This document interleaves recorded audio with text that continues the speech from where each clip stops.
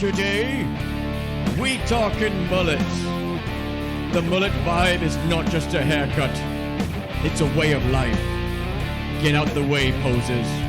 Try and pick up what I'm putting down. M-U-L-L-E-T. Vibes. My day was usual business. I walked with hair full of stress. Some would say that this was getting banal. As I sipped upon my coffee, an epiphany dawned on me. I would find my career. Cause when it's business in the front and party in the back, you know you're gonna be okay. Cause the boss is on your ass, waiting for the weekend, can't see the light of day. It's the Mullet Man. Yeah, it's the Mullet Man. Yeah, it's the Mullet Man. Well, it's the Mullet Man. Vibes. The mullet seemed to call me, so I took a trip to go see just what kind of man I could become.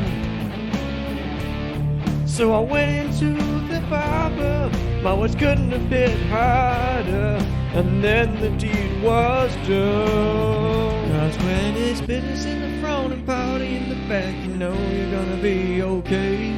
Cause the boss is on your ass, waiting for the weekend, can't see the light of day. It's the Mullet Man. Yeah, it's the Mullet Man. Yeah, it's the Mullet Man. Well, it's the Mullet Man. Vibes. As the mullet changed me, I noticed my power growing exponentially. So I used this power for good, as I knew I should, but I still can't get a date.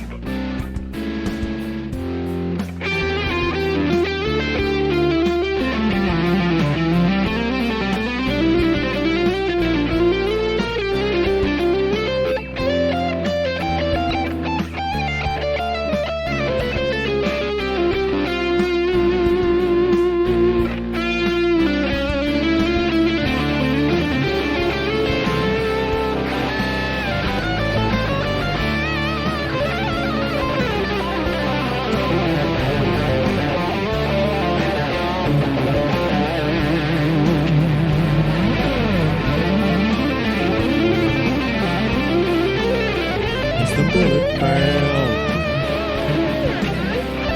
Yeah, it's the Mullet Man. Yeah, it's the Mullet Man. Well, it's the Mullet Man.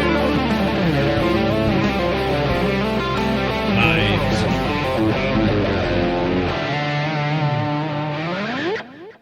And finally, filling the quota is something I could finally see. Wait, what do you mean, quota? Today, we pay homage to the streamer's salty snack of choice, and the capo who's brave enough to defend their honor. Sit back and listen for a while, friends. You're in for one hell of a salty surprise. Sometimes streaming requires a meal, but the chat won't let you enjoy your snack. Unrelenting in that mockery, you fire back with words of wisdom and attack. Shut up! Let me munch my nuts. Shut up! Let me munch my nuts. Shut up! Let me munch my nuts. Yeah! sodium's getting high, and vitamin B12. You're getting nourishment from the nuts variety that you delve. You may think of dirty jokes, all your 69 tropes, but Capo continues lunch. He continues to munch. You didn't turn your back on them, although they're making your mouth dry. You'll never go hungry again until your death counts 60 high.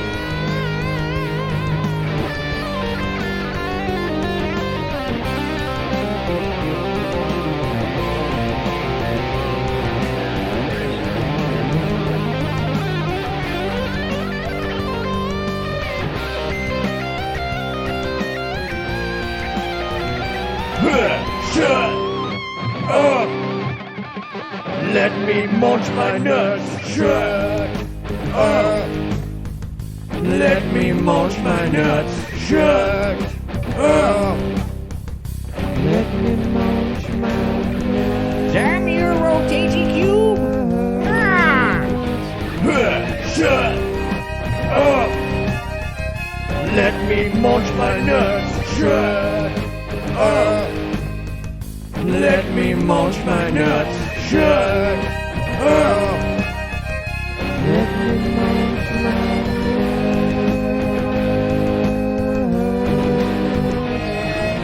Shut up! Let me munch my nuts. Shut up! Let me munch my nuts. Yeah! That was a fucking jam! Hey, you! Can't handle the heat? Well, neither can I. This is my story. How I became known as the one and only Mega Melt, 'cause the whole damn world is frying. Mega Melt, my brain is liquefying. Mega Melt, they want me to stay hydrated. Mega Melt, but I ended up melting instead. The temperature rises higher. My body consumed by the fire. Disco Inferno drives me insane as the melt become my brain. Mega Melt, 'cause the whole damn world is frying. Mega Melt, my brain is liquefying. Mega Melt, they want me to stay hydrated. Mega Melt, but I ended up melting instead. My fan does not have any AC. Why you blow harder on me? Capo seems to be chill AF. How the hell is he not in distress?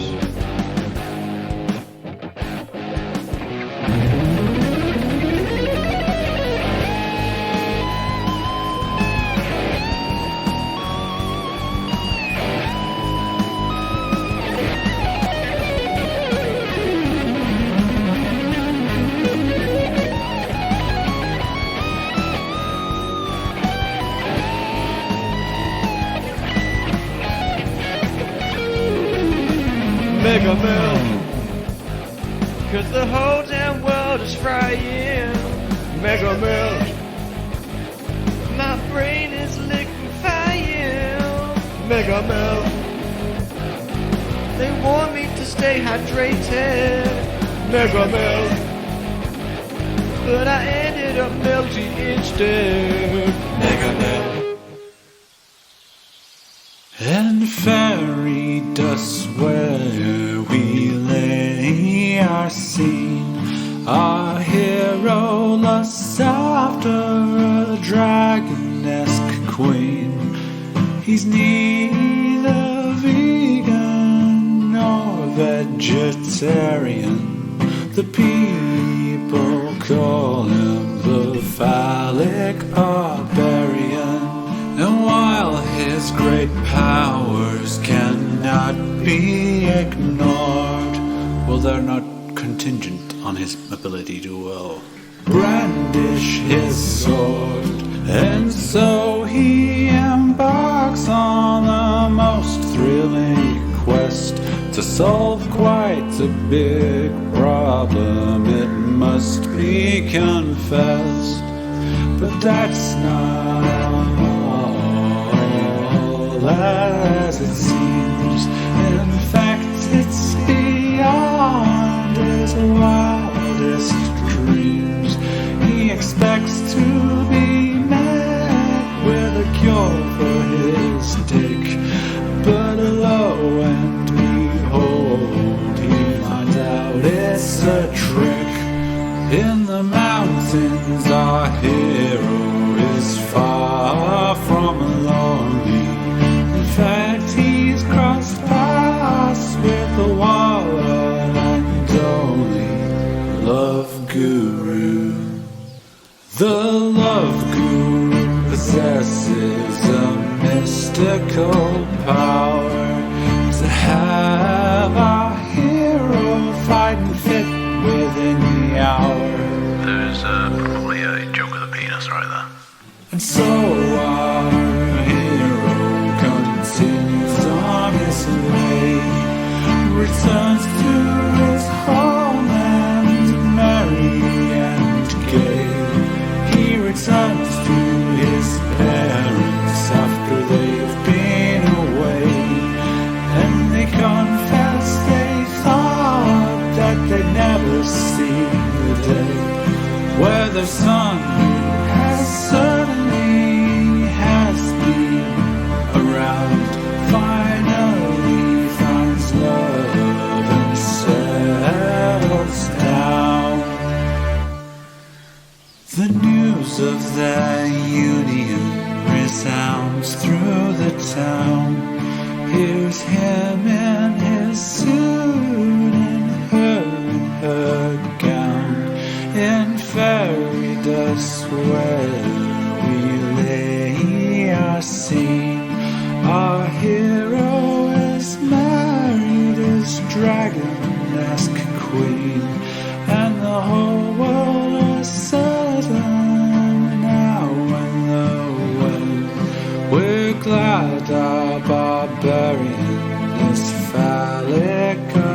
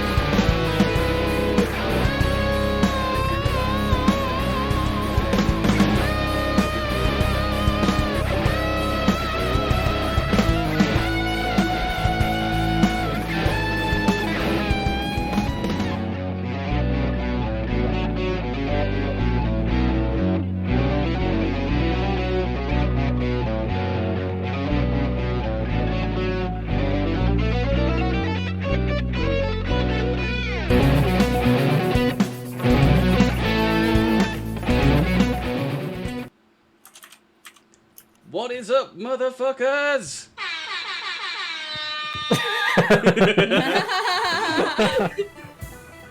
It is episode 30, the special. Welcome to the beach episode. And now the background music's not quite as good as what we had just a moment ago, but still. Yeah, about that, can we repeat the super round of clap that we just had here? Indeed. Virtue, thank you awesome. for providing us with that track.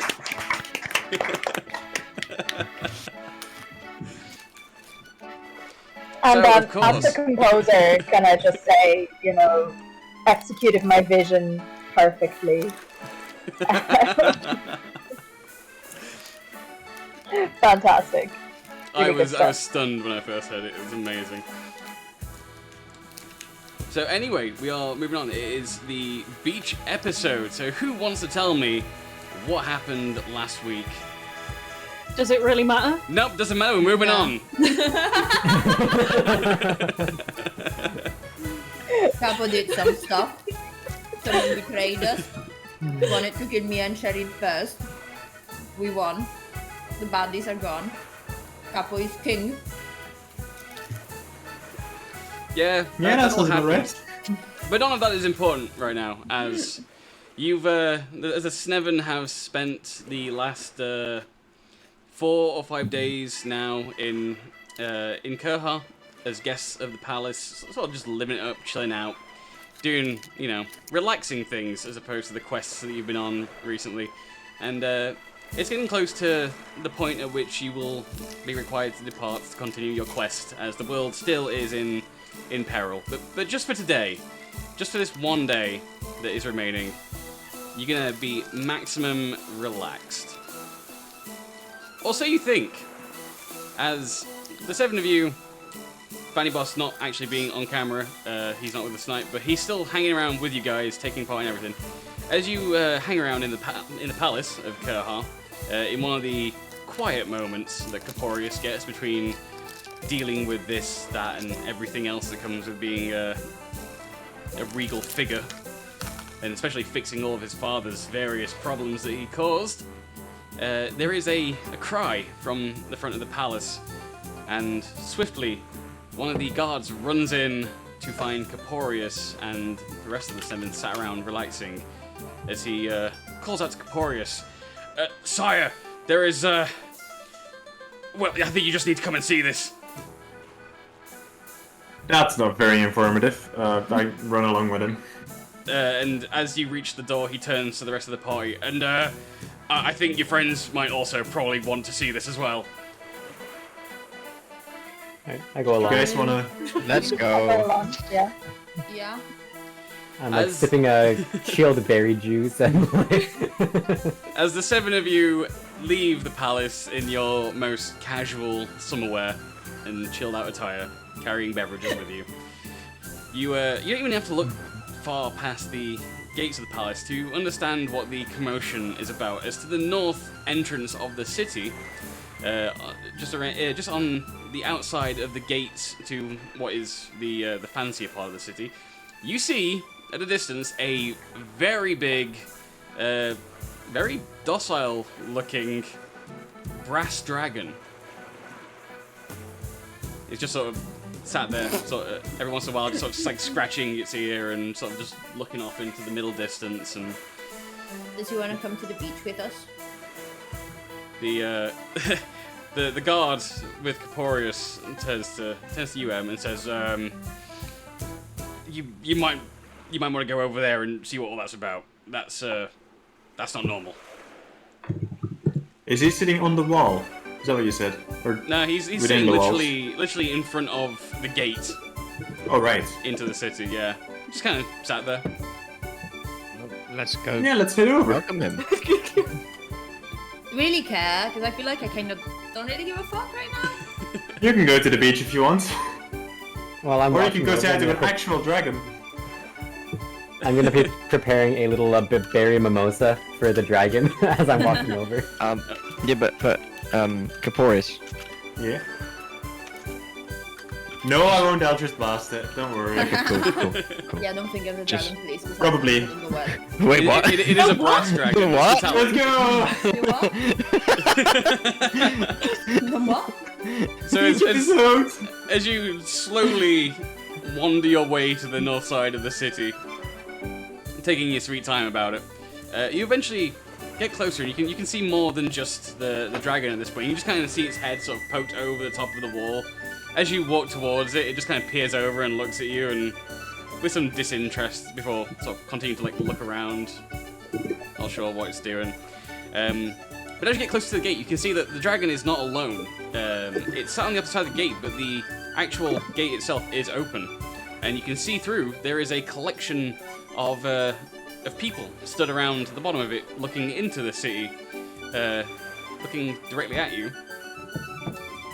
You recognize the lead figure as that of Silerin, as she waves and greets you as you arrive, and she makes a mock sort of like look at her wrist as if she's been waiting for a while, tapping her foot, and she says to you, "Took your time." Hey, we had some stuff going on. We're on a Very holiday. important. I was making this drink. Do you want it? I mean, yes, important things. Yes, I will take that drink, thank you. And she takes the mimosa from me. And she sips it down and grins at you and says, "Well, you all look well rested. I feel like maybe you forgot something." I'd like to ask you what you're doing here. They would be related.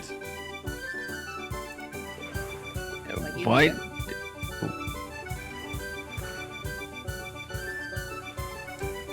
No? Why The you end do of the it? world can wait another day, it's fine. Yes, I'm sure the end of the world can wait. However, the end of your world may have been quicker if I hadn't have shown up when I did. Aww. Oh. This isn't just a beach episode, guys. So no, it is, as long as we keep it that way. Right, Just sure. ignore And she- anything that's like Yeah, crazy. yeah. Yeah. Fine. And she places a hand on her hip and sort of leans back and points towards the mountains behind her up in the north. And she says, anything you think you may be forgetting over there? The beach. There's Dragon? a yeah. No, the dragon is gone. And she points to the brass railing. This one is mine. Pile of gold? No, I think it may have had something to do with a hive.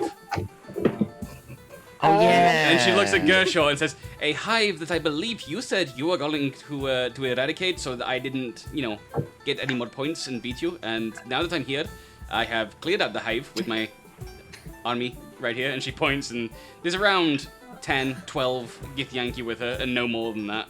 And she says, "So now I'm on 2, and you are on 0 still."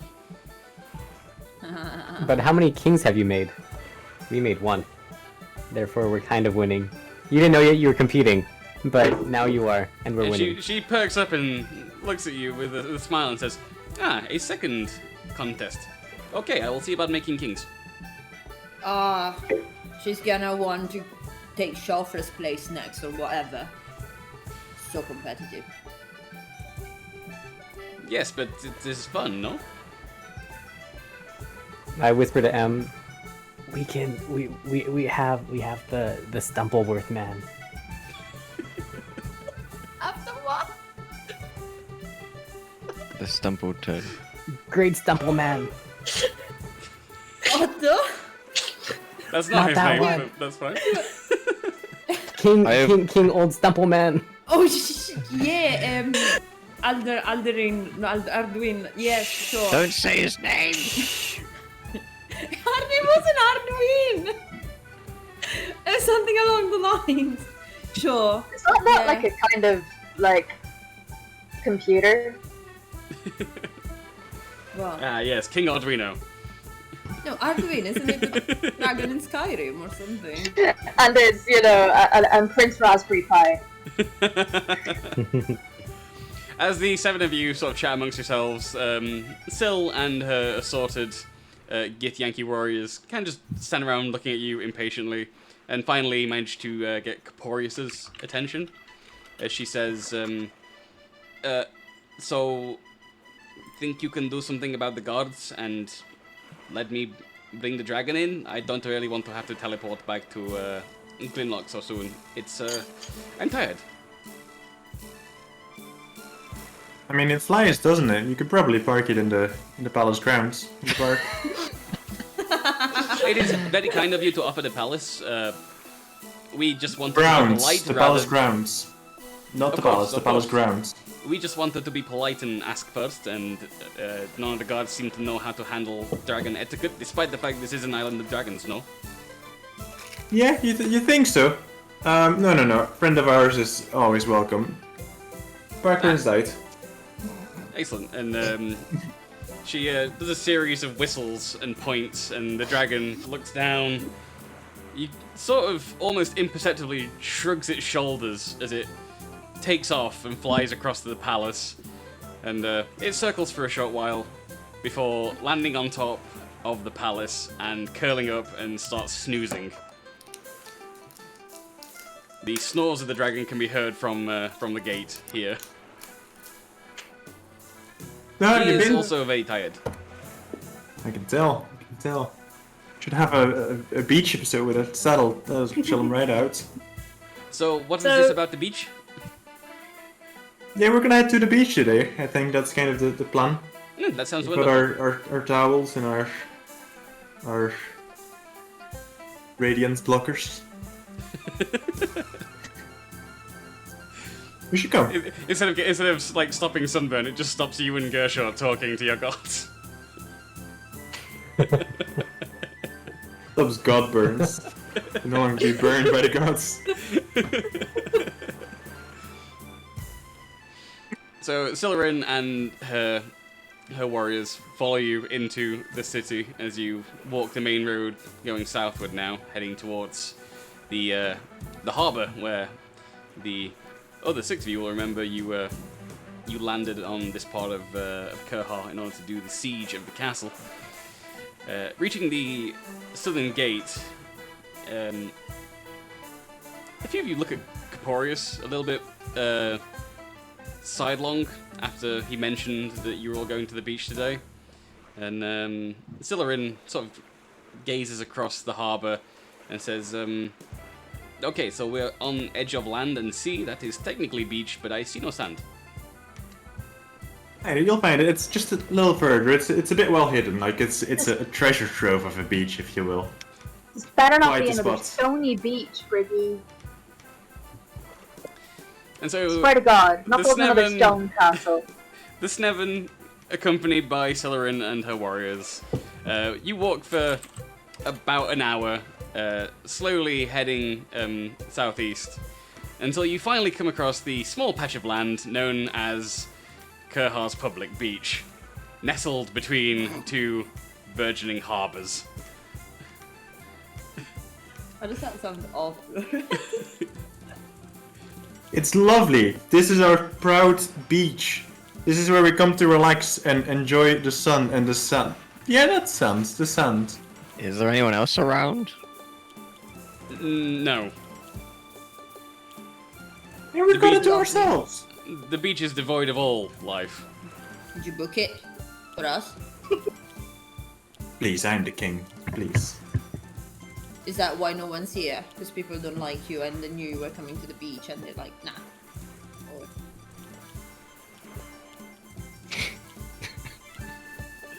What did I ever do to you? I brought you to the beach. I know, I'm feeling very summery. I mean, you died on us, Oh dear God. then abandoned us, then got captured, then came back, and that was really cool. Now we're here. When did I do any of that? When did I abandon you? What is? Dear God. Why do we remember things differently? I, for one, am very glad that you're back, because that means I'm not the only one who has to deal with these children. Thank you. I appreciate that. They're glad to be back, None Mark. Also taken. dealing with children. I don't look forward to that, but you know. So I'm technically older than you. It doesn't mean you're any more mature. Caporius, I think you might be part of the children rather than the people dealing with the children. You have spent several hours strapped to my leg recently, Em. Yeah, I miss my mom. I state my case. And so, despite Caporius's insistence to the opposite that this is in fact a nice beach, it is clear to all and sundry that it is anything but a nice beach. Silerin actually walks over to Caporius at one point and points at one of her warriors who has just sort of just walked into the sea just a little bit to sort of dip his toes in. And she nudges Caporius and says, I don't mean to be rude, but is this like the smallest beach in Edis, perhaps? Like it's famous for the wood, or... Very rude, but I'm glad you asked because it's a beach episode and we go right up past all those things. This is in fact the prime beach of Karar. And she points to she points to the warrior who's just been walking in the water as he's walking back with something nasty and sort of pulsating and black attached to his foot as he shakes it off, and says, I don't mean to offend, but I think maybe my warrior just caught something from this beach. And it's wildlife. We have a very biodiverse area here. There's all kinds of things. I was thinking it's more very like a healthy disease. for you. No. It's fine. It's a beach, you guys. It's lovely. There's sand and there's so many different colors of sand just within this little beach. It's wonderful. Like you've got your beige and your greens and your greys. I try to make a sand painting. Roll a Constitution saving throw for me. Sorry? Roll a Constitution saving throw for me. Oh shit. I was gonna say, like, do I know enough about like chemistry to test that that's an oil spill on the sand? 24, not 20. You are absolutely fine. Yeah, you make the sand painting. It's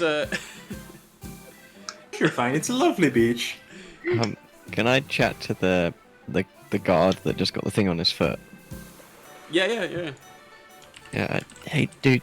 When you dipped your toe in the water, did you take acid damage or something? Like, this is...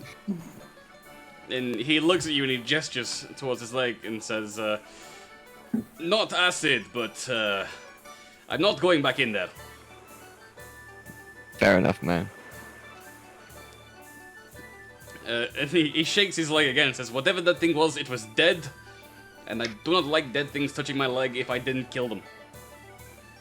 I know there's a lot to unpack there and what I just said, just ignore it to move on. Okay. You guys are talking about, and I start taking my armor piece off and get ready for a swim. I spent my early years here swimming and enjoying myself on the beach. It is good for all. It makes you strong. We should have a swim. Is there any popcorn anywhere?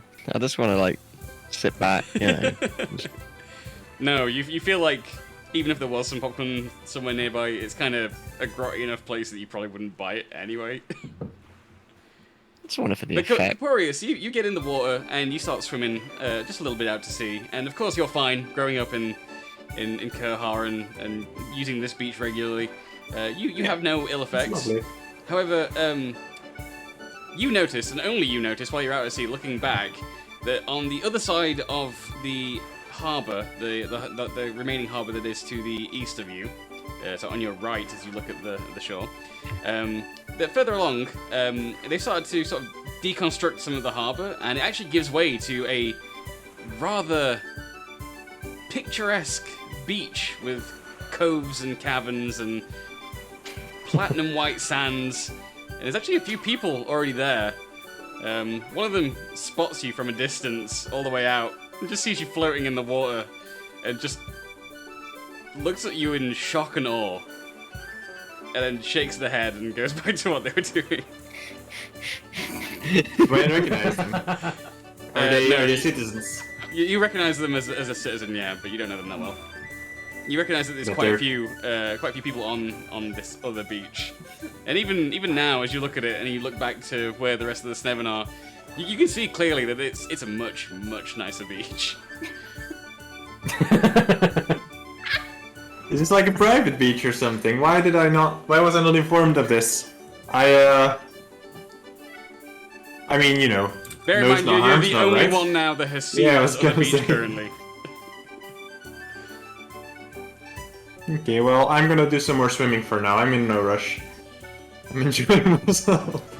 So we can't see the other beach from here. Not from where you are now. We You- can only you- see it if we go in the water. You might, but you're currently under the impression that this is the only beach that Kerha has to offer. Is the Kerha public beach? No. You- Oh, You- no, you- no, you. Fine. I was gonna say, screw it. I brought goggles. It's time to go for a dip. Okay, roll a Constitution saving throw for me, please. Is that disease or poison? You get advantage because of the goggles. No, because I've got immunity to both disease and poison. It's neither of those. Fuck. Emotional It's damage. Gerard public beach. While he's rolling that, like, I am just gonna fall to my knees, fall to my face, and just screaming to the sand. Can you also roll a Constitution saving throw for me, please? Of course. 13. You're very grossed out. There's something about this water, like the viscosity of the seawater next to this beach. It shouldn't be like this. This is not how seawater should feel, and you are very grossed out. Is it like film that's been like you know that like grows on milk when it's been out for too long? Yeah, that kind of thing. Yeah, you know when It's you, like you, nice you know and when you oily so you microwave a can tomato swim. soup and then leave it for like an hour and it forms that skin on top? Like it feels like you're swimming through just skin. Grease. That's It's like chunky. prime. I immediately get out. You actually drip chunks as you get out. It's like, Or he just wants to like get it all good in there, like use it to clean himself and just do all the things. As a dragonborn with scales, it's actually quite nice for you to like It's a lovely, yourself with it's it, a yeah. lovely beach, you guys. I don't know what you're all standing Gershel, there however, for dry. is maximum disgusted. I'm sort of walking through the beach like. You're making that exact noise. Yep. All the way back. I would like to sit next to Solgra while she's screaming. I don't know why she's screaming, and I would like to apply some sun cream while I join Solgra in screaming. I don't know why, but it looks like fun. So I'm just gonna go. Ah! So while you're doing that, Solgra, with your face in the sand, this doesn't feel like any sand you have experience with. This also, for whatever reason, feels chunky. And you are just as grossed out while you scream into it. And maybe when Just you pull another thing to scream at! when you pull your put face away from the sun, you're in like, it.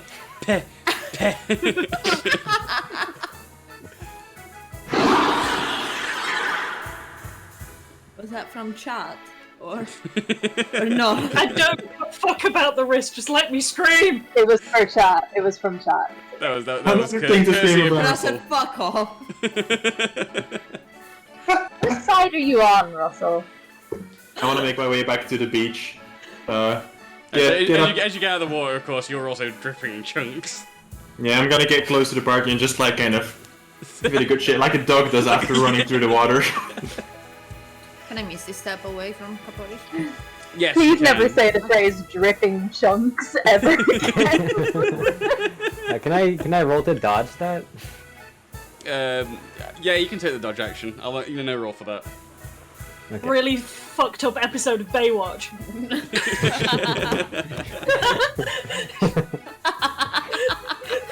One is in the back goes. "Ah!"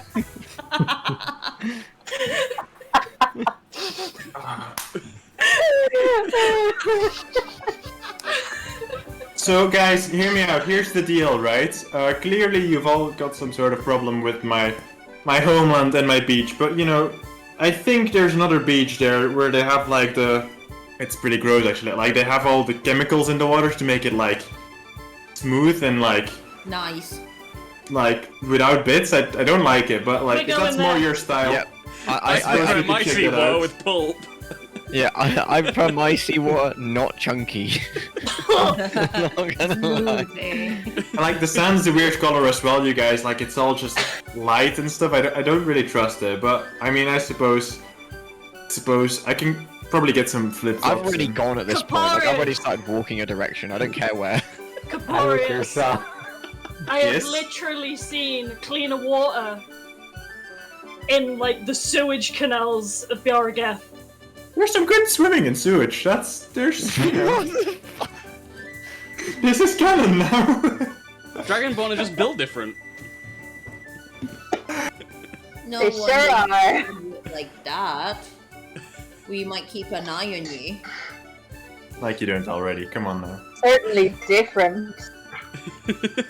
I mean, I can just imagine you doing that, Capo, but like a chunk or two like coming off of your sunglasses at that point. Oh. Like the swimming goggles just going with all the like. Yeah. And we fucking not. Actually, given the face of a dragonborn's head, surely they'd be sunglasses that are kind of like you know, like with the little side caps to keep everything in place because the shape of the head is weird. Yeah, But there'd be like, water in there. like wraparounds. Yeah, exactly. So the seven of you and Syl and her warriors begin walking to the other beach as Caporius continues to wax lyrical about how the original beach is so much better and, you know, part of his childhood. The rest of you having none of it though, and soon enough you arrive at the other beach, and the Sneven, you can all see this is a nice long beach with a lot of room. People are already there, but it looks like there's plenty of space for you guys. There's palm trees. There's part of the mountain connects to the shore here, forming some coves and a few caverns that you can see. Overall, it's very picturesque. And as you sort of make your way across the beach and find a place to begin relaxing and to set up, you spot somewhere maybe about the middle of the beach a well-built man from the look from a distance, wearing a very loud shirt.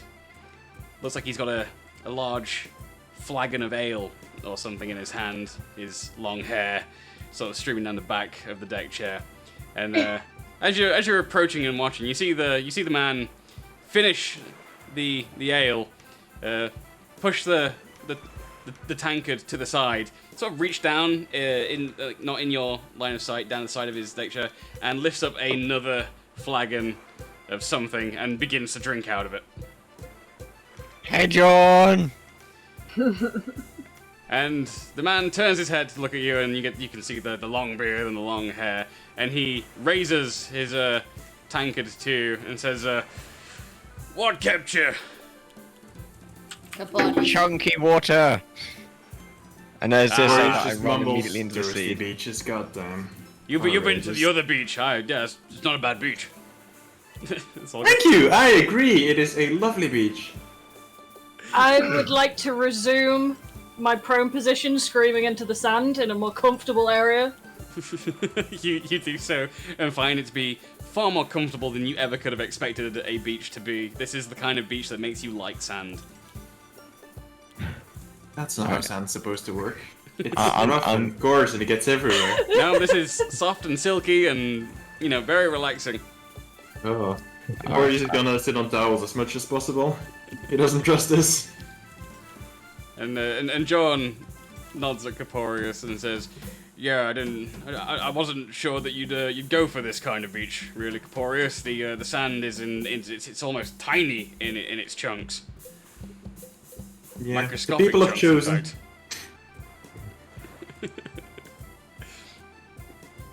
And as Syl and her warriors join you, Syl walks up to John and they fist bump.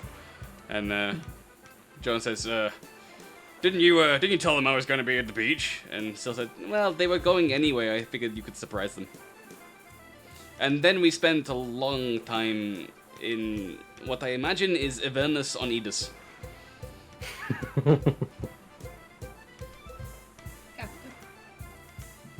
I can barely see Cactus's hand because of the frame and the overlay. Yep, go on, Cactus. Can I fly over and perch on Jorn's shoulder? You can. A lesser man would collapse under Sharid, but John Billy notices that you're there, and after a short while, he just sort of looks directly up at you and says, "Is this going to become a regular occurrence?" Probably not. And I like lean over top of him, and you're like, Psst. Hey, I got a deal for you, and I dangle a shiny flask covered with ornate dragons in front of Jorn. Is that what I think it is? It is fancy boom juice. And I put a regular flask in front. By comparison, this is regular boom juice. This is fancy boom juice. Aside from its container, what's the difference? The container. I mean, that's still really cool. Okay, so here's the deal. I've got a little plan. I might need help. If I scream, I need you to come save me. This sounds And like in return? adventuring on my day off. Oh, it's not an adventure really. It's just it's a contingency plan. A contingency for what, Sharid? Just a little bit of, experimenting, just a little bit of testing what things do. No, I mean, really, nothing's gonna happen, probably, maybe. Alright, and what do I get if I decide to move from my very comfortable deck chair on my day off? Boom juice. The fancy one and the regular one. You drive a hard bargain, Two but I accept. pristine vintages. Perfect. Done. Well, you probably won't need me, but here's one boom juice on the house, and I give him the regular flask. And he sort of squirrels that away in a pocket that you didn't realize he had. And the fancy boom juice if I scream and you need to save me. And if you don't scream, do I still get it? I'll get it to you at the end of the day. Good. Okay, that's agreeable. Perfect. And then I fly off and find an empty spot on the beach. So while you're flying off and the rest of the party are just relaxing on the beach now, a large Goliath man that you've never seen before sort of walks up to Caporius, recognizing him as current ruler, even if temporary, of this particular peninsula. And he sort of walks up and lifts his sunglasses up at you and says, "Here, mucker, this your beach?" It is not, good sir. This is, I'm not really sure, but this isn't the public beach that I know and love. Well, Why do you ask? Whose beach is it then? Why do you ask? Well, you see, I'm trying to put a party together, and just want to know whose beach it was. Are you looking for a party on the beach? Well, that was the plan, yeah. I mean, I think we can work something out. Even if the owner was to step forward, I'm sure I could make them agreeable to such endeavors. So this is your beach then? Well, I suppose by extension everything could be called at this point, but... So you are confirming to me that this is your beach, you're the person I should be talking to, yeah? Yeah. And he reaches into a bag and pulls out a rolled up parchment and hands it to you. I open it. And as you take it from him, he says, "Yeah, so I'm from the Kerhar's official beach inspection agency. Aw, you Mr. bastards! Caroline, you have been served." This Served what? This beach, and by extension the public beach of Kerhar, is not up to not up to code. And he points at this beach. Says this bit is pretty much practically up to code, but the other beach, yeah, nah, not doing it for me. What code? This isn't the right code. You're using the wrong code. You're using the pleb code for other beaches. This is Kerhar, good sir. We have standard. We have class. What is this code? Show me this code. You have chunks, Caporius. That's private. And it says, as you look at the scroll that you've unraveled, it's got a list of infractions listing the chunky water and the chunky sand at the very top. And you've been given 30 days to fix it, or be fined the sum of 6,000 gold pieces. Do I have access to the state money? Why am I talking about it? So, as current ruler. It says, Interesting. Okay. It says, it doesn't matter who pays it or how it gets done. I've done my job now, so yeah, either you or I believe if I've heard of the last few days, you or your sister is dealing with the state affairs. One of you will need to see that this gets sorted. Other than that, I wasn't really kidding about the party. Perks of the job, right? I'm already here, so. Yeah, no, sorry. This is a private beach. You're not welcome to do your party here. Apologies. I'm afraid not. Yeah, nah, I thought it might be as much. Not much point in sticking around to a beach snob's code anyway. I sort of like walk out the sea at this point, finally clean of stuff. Yeah, you've been in the ocean. You come back and you're finally clean. And I sort of like walk back up and I overhear the chat of this code thing. And I just go like, wait a minute. Caporius, like, don't you rule this place now? So like, the code is actually, can you just like, disband them? I mean, that's a really good question. Who do you work for?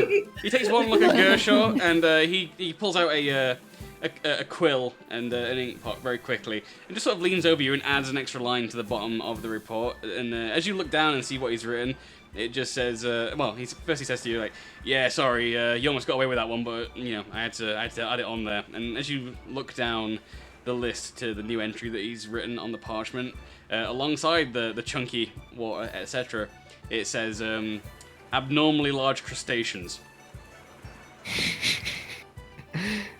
And once again, he eyes Gershaw and says, "You might need a professional for that." Never mind, my crustacean friend. Who do you work for? That would be the National Association of Beaches, or NAB. And who does the NAB work for? NAB works for the International Association of Beaches. And who do they work for? They work for... Actually, I'm not sure. You'd have to speak to my manager. So... I'm not gonna ask. Wait a minute. How much are they trying to charge for you for this? Because I feel personally offended. Yeah, big money. Gershaw was like 2,000 gold, and now they're suddenly like cranking it up to... Well, do you know what? For emotional damages, I want 12,000 gold. And right that's now. not how this is supposed to work. And he leans over to the parchment once again and adds the words emotional damages 12,000 gold and says, and it appears that you're causing your guests at your beach. No, not him, you. See the Good poor man. Sarah, with The the poor man parchment. crustacean thing doesn't know what he's talking about. He's so emotionally damaged.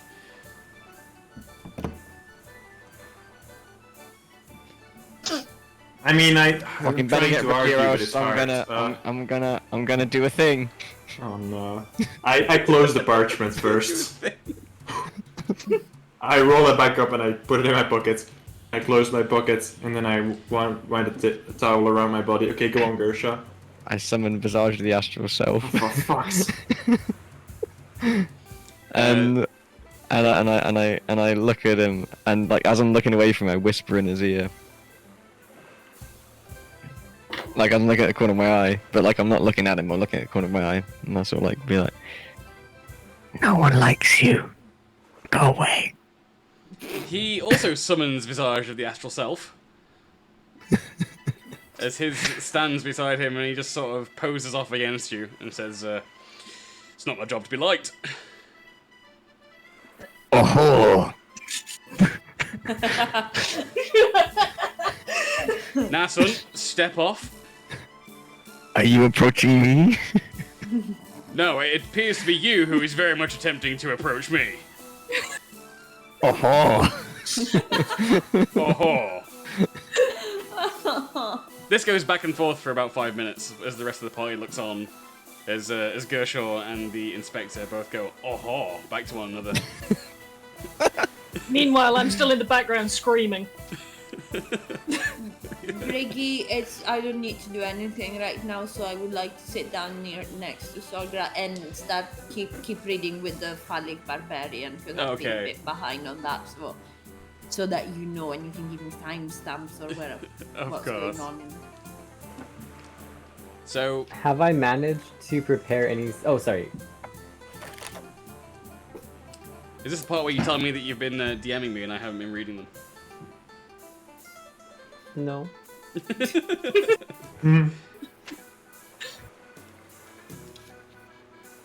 quickly checks Discord. I sent you a message. Oh, you did, okay. It's not important. Sorry, so what were you trying to do, Sharif?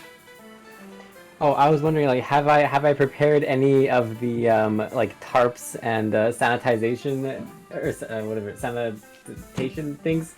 You would have been finished by now, but you were distracted by the ohors from Gershaw and the inspector. You keep looking over to see what's going on, and it's not just the once either. Like every time one of them goes oh, you turn again to check out what's going on, just in case something's changed, but nothing ever changes. Yeah, that's true. So it's going to take you a little bit longer than it normally would to get all that set up, just as you keep having to look over and glance to see how this plays out.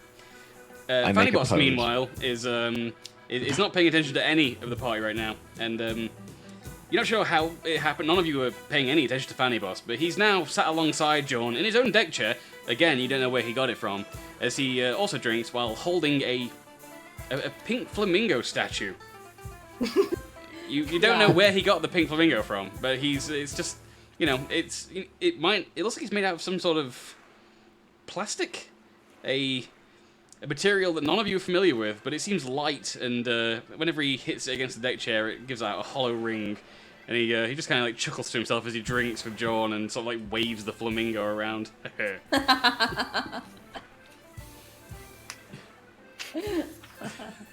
Well, lad. That's all kind of like, haha, they're having a better time than we are, aren't they? I carry on screaming. That's what I thought. Can you roll a Constitution saving throw for me, please, Solgren?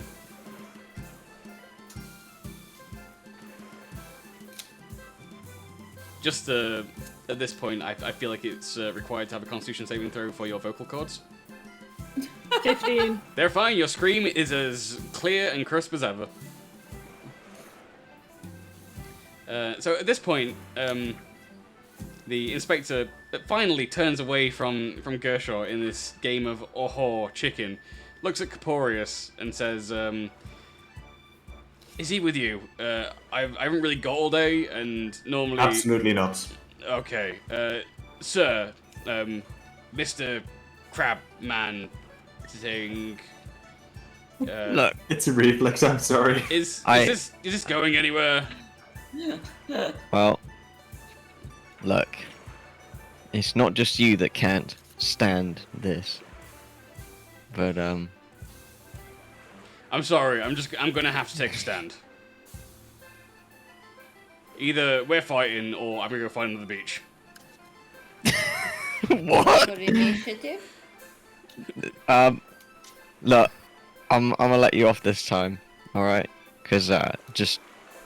It's a nice sunny day. I'm on the beach. You come at me with your ghost person. I bring out my ghost person. We stare at each other, and you don't move. I feel like it was building up to something, and now I feel woefully underwhelmed. I want to chime in saying, would you say you were expecting a climax? I most certainly was. Go on, son. Don't disappoint the man. Sorry, they're talking about stuff like in the book. I feel particularly blue at this point. You know what? Fine. I'm gonna stop screaming just so I can step in if needs be. Right. And I, as you say, as Gershon says, right, the astral visage of the inspector begins to mold the sand between the two of you very quickly, patting it and shaping it until it becomes a table. And then the visage itself kneels down in front of the table and raises its arm. Shit, I just respect out of strength. Fuck. I can use wisdom instead, actually, to be fair. Nope, you can use dexterity. Oh, fair. Yeah, I summon arms the astral self, which then brings out the body. Alright, and he looks at you, yes, we're all very impressed. Are we get on with it? Yes. Can I just very quietly, like now that I've stopped screaming, without moving, turn around to M and just say, is he causing shit again? What were you expecting? He's got his spicy self thing, but the other guy has it too, and they want to climax together, from what I heard from Kapari. So as your ghost people, your visages of the astral self begin to arm wrestle, Gershon, can you roll for me a dexterity saving throw? Yes.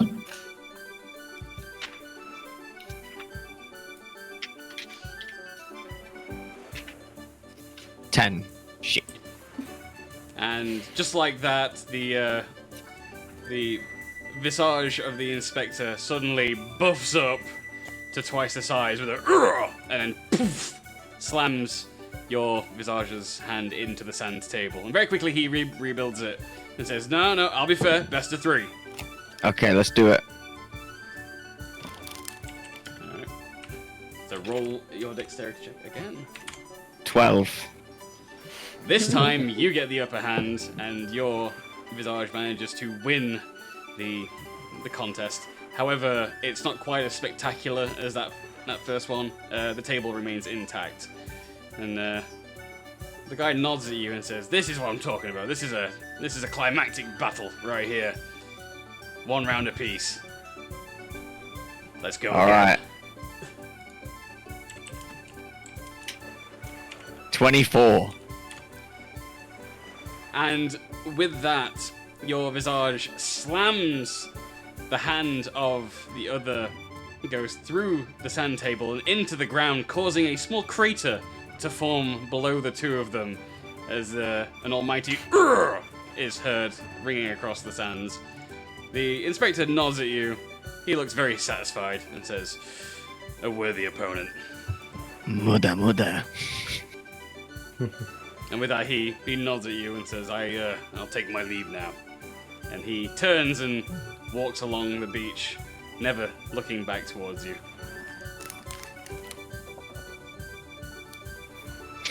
Caporius, meanwhile, is still holding the scroll with all the infractions written on it as all of this has gone off.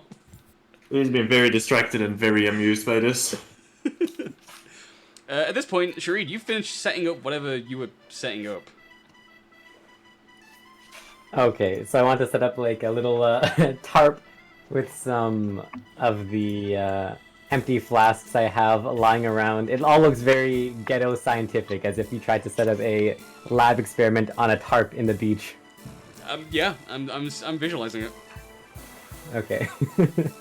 And Sharib very quickly I guess removes the the summer cloak that he's wearing and starts putting on a little lab apron that he has seen other people wear before.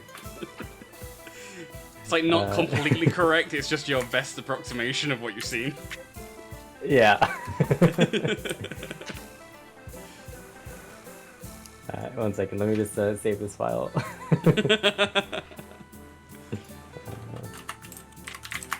Okay, uno momento.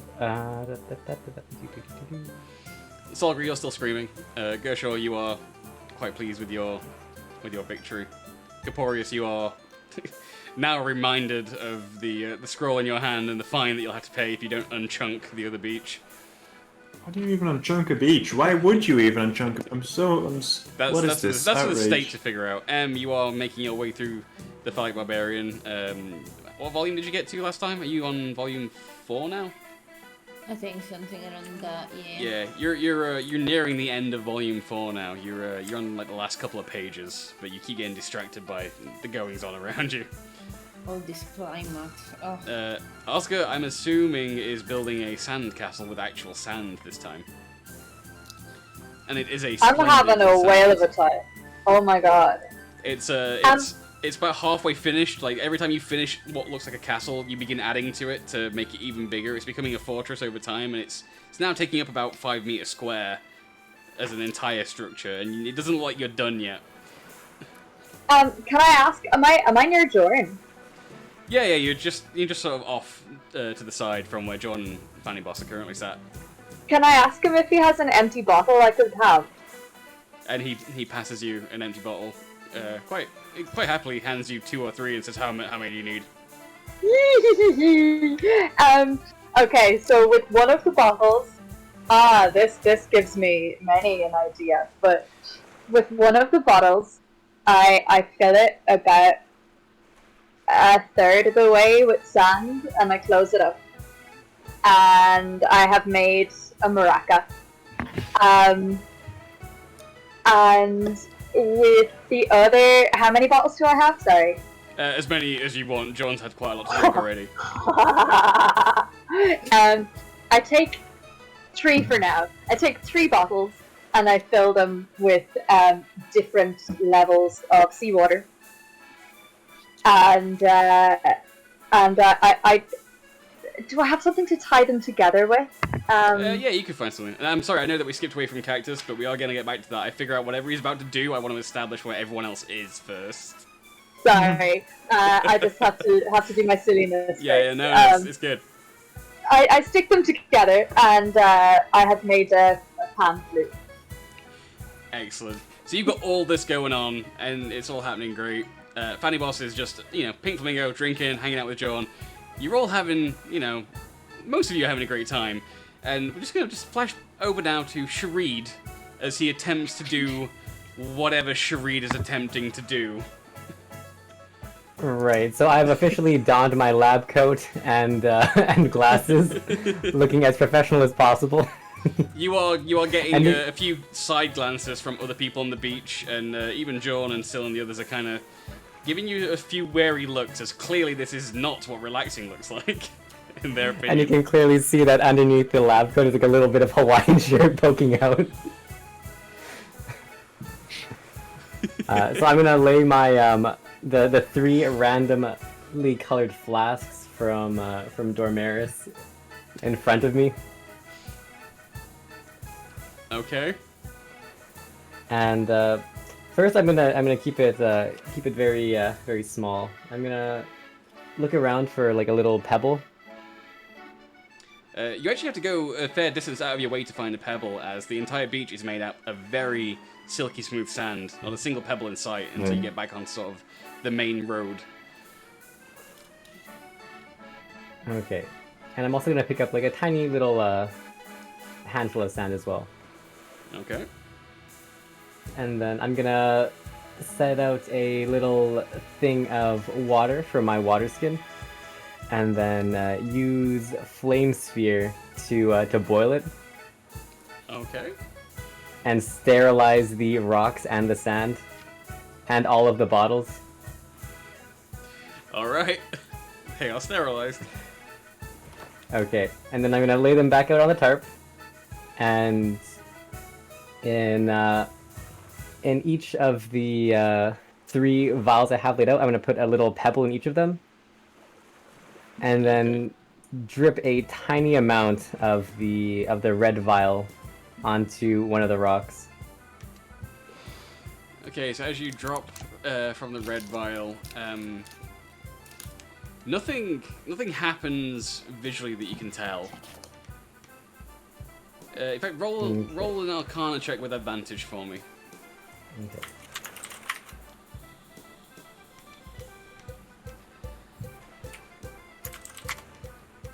$15. Okay, so this liquid, whilst not looking the exact same as what you've seen in a potion of greater healing, looks similar, at least. Once you've uncorked it to actually start pouring a little bit onto its own, the smell is very familiar as well. The usual sort of strawberry scent of the greater healing potions. Although this is this has got multiple scents sort of mixed in with it. This is more of a summer fruits kind of smell.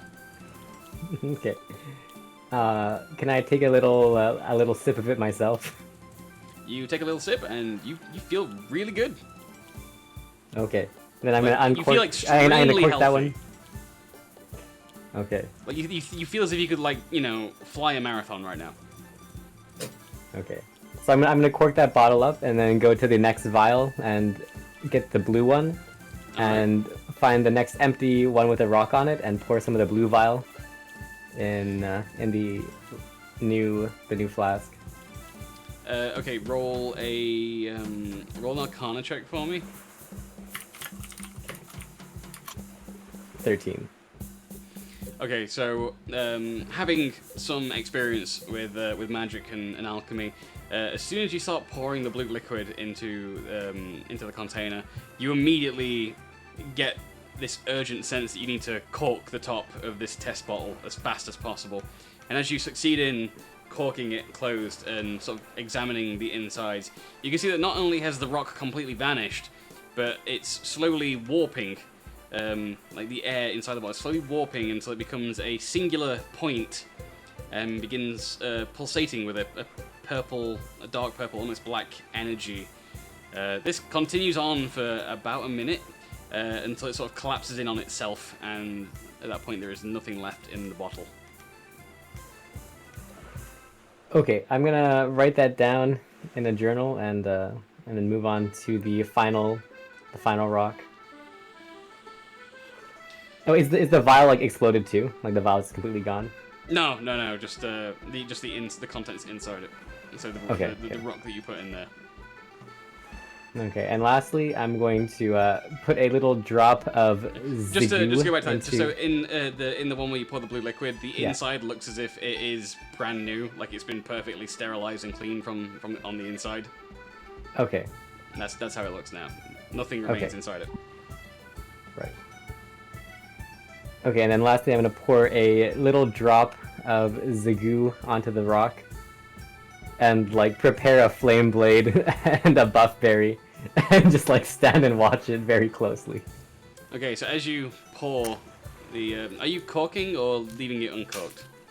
I'm gonna pour a drop out and then immediately cork it back up. What about the test bottle as well? You corking that too? That one I'm gonna leave open to the air. Okay. So as you watch this black goo oozing around the rock in this test vessel that you have, nothing seems to happen. Nothing changes, at least, like you might be expecting it to. It simply sits idle as it was in its previous container. It looks almost as if it's come into a slow boil over about 3-4 minutes.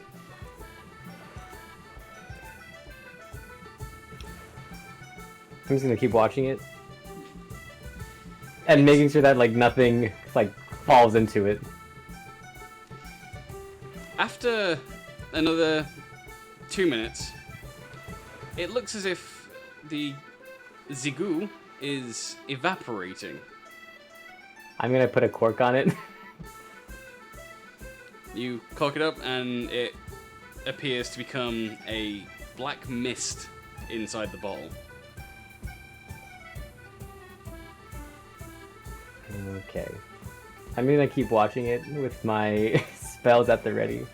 Looking closely, as a druid of the spores, you can see that whatever it evaporated into has now taken the form of very tiny spores within the bottle. I shudder a little bit at this. And start thinking about how I can dispose of this thing. I'd think carefully about that if I were you. On the chunky beach.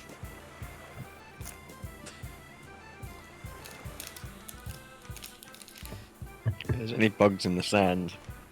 No. Yeah. I'm thinking of pouring the blue thing, because I'm assuming that's a sterilizing agent into the goo vial, and that should wipe out everything. Into the one full of spores. Yeah. How do you plan on doing this? That's what I'm thinking of. I don't know. Out of character, I know how you would do that, but I can't because of metagame, I guess. It's down to you.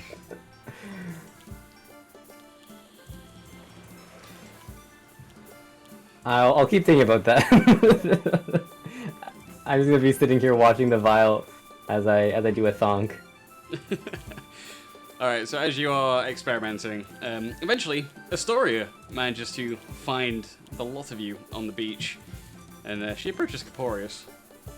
And she's clearly no longer like decked out in her usual like combat gear that you saw her in the first time, nor is she wearing any of the sort of more regal, fanciful clothes that she's been wearing while doing all the stately tasks of being currently a co-ruler of this nation. Instead, she's wearing a very light sundress and a wide-brimmed hat as she arrives, horns poking through the top. And she sort of tuts at Caporius and she says, I thought you were going to wait for me. I just subtly point over at the party. Use them as a blatant excuse. She turns to look at the party and says, and just shrugs and says, okay, yeah, that seems about right. How are you feeling? She sighs and says, I'm happy that Kurha seems to be on the mend so quickly, but if I'd known just how tiring it would be to be ruler, I might have given the job to somebody else. That's part of it, I suppose.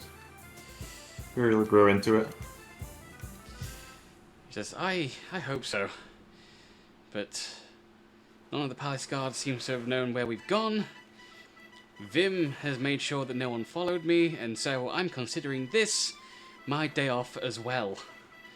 And with that, she high fives Caporius. Then she pulls out a towel and lays it on the ground, sort of alongside where everyone else is: Solgra, Jorn, Oscar, and Fanny Boss. And as she gets on the beach and lays on the towel, she kind of just looks back up at Caporius and says, "It's not the same when it's not chunky, right?" I'm severely uncomfortable. My toes feel all yucky. Well, if they like it, we'll put up with it for today. I thought exactly. And Jorn pulls out a rather large bottle from his seemingly bottomless bag of beverages, and leans over Fanny Boss and hands Astoria what looks like a very old bottle of wine, and says, "Congratulations on becoming ruler. You're gonna need that." And Astoria uncorks the bottle and begins to swig directly from the bottle, emptying it in about a minute flat.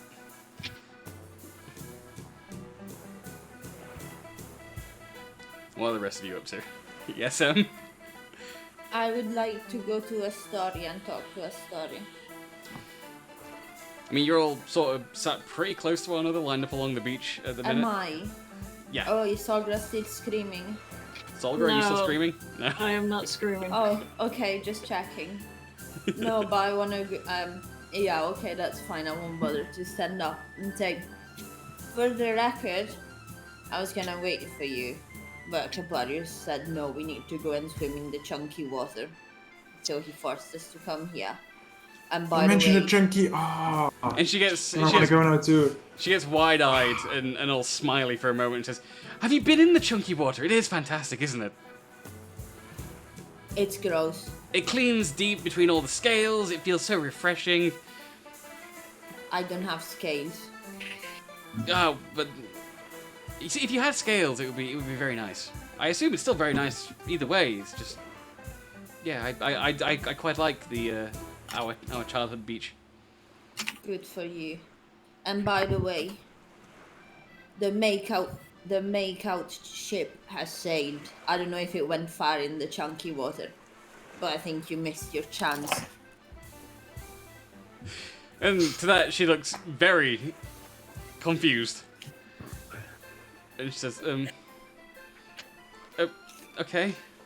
And again, she sort of like just turns back over her shoulder to look over at Caporius, sort of. And she shrugs as well and goes back to sort of relaxing on the towel. Can't believe I was gonna make out with you. No, now I feel bad. No, I don't feel bad in character. No. I need to save the king offs. While Emmy's chuntering about makeout sessions on the beach, you notice that Syl and her warriors have returned from somewhere off of the beach, further north into what looks like the wastelands, an area of Kerhar that clearly hasn't yet had any restoration. It's only been 5 days, like, give it time. But they have returned with some materials, namely 2 wooden posts and some fabrics, and they begin to plant them into the sand in making what looks like a fence. Only they're making it from sort of top of the beach down towards the actual shoreline, the actual ocean.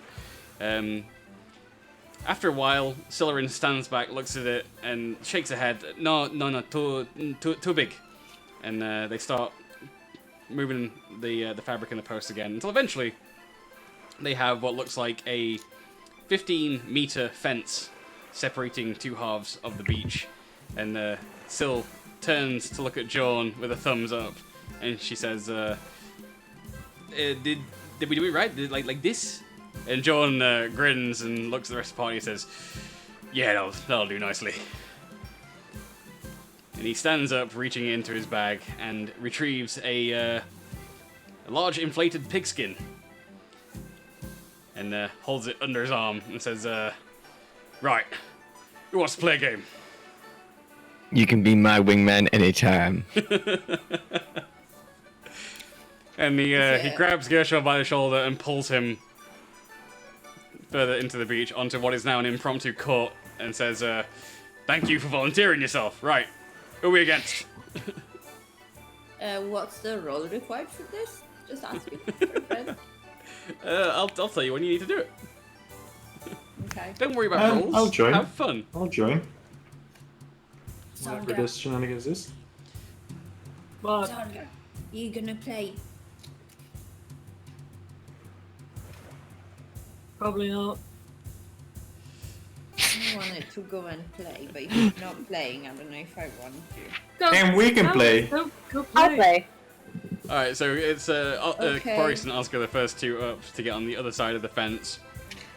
Syl and her warriors also sit along the beach, relaxing now as they watch. Silerin looks up at John, sort of shouts across him across the beach from where she's sitting.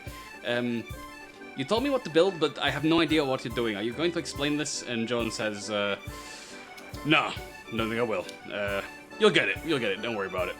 And he pushes Gershon forward towards the fence and shows him the pigskin and says, "Right, whatever happens, do not let this," and he points at the pigskin, "back over this side. If you do, I'll punch you." I summon Arms the Astral Self. I mean, technically that might be cheating, but no one knows the rules, so we'll allow I mean, they're my arms. It's got 4 of them now. Yeah. Don't discriminate. Yes, you have. And he 2.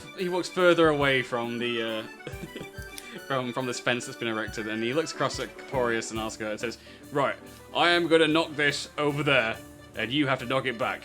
If it lands on the ground, we get a point. Well, if it lands on the ground on your side of the fence, we get a point, and vice versa. Make sense?"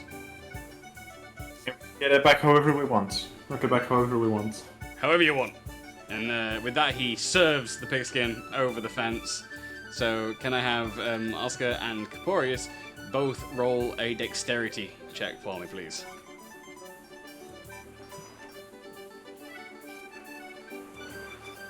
Who's playing at the back, by the way? Yes. Okay, fair enough. Yeah.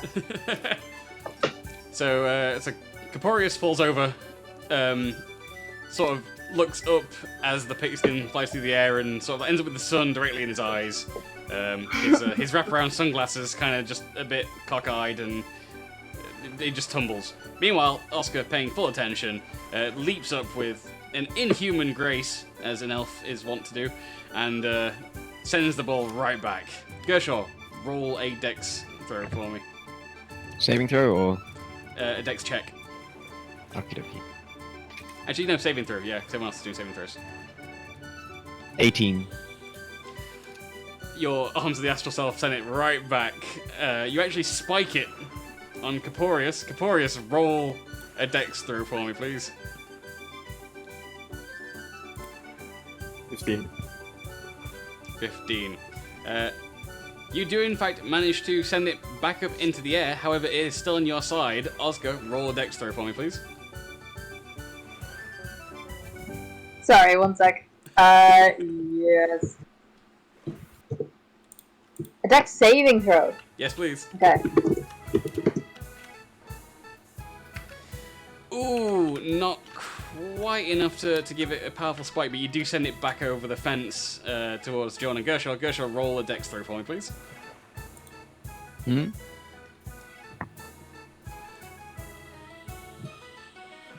13. Again, not a great hit, but you do send it back over the fence. There's now Caporius and Oscar together. Both roll dex throws for me, please. Natural 20. I Oh! Eldritch Blast the ball.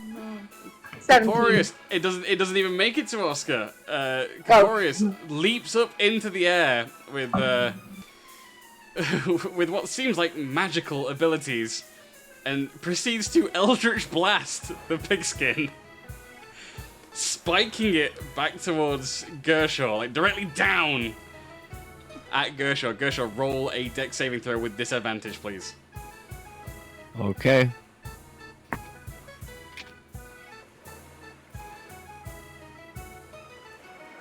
$12.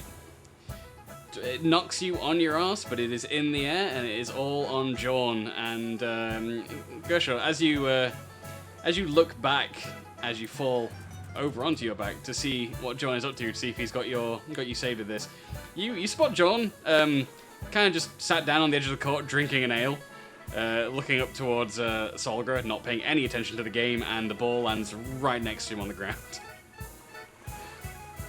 It fucking does. I get up. I march over to Jorn. Actually, no, I don't even march over. I sneak up on him. He's paying no attention to you whatsoever.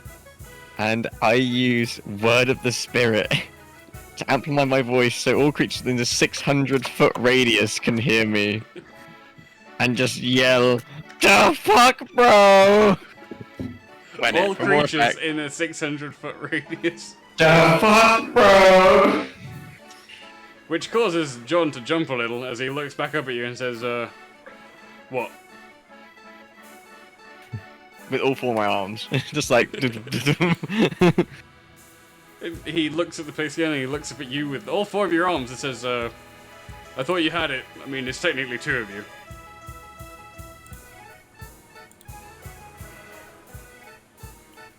like, the lightest touch ever. No damage meant to be inflicted, but just like a... with like both, like two of the arms. To which John chuckles and says, "What? I'm not wrong." Technically, When I it's hear extension of me, Gershaw's but- I almost dropped the test tube I'm holding when Gershaw does that. It's one of those moments where you just like, it like flies out of your hands and you have to like catch it as it tumbles. Exactly. Solgar's still prone. During all this, Silurin makes her way over to sit next to M and Solgra. And she leans in between the two of you and says, so that guy earlier, he mentioned a beach party. Now I know he's gone, but that gives me an idea. Maybe we should have a beach party anyway. Yeah, as long as that guy comes back, he's not invited. But everyone else, let's do it. Beach party. So, Are we not having one already? well, that is what I want to ask. What do we need for a beach party? Okay, we need chunky bits. And she just slowly like moves a hand to cover Caporius's mouth. Shh, shh, shh. Dreamleaf cocktails. It's just that is more the answer I was expecting. Less chunks, more cocktails. Slimy bits? I like that idea of a beach party better than yours. Sorry, I see, it's a tourist party. No, that's fine, you know, it's a... Well, that is true, I am tourist. I just say muffled in the sand still. Things to burn! I can get behind that too, I like burning things. I know he's fire resistant, but Caporius could be a good thing to start. Oh, is this We've like only that just got Burning him Man back. thing that I've heard about? No, is that not correct? I've never been to a party before. Outrageous.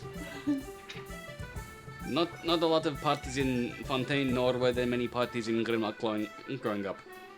Githyanki not have party very often.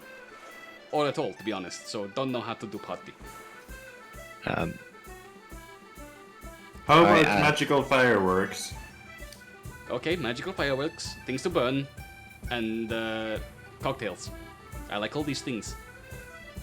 What We're else? gonna have a great time. That's it. I know we got Oscar, but do we have any other bards that maybe like that you got with you? So. And she gestures to Other 12 bards. What's with the other bards? 12 rowdy warriors with like cutlasses and scimitars and giant hammers and axes and things, and says, I don't think any of these are of the musical persuasion. Oh. So, are you saying we need more bards for more music? As long as they can play the 9-inch bolts, then it's fine. I don't know what that is. It's cool. Okay. Well, okay, I guess find another bard at least so that Oscar can actually enjoy party rather than just play music for like 4 hours. That's what I was That trying is to what suggest. enjoyment is. Or that. That's up to you. Okay, so we need things Tiny to one. we need things to burn. We need drinks that are not the ale from John's bottomless bag of beverages, and what was it? And fireworks. But I mean, if you do find another bard on your travels, it'd be fun to have someone to jam with. Well, I thought we could all kind of take care of finding things together. Yes, good idea. Yes. You're the one that wanted to do the party. Yes, but you're the one that wanted Usually. to go to party. Well, usually it's the host of the party that has to provide. And she looks at Caporius. Well, it is your beach. Are you host? I give him a stink eye. Yeah, I suppose I am. I yell over and say, if you can find a gigantic keg, I can make punch. Okay, so we need keg, we need things to burn, we need fireworks, and maybe other bard, I don't know. Maybe The food. bigger the better. Food! We need food too, food is always good. Okay. Caporius. Mm-hmm.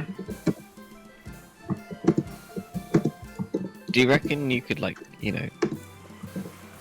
bind all of that with the now city that you now kind of rule over? Are you lazy bastards actually gonna make me walk out for all of that on my own? I'm not saying you. You could just kind of. No, you did say you just now. I just. You didn't. You got me there, but couldn't you? I could probably make some things happen. Yeah, I'm not saying you specifically go and get it, but one of your well-paid royal guards could go and sort something out.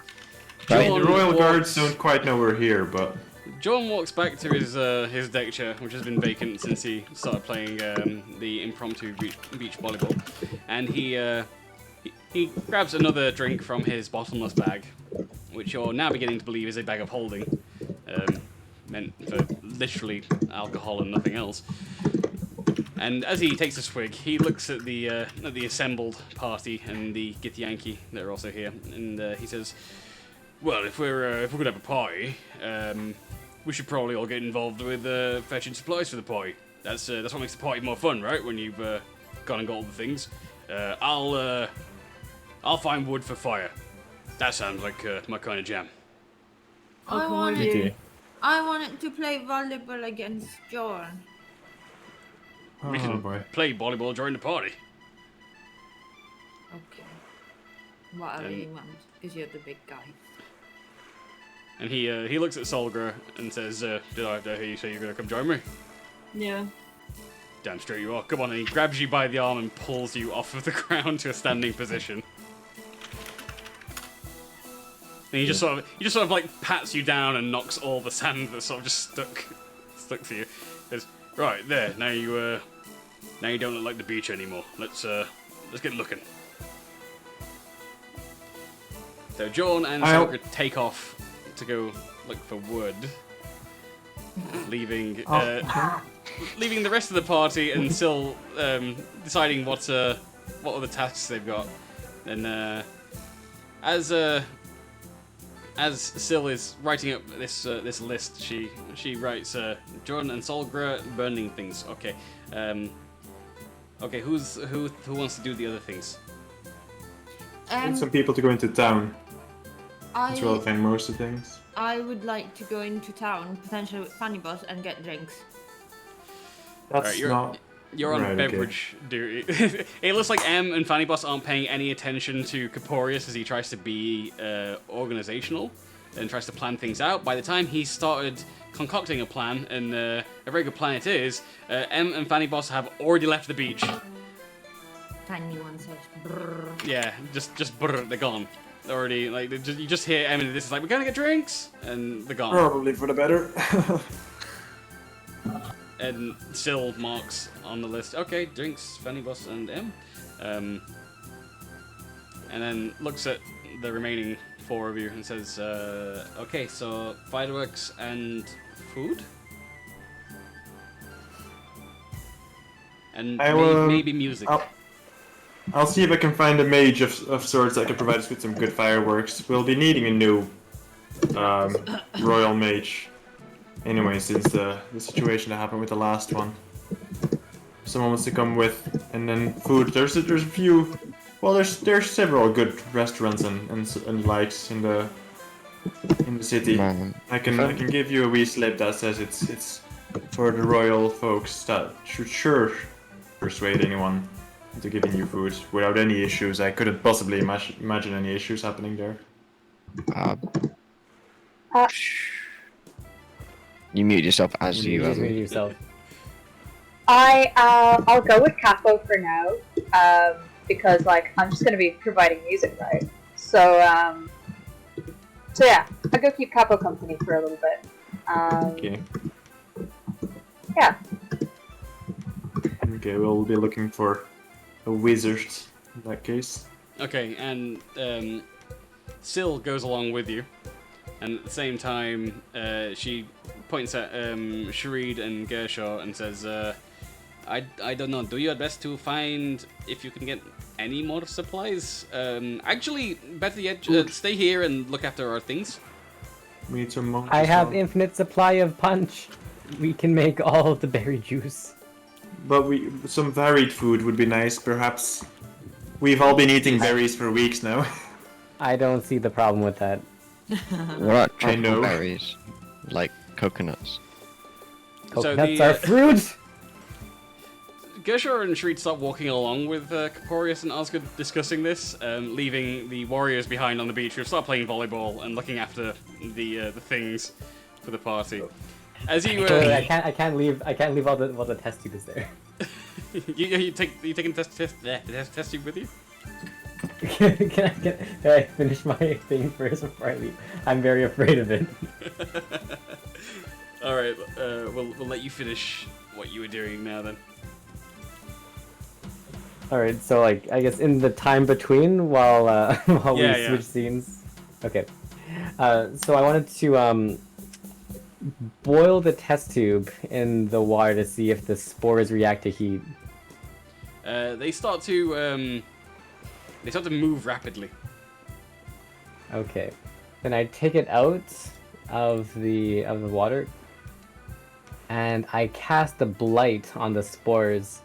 If you target a non-magical plant that isn't a creature, it simply withers and dies. No saving throw. You'd expect that to happen, but unfortunately, it has no effect. Okay. Then I get a little I guess container of water, and I put the test tube in the water. I put a cup on top of it, creating a vacuum seal. Okay. Over top of that. And at some point I yelled over at Gershaw to help me Arms of the Astral Self something into it. I presume you're trying to put the blue liquid inside it? Yeah, trying to put the blue stuff into the vacuum sealed goop stuff. With Gershaw's assistance and the Arms of the Astral Self, I'll allow that to just be an automatic pass. That works. Okay. So you are now left with a fully sterilized test tube and no sign of spores anywhere. Okay. And then I'm going to very safely pad up even more bundly than before the goo. And put the other test tubes back in the in my pouch. You may think you learned nothing from that, but you did learn something. I feel like I learned lots from that. Yep. I can't wait to find out what you've learned and if it's what you intended. It is. That's plenty. I'll continue the experiments at some point later. All right. So flashing forward, as the four of you are about to leave the beach, you get just far enough to sort of like the edge of this harbour. As you sort of walk up the sand and then walk along the main road, you start to get the actual harbour itself. And as you're walking, a ship has just pulled into the harbour while you were discussing various things beach-related. And a very, very angry-looking human stands yelling at a guard just off the gangplank of this ship that's now moored. And he spots Caporius at a distance. Doesn't recognize Caporius as anyone special, just notices that he's looking far more stoic and regal, even in his stature, than any of the Dragonborn he's dealt with on the harbour so far. And he yells across to Caporius, "Oi, you!" I walk over, but I don't see anything. Yet. You look important. Are you important? I'm guessing you're important. I am. Are you? Me? No, I'm not important, but I've got important things on board, you see? I was meant What do to you come have here on board? today. I've got supplies here for Daramus. Go tell him I'm here. What supplies should I report? Meat. I will inform the royal party that the meat is here. And I want to address the guards and tell them to start helping with unloading and doing the usual business with them. The guard that's been dealing with this guy so far and getting an earful from him just looks at you and says, Are you sure, sire? Any cargo that your father had ordered in recent days may be suspect at best. Trying his best to remain sort of low-key in front of this particular individual. Where's this meat from? Oh, fellow merchants and Don't travelers. ask, don't tell. No, I did ask, and I want you to tell. No, that's the rules. Daramus knows what he ordered. I know what I brought him. No one else need know. Okay, well, let's say it this way. Daramus is no longer in charge. So either you tell me where this meat is from, or you can take off again. I am indeed. Well, then you have to assure me, if I'm answering any questions or doing any more work, that I'm still getting paid. What was your previous arrangements? Well, seems the late Daramus neglected to pass on any information regarding business. This is 1,000 gold shipment right here.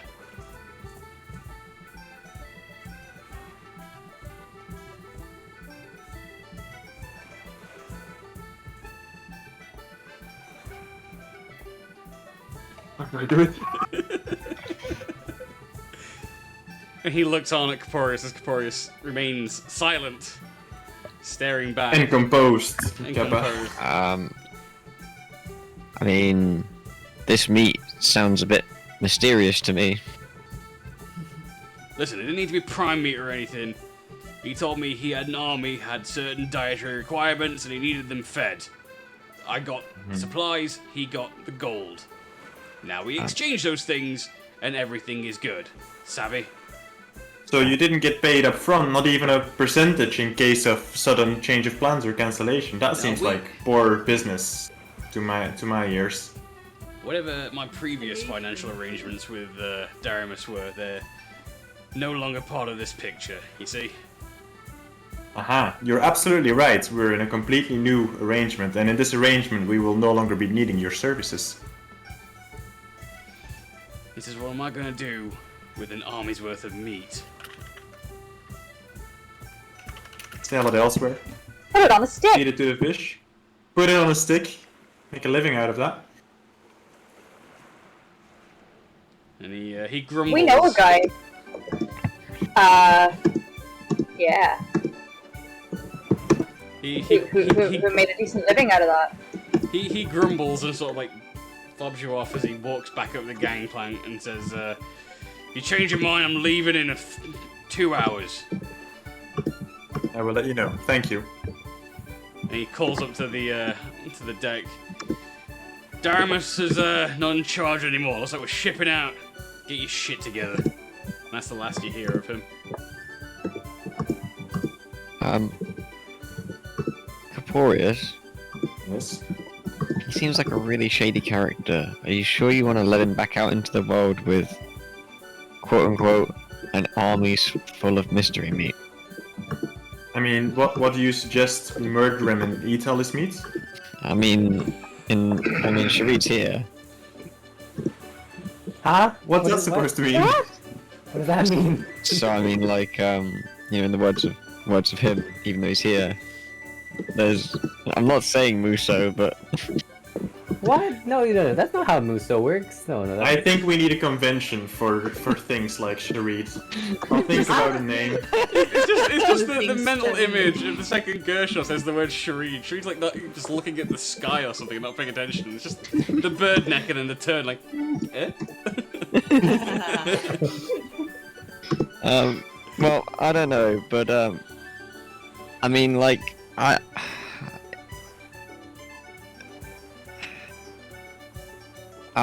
don't really know what I could do, what we'd do with them, or how we'd even stop them doing anything. So I mean, regardless of if we do business with him or not, we can't stop him from going about his day, unless by savagely dismantling the entire crew of his ship. At which point I'd have to put whoever did that in jail. So that's no fun for anyone.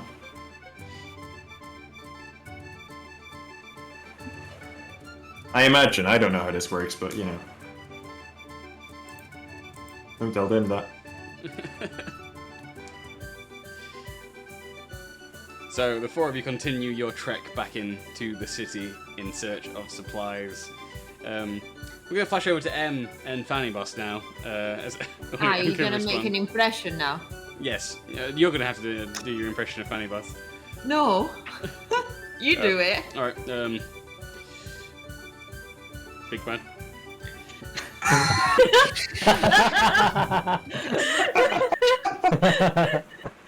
Bruh.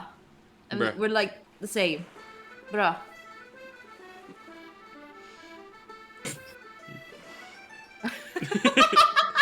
How's my This is very impression? Is this accurate so spot far. It actually looks like it. So, Sorry, were you I expecting me to thought- go full on Scottish then and incur the wrath of Russell? yes. Maybe we'll see what happens if anyone else gets more drunk at the party later.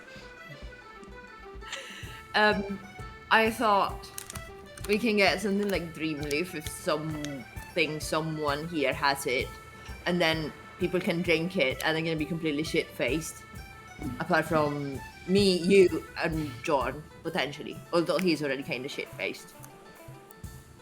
And Fanny Boss, as you say that, nods, then points at the sign of a shop that you're walking past, which just reads "The Fae" in very fancy lettering.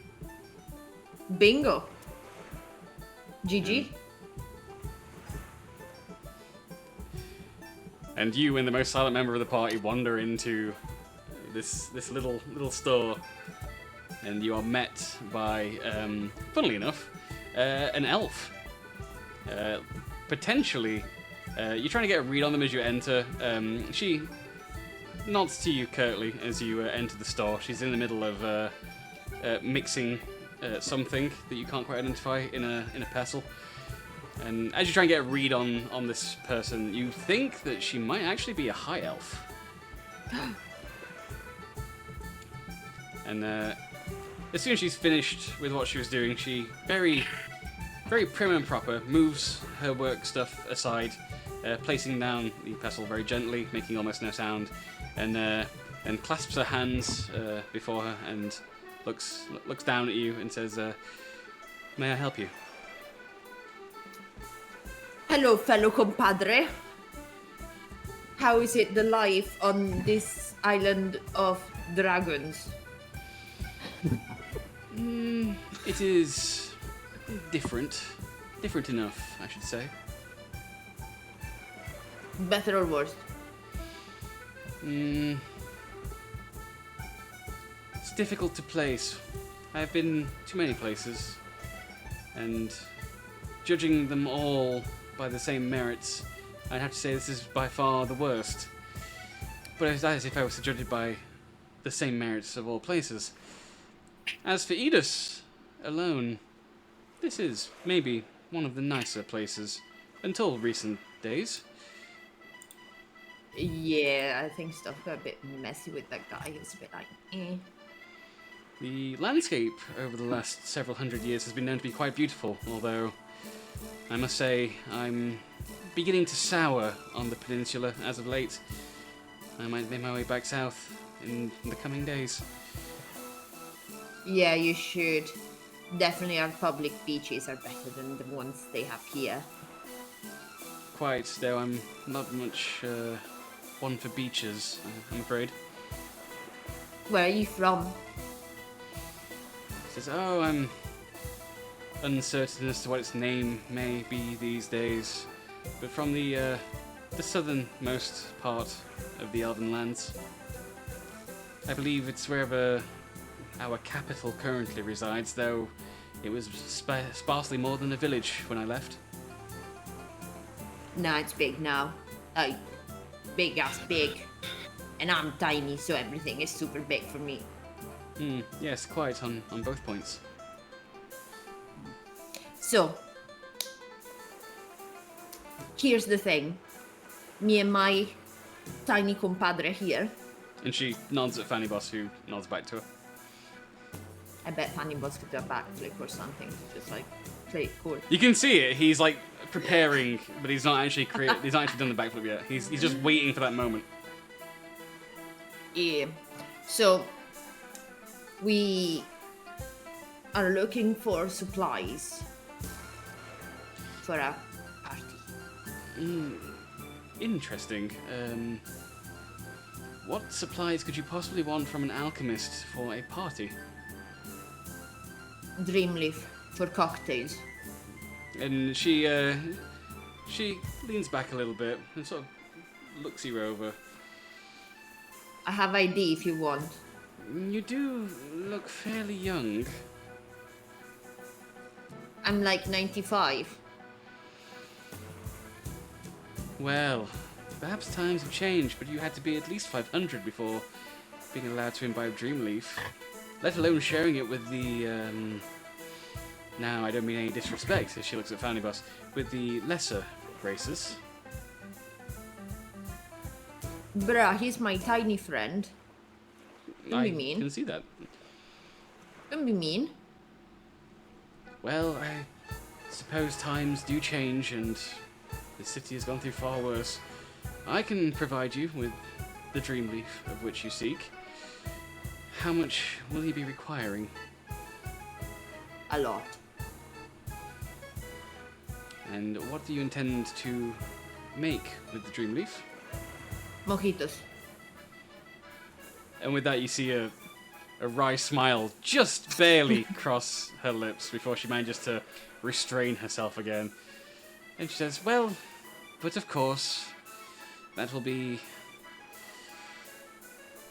I imagine 5 gold's worth should see you through. How many are you planning to make?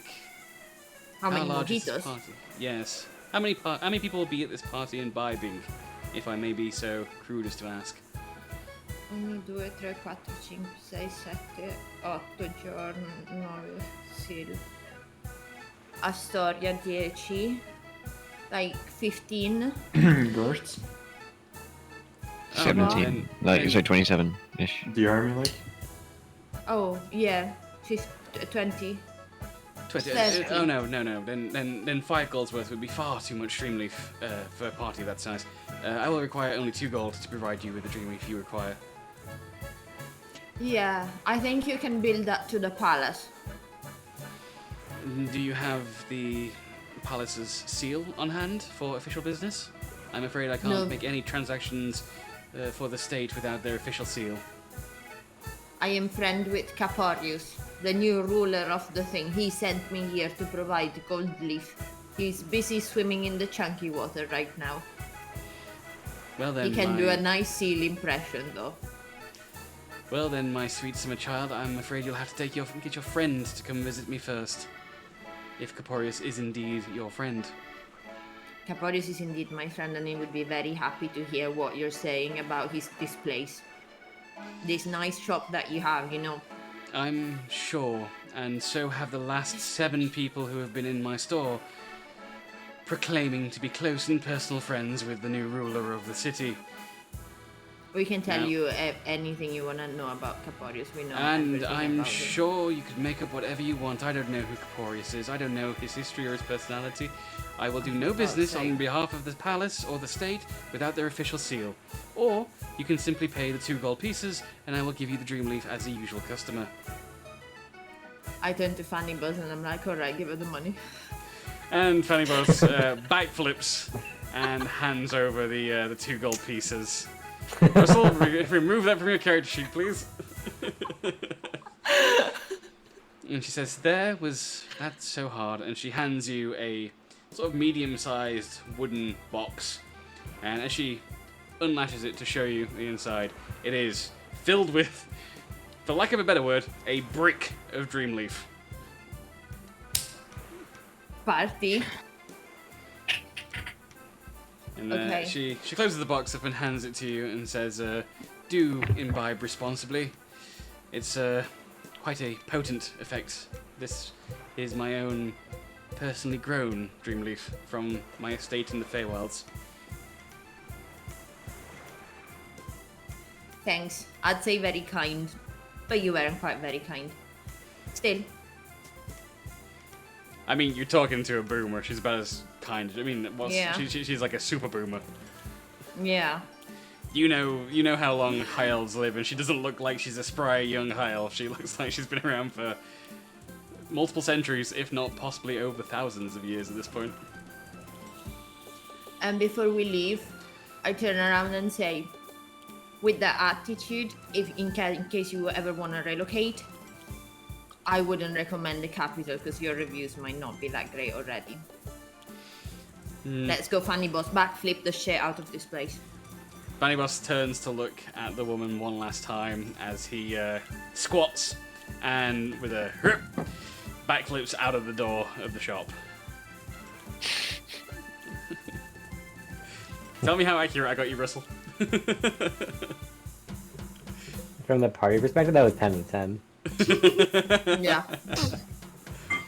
And flashing over now to John and Solgra as they wander the beach. Actually, since it's that time, we will do a quick break, and then we will return to see what John and Solgra are up to. So let me switch the scene. For, the Be Right Back screen hasn't changed. Sorry if you were expecting a beach one. I didn't have time to do everything. But there we go. And get your drop on there now. Yeah. Did you take the money out of Funny Boss inventory? I did not, but it's... Okay, I'll tell him to do it. Yeah, either he can do it and let me know he's done it, or I'll do it later after the episode. Can you remove 2 gold from your inventory? Thanks for buying drinks. Oh man. Oh, Barak, there's no beach right back screen. Oh, if I'd had time. The idea is I'm going to do more of these specials for actual, like, seasonal events. So maybe we'll have, what would be the next one? I guess Halloween? We might have a Halloween-related, like, special. Oh, no. Please, no.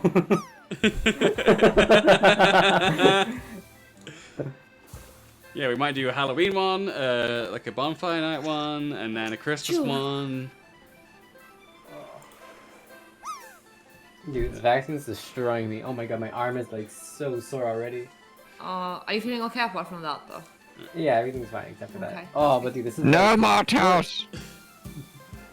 The last one was like 12 hours before I started feeling anything. This one's like immediate. I like my arms like dead. Man. Right, I'm gonna leave chat with you guys because I need to go get beverage. I need water. Yeah, sorry I had to dip out there. I needed to pee so badly. Sorry. You know what time the breaks happen, Charles. Hey, my body was not ready. I will go smoke, but I'm just behind since now I'm in the living room with the setup. So I will be right back. Chat, I will reply. If I can make it. Can I make it with the headphones? Maybe I need to put this way. I'm loving the living room setup. It's so nice.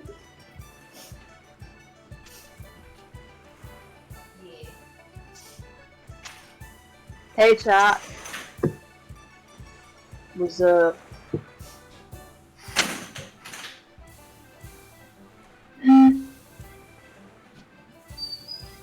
That's exactly what I created on the beach. What, who? Yeah, so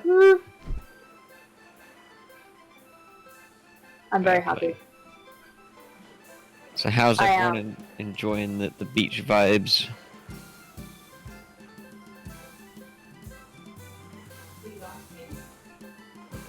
I've decided I'm not going to wear the goggles for this session because they hurt my eyes. Understandable. Have a nice day. I was about to say, I am having a nice day now that I've removed the goggles, so yes. Oh, I'm glad. I'm glad to hear it.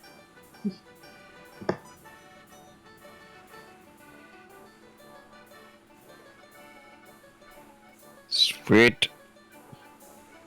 Sweet. I mean, I've already shown my stand dominance over another stand user, so I feel like best JoJo character ever right now. Yeah? Fair? Yeah.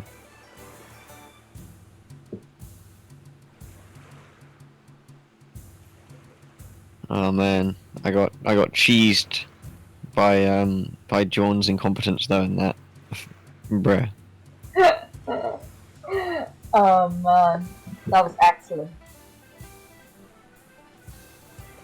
Would have been more excellent if you played the game. Meh. I did play the game! No, not you, John. Oh, sorry. Yes.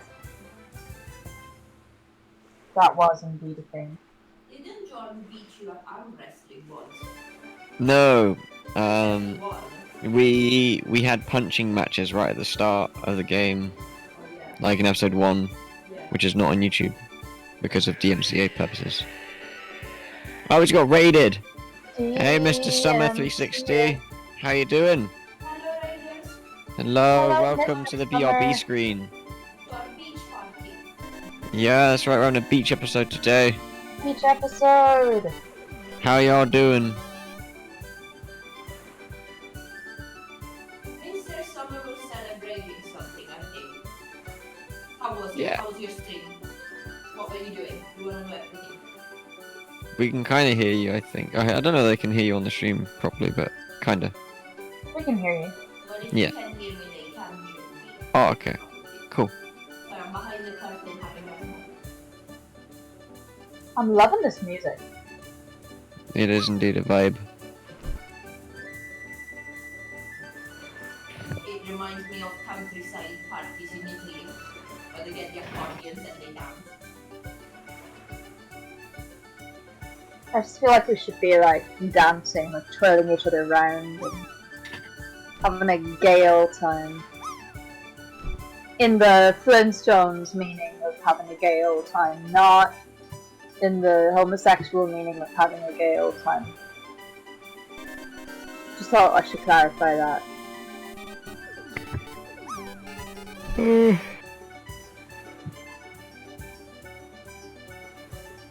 But I mean that too, you know, if that's your thing. I have no idea what my character is in, by the way, so I think he would go with anything. Well, Gershwin's in a permanent relationship with the floor, so... Yeah, true. Is the floor like? Does the floor have a gender? The floor is all, so... All gender, pan gender.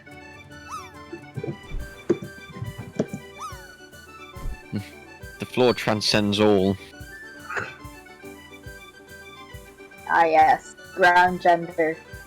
Finally ground gender. Delicious.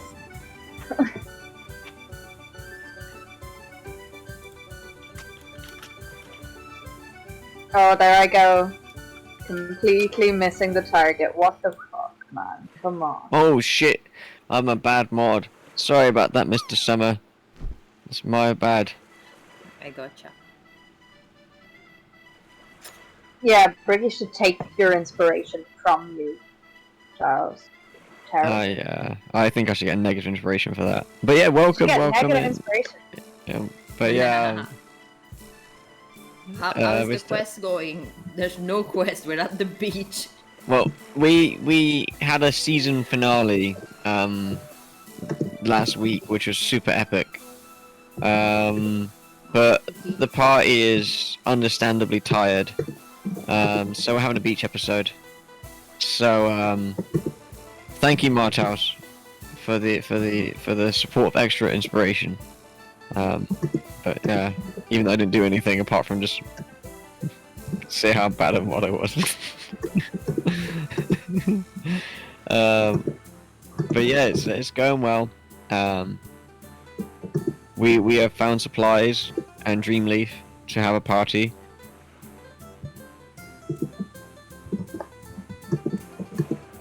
But yeah, how was your stream anyway, Mr. Summer? What were you guys up to? Were you doing prep, or were you doing a quest, or what were you doing? And anything cool happened? I assume so. Negative inspiration equals perspiration.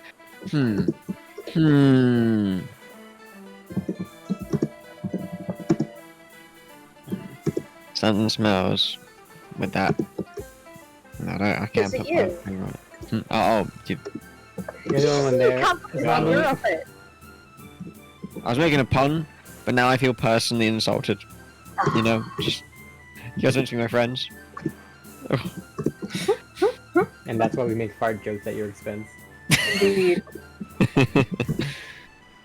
And write entire songs about your farts. No, that's an aura. The discreet. You know what? I'm not even gonna. I'm not even gonna That get into that. radiates out from you as a central point. Right, we all understand. Hey, Shareed, we were aura buddies. It's true. We spoke through aura. We farted at the same time, guys. Come on. We had tons of fun. We usually do one-shot adventures with the Anserine Association Adventuring Guild. Oh, nice! Sorry I couldn't pronounce that first word for a second. But yes, that sounds pretty sweet. We saved. Why did you say we saved? Like quotation. What did? I mean.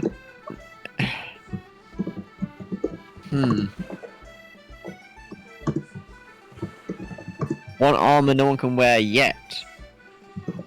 They saved the wolf from the lady.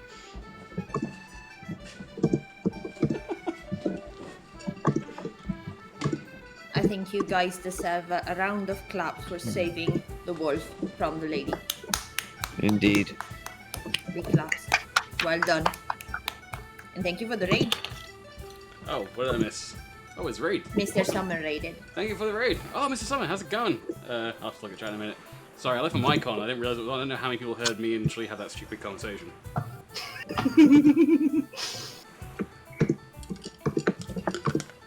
For the record, I'm on Schlee's side.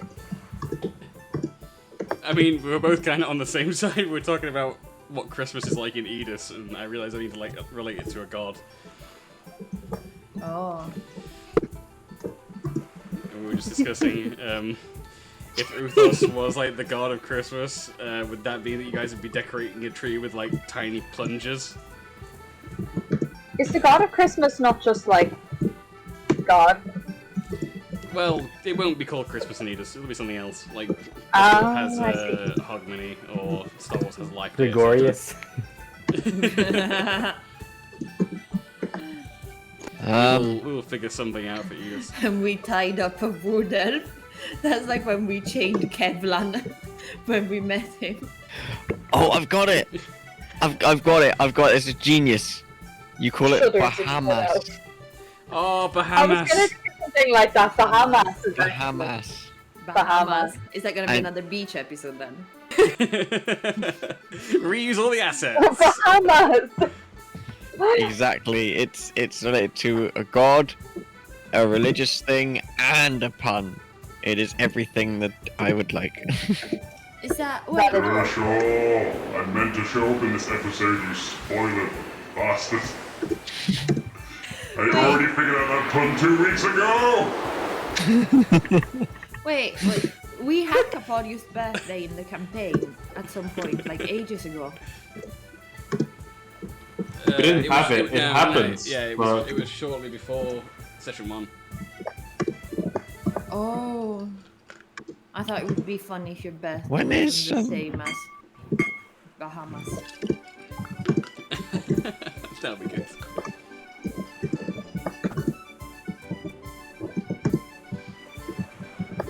I'm too into this music, it's scary.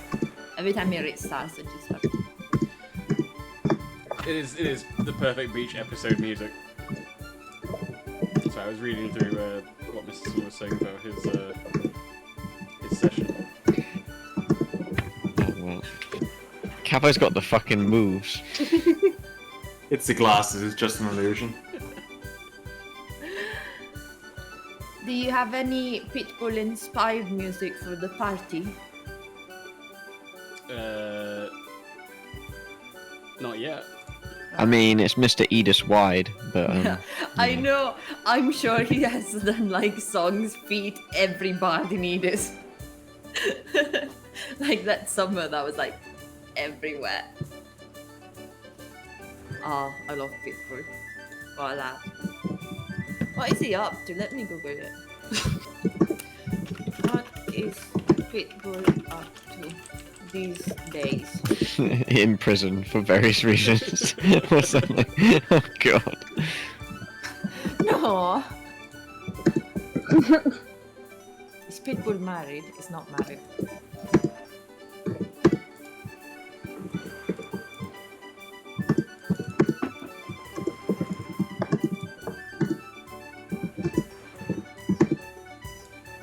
Everyone on Discord can see me frantically uploading music to Sirenscape for later.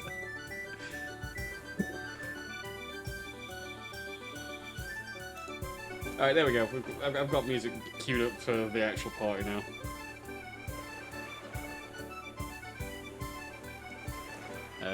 Okay, we all back and ready to go?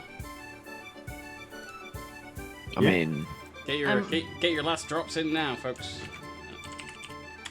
I'm watching Pitbull's inspirational motivational videos on Twitter. Sorry, give me 2 minutes.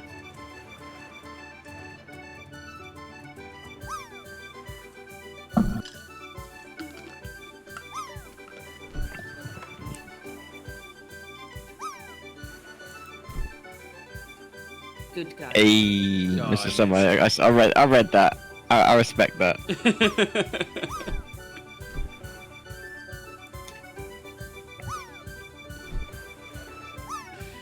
Immediately reminding me of the werewolf rap outtake from Community. The werewolf rap. If you don't know that, then go watch it after this episode is over. Don't you dare leave this channel. We're about to return. I don't remember it.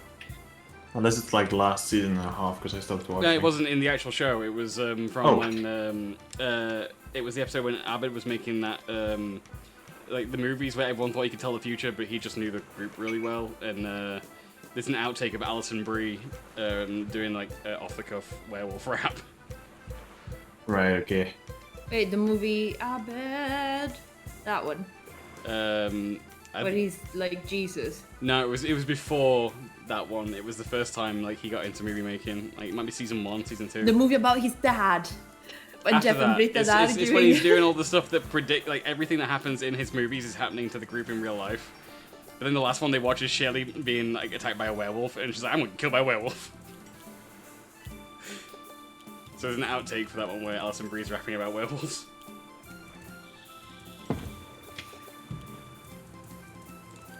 Anyway, that feels like enough time, even with like stream delay now, for everyone to have done a drop. And, Cactus, well done. Cactus wins Wait, again. a 6.68. Oh, so close to So nice. close. So close. Right, here we go, bringing us back onto the cameras for our summer beach episode. And we're back. Look how bright and sunny it is. You have So a wave many really Disney weirdly and shades. I hurt your shoulder. And so we return from our break with a focus now on Jorn and Solgra as they wander along the coastline looking for driftwood and pretty much anything else that would burn. Jorn's already carrying a few things over his shoulder.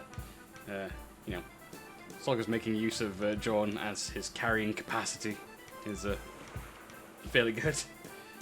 And as they walk in silence, mostly, Jorn giving Solgra just a bit of space. Eventually, Jorn breaks the silence as they're walking and says to Solgra, "So, how's things?"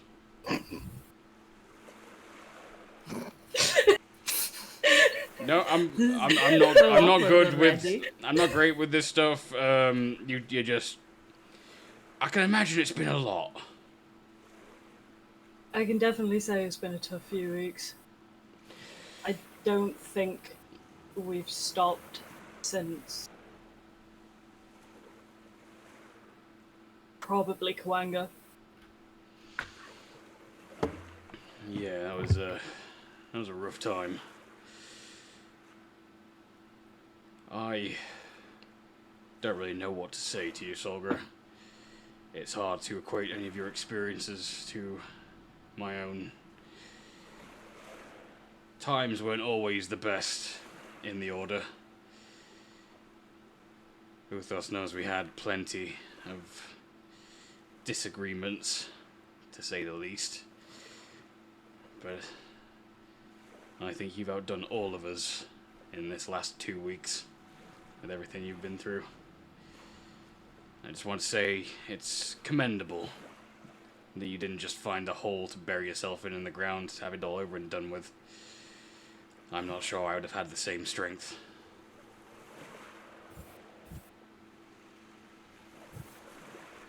I think I've become rather attached to the rest of the motley crew. Well, someone had to.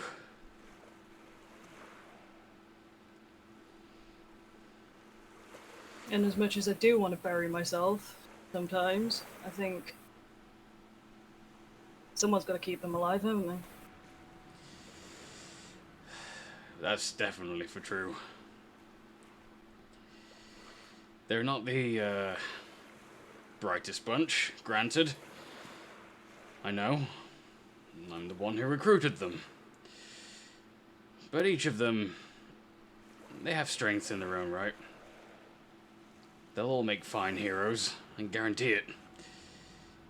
But not on their own. They need a leader. They need you, Solgra. I need you to lead them.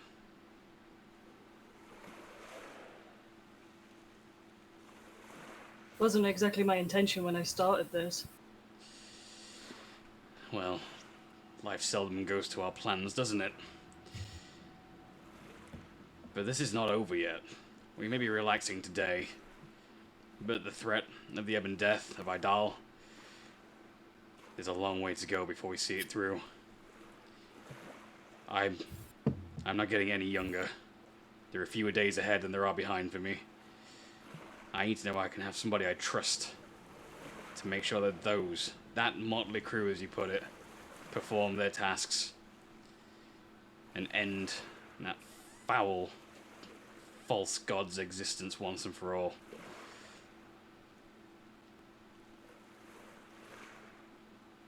I'll Are try you my up to best. it? I don't need you to try, Solgra. I need you to tell me that you'll do it. I'll do it.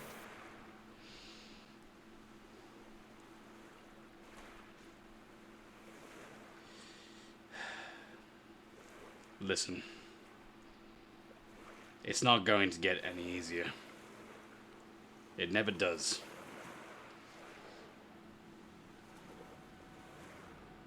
I never told you why I put this little experiment together with the Pathfinders, or the Sneven, as they call themselves now. I had my own loss. And I dealt with it far, far worse than you have. And I have one last thing left to do. And it's to take all of my rage, my anger, my bitterness, and fuel it into killing a god. Only, I don't know if I have the power left in me anymore to see it through to the end. So, if the worst should happen, and I'm not saying I have any intention of being out of this anytime soon, but if, I just want you to know I'm leaving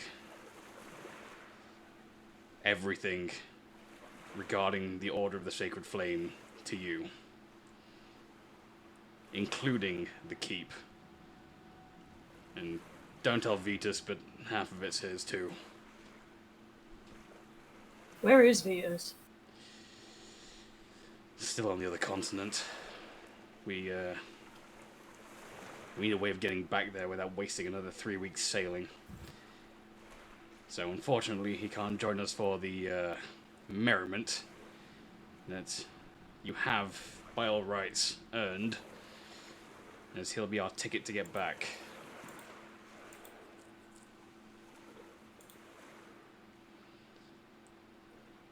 Anyway, try and forget about things. Push it down, ignore it. Do your best to enjoy today. We don't get many opportunities, many days like this, Olga. Not in our line of work. Not until everything is over.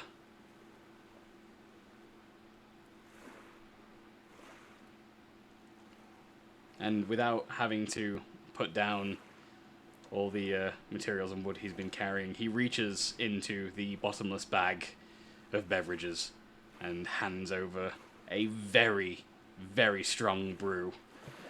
You look at the bottle, and it's ornately carved dragons that surround the outside of it. Only the dragons look different to what you've seen recently. They appear to be a lot spikier and grander in scale, and lacking a few appendages. In fact, they only have what appears to be like very small vestigial rear legs and no front legs or arms to speak of at all, and large wings. Something about it gives you a sense of eons past.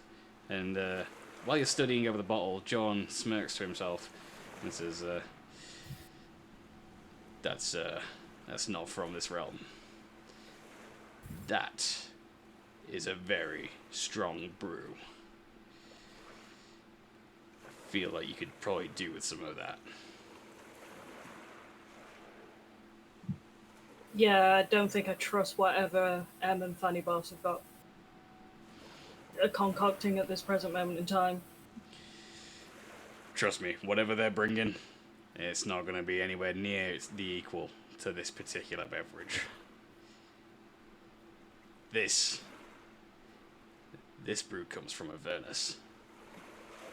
This is a brew from hell itself. How did you get this? It was a gift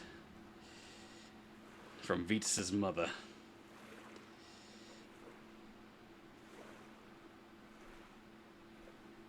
You did say last time we spoke that you'd tell us about her. That is true. But I wouldn't want to bring the mood down any further than it might already be on a day like today. Remind me in the morning, and after I've had my own stiff drink, I'll tell you the full story. I'll hold you to that. If you can remember. And he taps the bottle. Right. You think we've got enough of this wood yet? Or do you want to burn something bigger?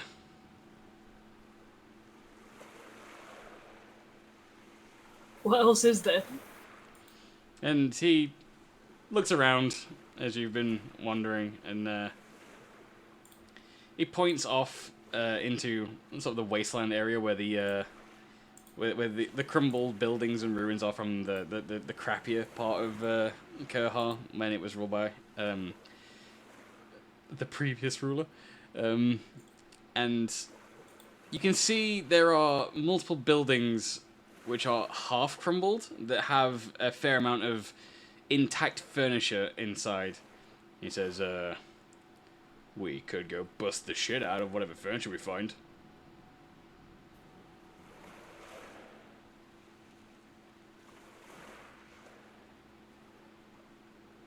Do you think we could make some sort of sled out of this driftwood? Carry more? I mean, even if we can't, still an excuse to go bust shit up, right?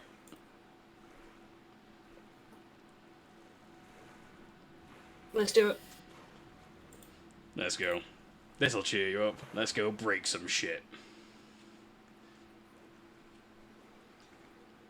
And Solgra and John wander into and then between multiple buildings as they ransack whatever they can find still standing, choosing between taking whatever they can find in there for burning or actively taking their weapons and destroying buildings.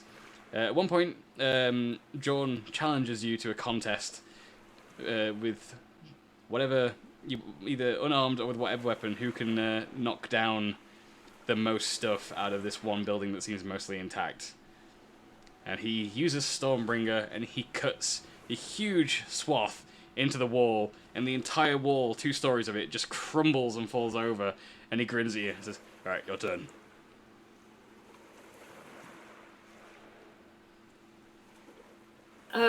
I'm gonna have a look at one of the opposite walls, like one of the walls adjacent to it or something. Have a look for any kind of weak spots. After studying After studying the wall for a while, you become quite keen at spotting structural weaknesses, having dealt with a lot of ruins recently. And it almost like it's a glowing point to you alone. You spot a point in the largest section of the wall that just looks promising. You don't know what it is. It just calls out to you that this is the point that you should absolutely muller with all your might. Something tells you as well, the more you look at it, there's a chance that if you wanted to be cocky, you might be able to do this just with your fist. Ooh.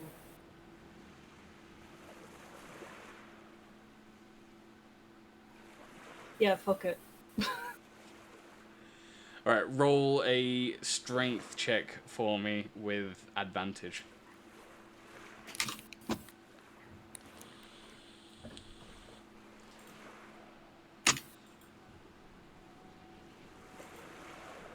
Well, that went fucking well, didn't it? I got an 11 and an 8. So you, it's not the most impressive punch that you've ever dealt out. It doesn't look quite as graceful or as over-the-top kung fu as you could have pulled off, maybe, if you'd rolled higher.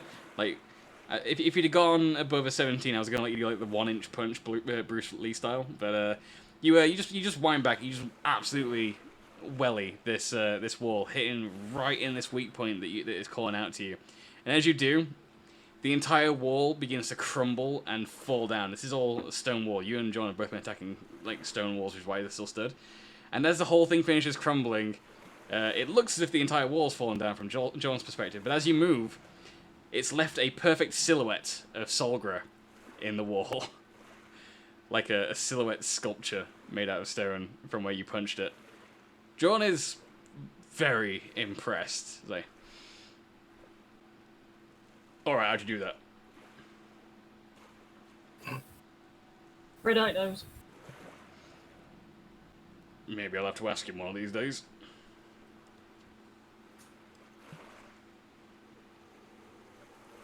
Right, let's carry on smashing some shit up.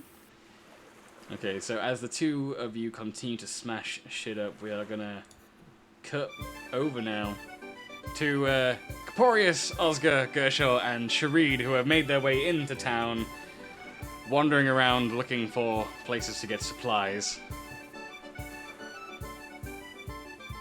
I wild shape into an airwolf. You, wait, you're level 11? Okay, so you, for today, and today only, the gods of Edis, particularly Legion, smiles down upon you, and you are able to wild shape into the form of an Apache attack helicopter known as Airwolf. And I sit on top of Oscar's hat and just float, adding to his propeller. Yeah, you are a scale version of Airwolf. Okay, Yeah. then I am now Oscar's propeller. Legion is going. amused. I am amused, too. I just keep spinning and then like use like the bottom like little rails, like the helicopter rails, to like just go in a circle and spin A's propeller over and over.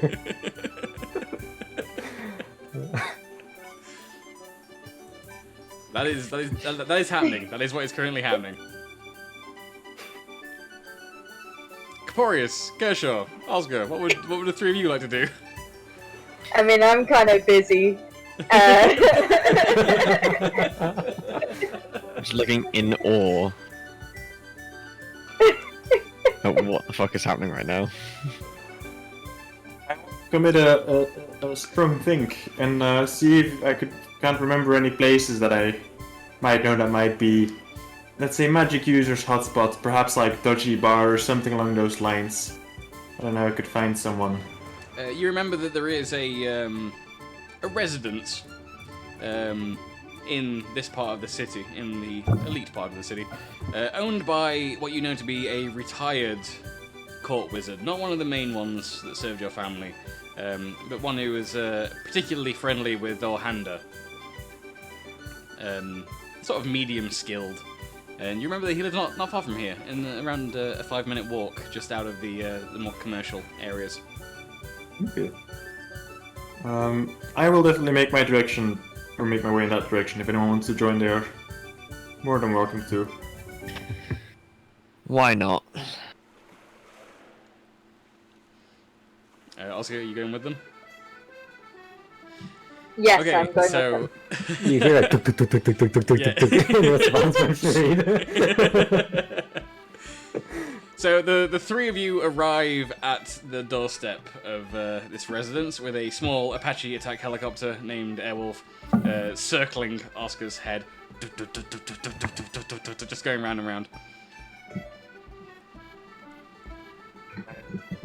I knock the door firmly. You knock on the door, and on your side, it sounds like the usual knock, just dun dun dun. But you can hear, reverberating throughout the insides of the house, a much louder thum, thum, thum, as if it's echoing constantly. And opening the door is a short, wizened dragonborn, wearing tattered, stained robes, and wearing round spectacles as he messes around with his glasses and gets a good look at you and peers up and says, "Oh, Caporius, is that you?" It is indeed. Out of character. Do I actually know this person? You would know him Do I know as of him? yeah. You would know him as John. As J John. A N. Yeah, Jan, okay. John. Jan. Hi, Jan. We haven't, well, I suppose properly met in a long time. Oh no! Last time I saw you, you were my height.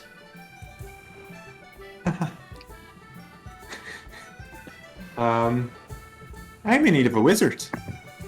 Well, I believe. I'm not technically a wizard, but I can do magic. You care to elaborate on that? What would you technically?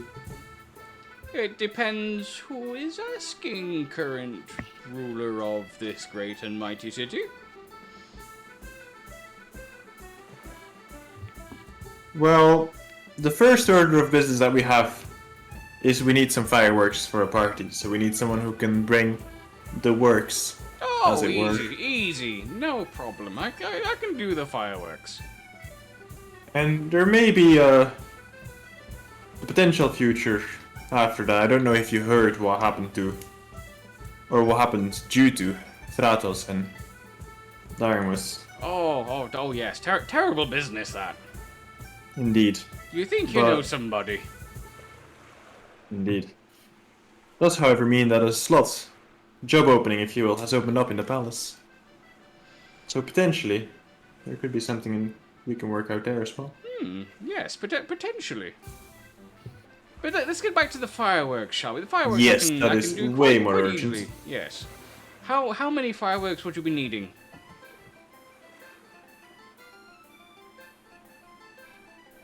Enough to bring a spectacle, a big celebration. I Okay, think so enough they're to. for show, the show kind of fireworks, and not Yes. not the rebellion taking down walls kind of fireworks. No, the show kind of Okay, fireworks. Okay. Yeah, I can do that. Enough to bring in a new era, as it were. Yeah. Let's go Not with to yes. put too much pressure on it, but you know, it's a big moment. That's all I'll say. Not to, but it's very. I can most certainly see to where would you like them? On the inferior beach, you know the one that all the Oh, the all one without tourists the hang out. chunks. Yes, yeah, Yeah. terrible. That's I'll where- never understand non-dragonborns and their disdain for chunks. It's what makes our beaches just so beautiful. I agree. Like, you feel where you're standing, you get grounding, you don't just sink in there. It's yeah. Anyway, And when you drip chunks, it's the best feeling. I know. I actually missed that. Nothing. I've been thinking on my travels. Nothing like if I could do anything right now, a good old chunky dip. Nothing like in a the good sea in our chunk. beach. Indeed. Can I like I hate spill this. I my fucking oil hate this. container on Caporius' shoulder? Which container? You know, like the oil reservoir of the helicopter. I'll allow it.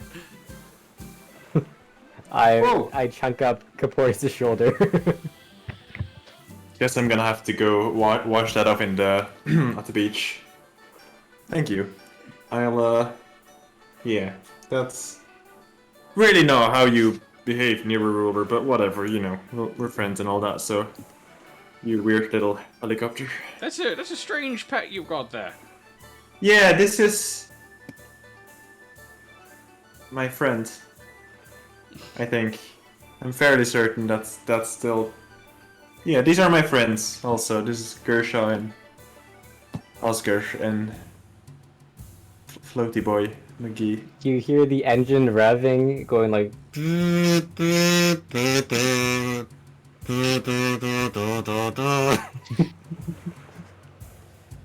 Yeah, he flies now. It's a crocodile sometimes. There might be some bird, and it's a confusing. He does what he wants. We don't really question it anymore at this point. Clearly. Well, yes, I will see to it that I'll get the fireworks over to the tourist beach as soon as possible. I assume you want them for tonight. Yes, indeed, yeah, that would Of be course. wonderful. No one ever plans these things in advance. It's not a party if you do, Exactly. Yeah. No, that would be wonderful. Also, if you had, you wouldn't be coming to me. Well, don't sell yourself short now. I mean, we may have. Maybe, I don't know. But not to worry, Caporius. I will see to the fireworks. I'll have them ready post haste. That is much appreciated. I have a few more errands to run, but I look forward to talking to you more tonight at the party. I look forward to it. I relish the opportunity for fireworks and friends.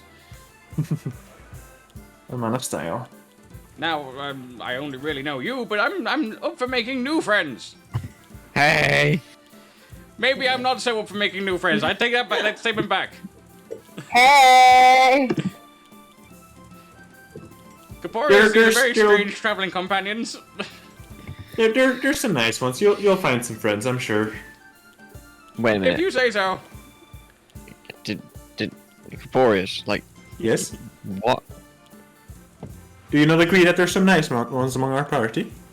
Yeah, but you made There we it... go Like, then, flying wonderful. around very happily, as if you guys are talking about me. You made it seem like we weren't those nice ones.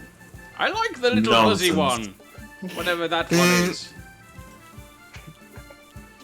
Nonsense. I merely made a general statement that there is nice ones in the group.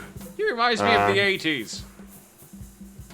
Okay, so thank you very much. I look forward to seeing you tonight. We're gonna have some errands to to run.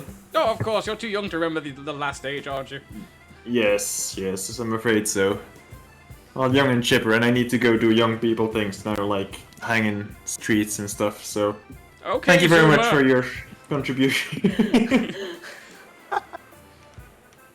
I'll show you. I'll bring you the best fireworks. I extend my hand for a hearty handshake. And he gives you a suspiciously strong handshake, considering his small, old, weak, like frail-looking body. And he Excellent. He turns to close the door as he hobbles away on his cane and says, "I'll see you tonight." And just as he's about to close the door, he says, "And make sure the little buzzy one is there. I like him." In acknowledgement. I turn to Gersha and Oscar, and I say, "You guys, I meant nothing by it. It's old folk, you know how it is. No point in trying to argue them." No, it's fine. We see how it is. Good. Let's go. Why are old characters like my favorite to do? Okay, well that's fireworks sorted. Lovely. Alright, what have you got left that you need then? You have materials for a fire. You have fireworks. You have materials now for suspicious cocktails. Hey. I think the last two things you guys need are going to be food and possibly a spare bard. I also want to drop by the palace on our way through town. With one very specific purpose. But no rush. Right. Alright, so where are you going next?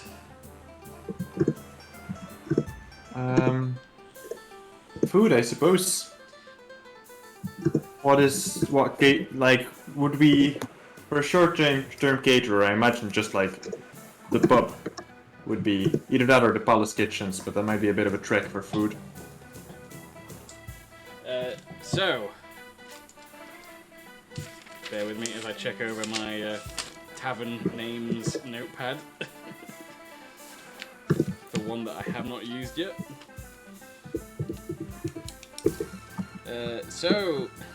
Oh, perfect. So, in wandering the city, before you managed to make it to the tavern you were heading to, you run into Em and Fanny Boss, who are carrying a big wooden box. Fanny Boss greets you by nodding quietly and then doing a backflip. Of course it does. Did you guys find all you needed? Oh yeah. Nice. Well done. How about you? We're getting there. Got fireworks so far. Nice. Also, if you have some spare time tomorrow, I suggest you should check the face shop. Go yourself, say hi, introduce yourself as Caporius, the ruler of Kerar. Is there a face shop? Yes, it's called the Fae. Where is it? I'm not familiar with this. There. But you have to make sure to point out that the two people that came don't say I lied about my age. You didn't ask me for ID. But make sure that you point out that the two tiny ones are your friends. Your best friends, you might say. Your best tiny friends. Your tiny best friends. Make it very clear to the lady. Yeah, I see, yeah. That's, that definitely sounds like something I don't have time nor willingness for. But, You're the I'll ruler go... of Kerar. Exactly! What else do you have to do? The town's gone to shit already. Oh! Fix it! Exactly! Like, whatever you do, you can't do worse than what your dad did. Does that mean I shouldn't do a good job? Amazing No. talk there, Em. I'm just saying, whatever you do is going to be better than what the past years have been. Yeah, For just everyone across the everyone else's benefit, how long was Daramus in power? Oh fuck, I don't know by heart actually. Couple months. Not very long. Yeah, it's not been years. Oh. Not very long at all. Like, What is that file called? shortly before Caporius joined the Sneven would have been a few months, wasn't it, before? Yeah. Yeah, I reckon. I'm checking the thing now, but I reckon that's about right. Well, it's gone down extremely quickly and well, I have to say. Oh yeah, from all your past experiences in the city, I bet. You have a real frame of reference, I bet.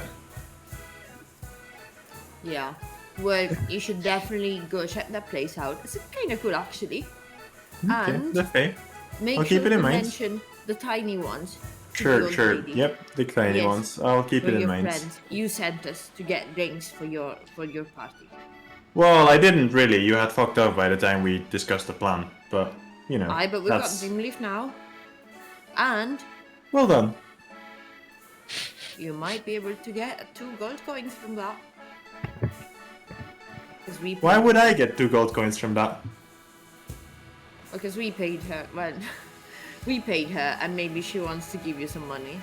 You know, you just tell her that to make sure that you will keep the place going. Oh, you want me And you to can bribe protect them and threaten them into giving me money? Is that, do you No. want me to rob this Offer shop? Is that what them- you're suggesting? Offer them protection. Also, it's a scam. It's not a scam. It's just You want me to making give them sure that the insurance as neighborhood well? is safe. It's not the HMRC. They already pay tax! What's You want me to that go thing? in and personally collect extra tax? What are you suggesting here? What's that thing that you mentioned? In Sewer ants. Sewer ants. It's this novel idea that we have for the restructuring of the city. It's you'll hear more about it. Wait a minute. Sewer ants. Can you shorten that to swans? Not really. Please don't ever do that again. I'm sorry, but now you're just discrediting the existence of swans. Also, side notes, weeks. 2 months at most. Someone's got swans in their pants. The ruler thing. Is that something about your astral self again? No, I was just having a chat with them, that's all, you know. As one does. Yeah. Anyway, Caporius, you will go. Pinky promised me that you will go. I will do no such thing, but I will check it out No. if I see the shop on my way You have to to... Pinky promise to actual- your friends. Surely, because we're friends, my word is enough for you. No, if you don't Pinky promise, it's not real. Yeah, well, I'm not gonna pinky promise you. I have actual things to do. I'll tell you now, if I see the place, I'll go in and I'll say hi. As you've been walking and talking, you finally come upon the large, upscale. I wouldn't call it a tavern. It's somewhere between like a restaurant and a hotel. Very, very swanky in this elite part of the city. With a strangely with a strangely unswanky name, as it is named the Pyrocractor.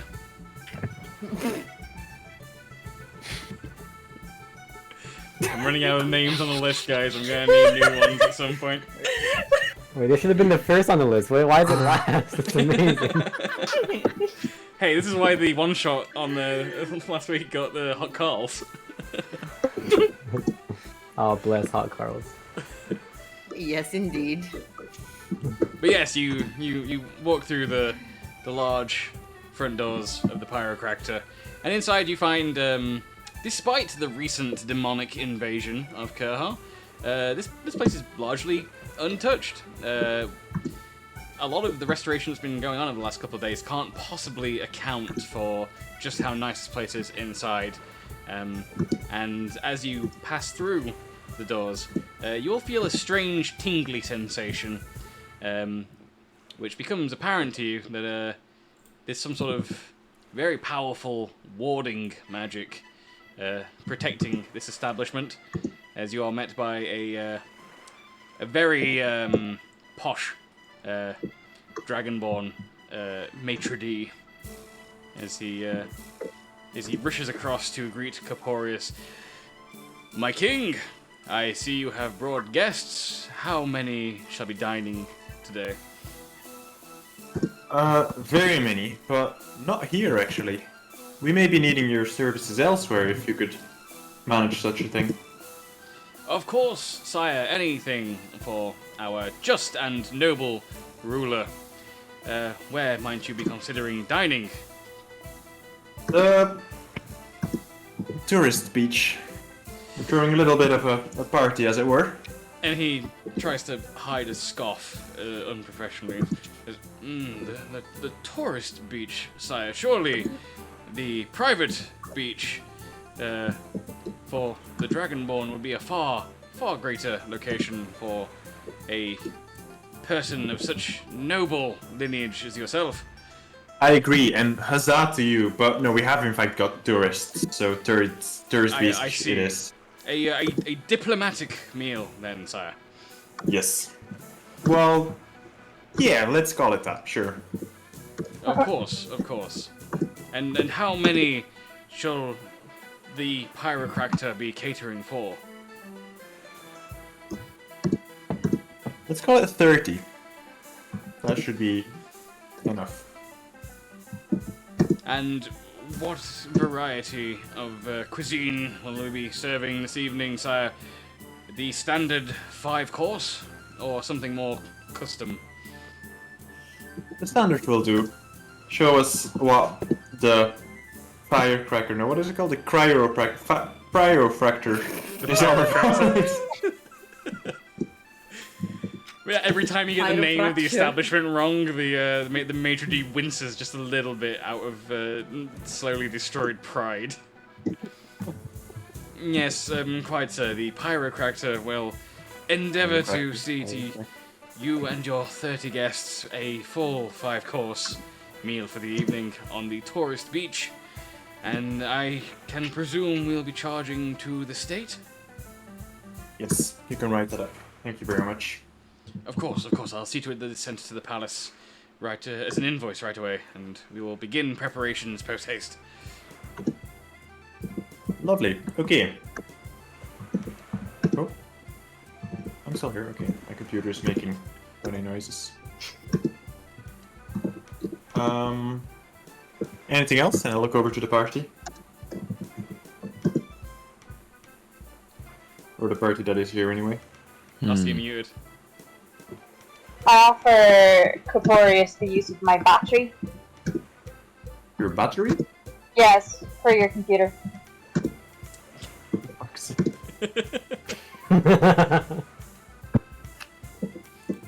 Debated that is called. God damn.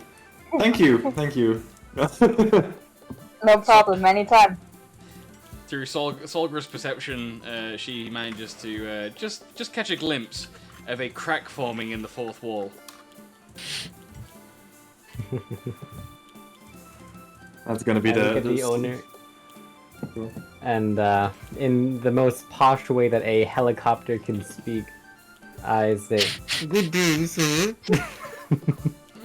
Good day, tiny rotating creature. You speak very eloquently. Yes, indubitably. And what is it that I may do for you? Nothing. I am just paying respects to the host of this fine establishment. He bows deeply and says, I thank you for paying your respects. You do me a great honor. Now, in the words of my people, and as you buzz away as the tiny Apache attack helicopter that you are, out of your rearview mirror, you spot a tear slowly fall down the maitre d's cheek as he whispers to himself, "Such beauty." And internal monologue, my work here is done.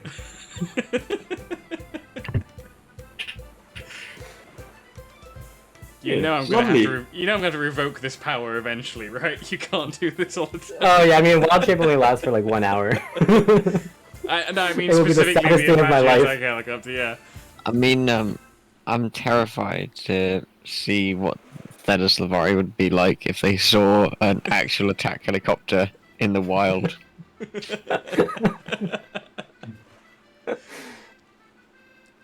Oh, it lasts for 5 hours, unless you're doing the buff berry form. Ooh.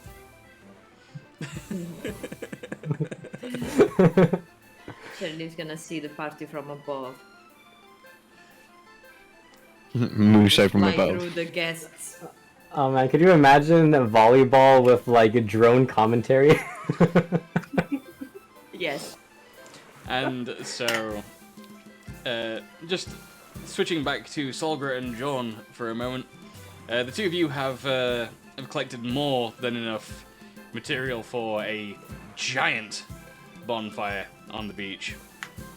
You actually managed to pull off the creation of a makeshift sled out of the various rubble and detritus you were able to find. And although it's not the best sled, so it's not the easiest to pull along, between both you and John, you make it look very easy. Idly chatting and walking back slowly as you drag this giant, almost effigy in terms of wood back towards the beach. By the time you reach the beach, there is only the warriors remaining and Silurin who sees you and then just sort of looks confused and says, I was meant to go with the others and then they just started walking and kept walking and no one listened to me, so I may have sunbathed. Fair enough.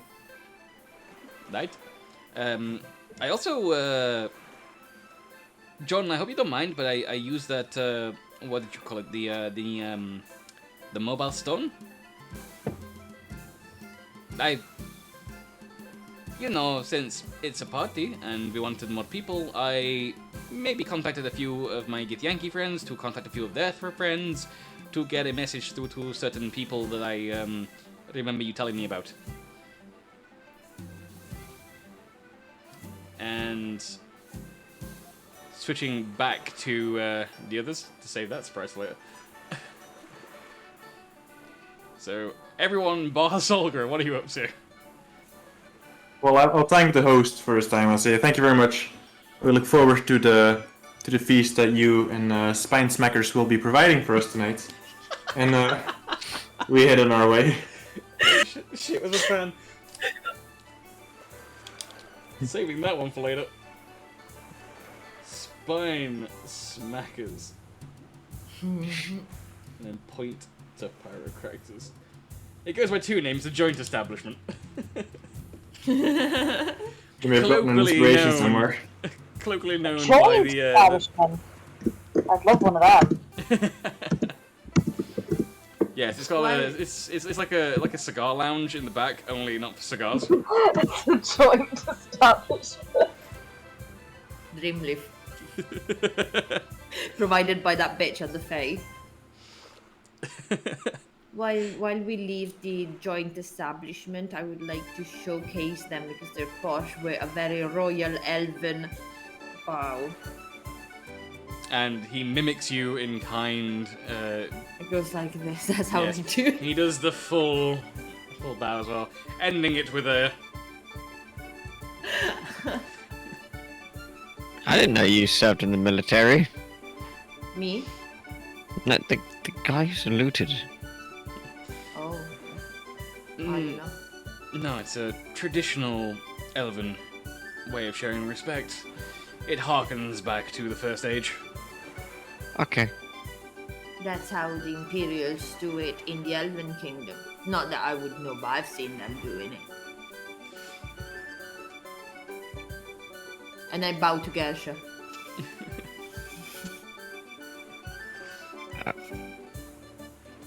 It's rude if you don't do it back. I just It's sort of considered like treason. Oh.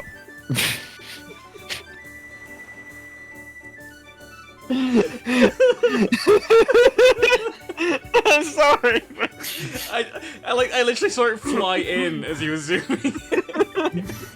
Like it was coming up the screen. I would bow, but I feel like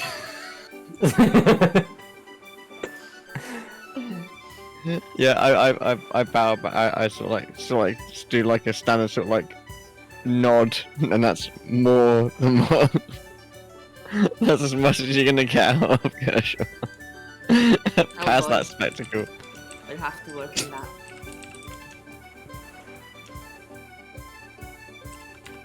For fuck's sake.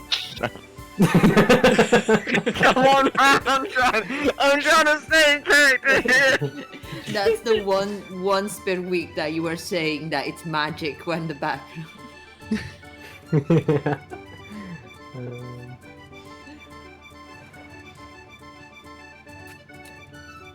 You guys pretty much have almost everything you need now for the party. What else we need?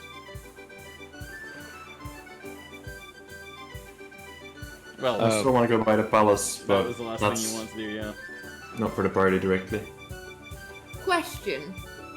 Yes. How do I make mojitos if I only have Dreamleaf? Because that's like just getting mint. Although the Dreamleaf makes alcohol. Can I just mix it with water? You imagine that you can get whatever you require from John's bag of beverages. Okay, cool. The bottomless bag of beverages. Imagine if you go to a party and say, I bring the drinks, and then you just bring mint for mojitos and nothing else.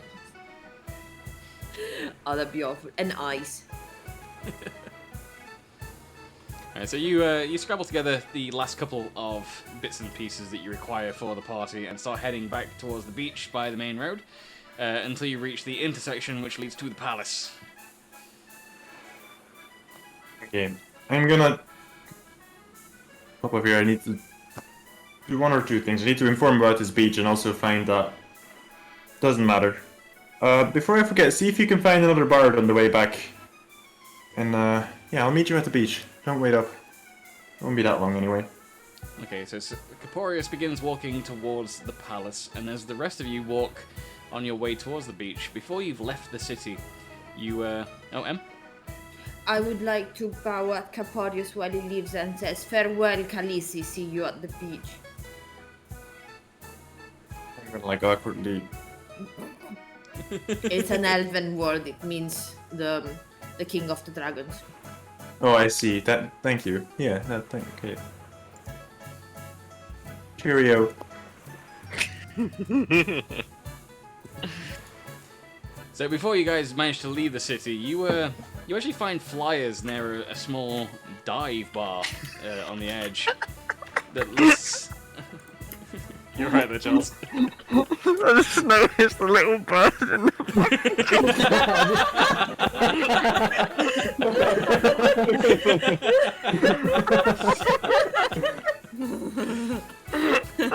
Let this be a lesson to anyone watching. This is why, as a DM, you should just say yes to things sometimes. Does it make sense? No. Is it hilarious? So worth it. Why? Especially on sillier episodes like the beach episode. So as you're leaving the city and you walk past a dive bar, you spot this dive bar surrounded by discarded flyers, listing a band playing that very night, or at least has been playing there for the last couple of nights. Although the font makes it really difficult to read the actual name of the band.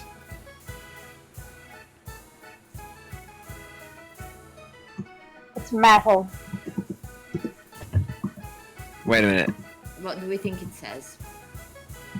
Wait a minute. This isn't loosely related to anything that we may or may not already know. Does it say Otto and the Stumbletoes? It does not. You don't really know what it says. Of all the things that you've read on your travels, or the various decoding of runes and carvings that you've done, for some reason, this particular font for this particular name of this particular band is damn near illegible. So it's not the 9-inch bolts. No, not that you can tell, unless they changed their logo. It was pretty minimal the last time, so I hope not. But this is most certainly a over-designed band logo, if anything. Should we go in and ask if they want to come and play at the party for the Khaleesi?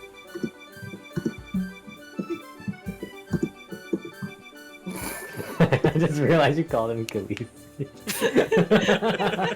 It's an elven word. It means the king of the dragons. It doesn't though, does it? You I'm bastards. I get the reference.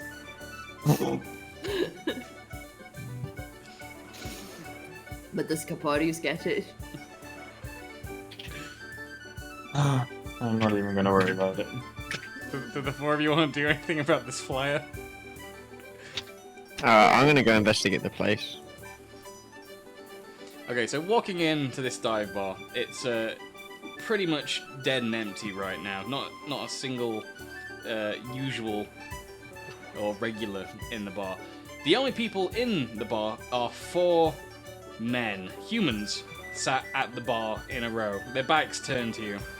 Each of them wearing extremely tight leather pants with long, flowing hair in the style of mullets. Rascal.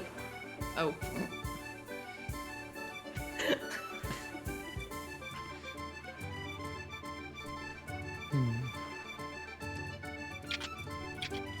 and they all seem to be drinking in unison.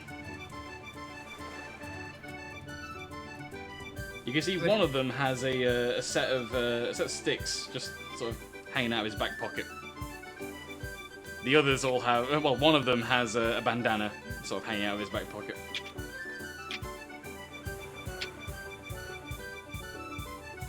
And they're all wearing. And the one with the sticks in his pocket just sort of turns bleary-eyed and goes, "Oh fuck me! I think I'm hallucinating."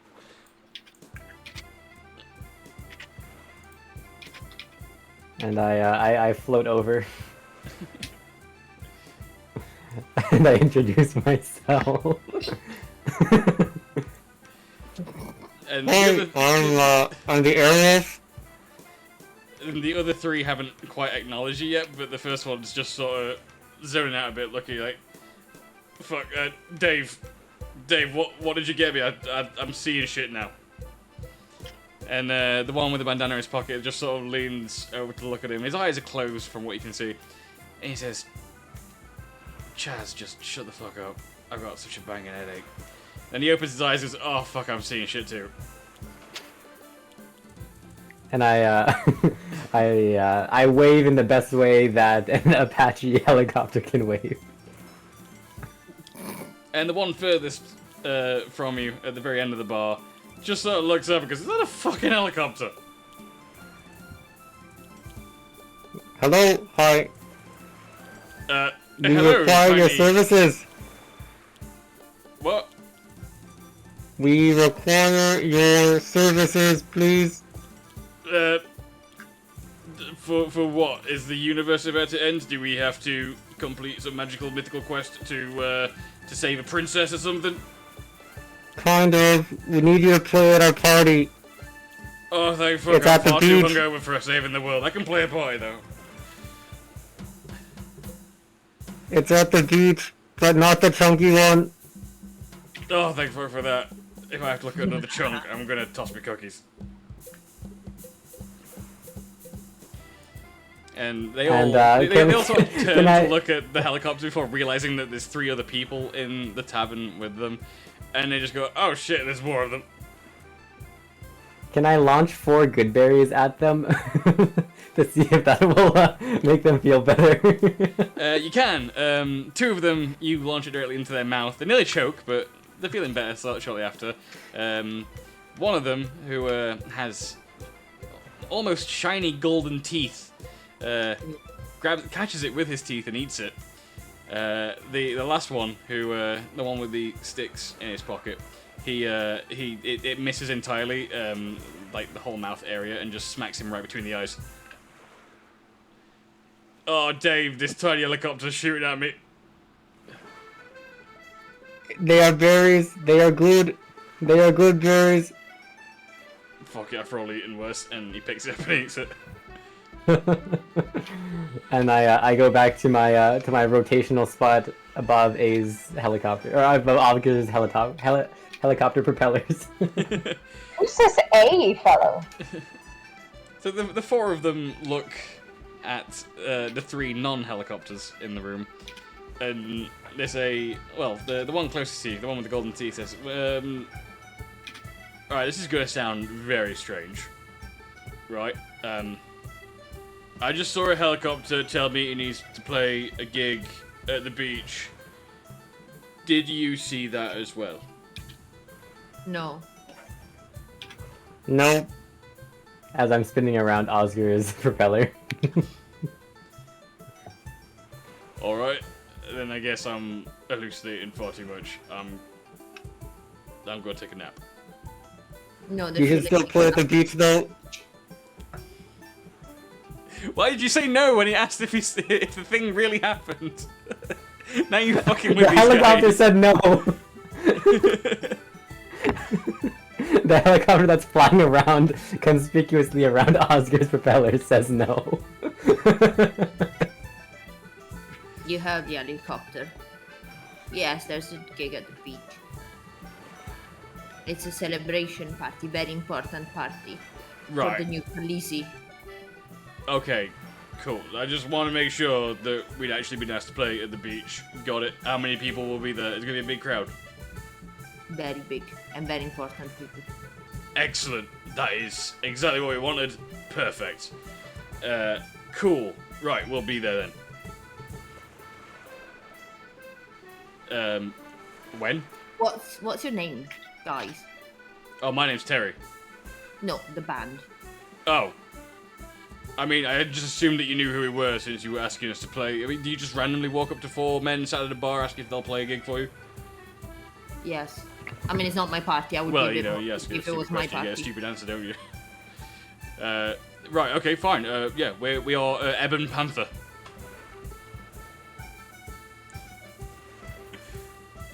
Yes! Yeah, good enough. You've won the audition to the party. I didn't even know we were auditioning. Shut up, Dave. Well,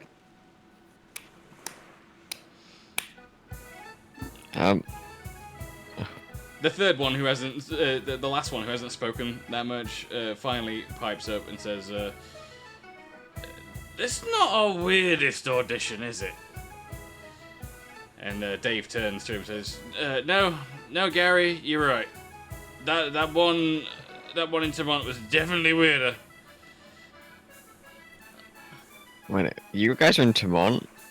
Yeah, at one point. like Whoa. this year festival. I don't remember. If I'm honest, we've been hitting the dream leaf, if you know what I mean. I'm not quite sure where we are now. You weak. I mean, we had 5 brick That's not a lot. each. That's not a lot. Anyway, there's gonna be a lot of Dreamleaf at the party.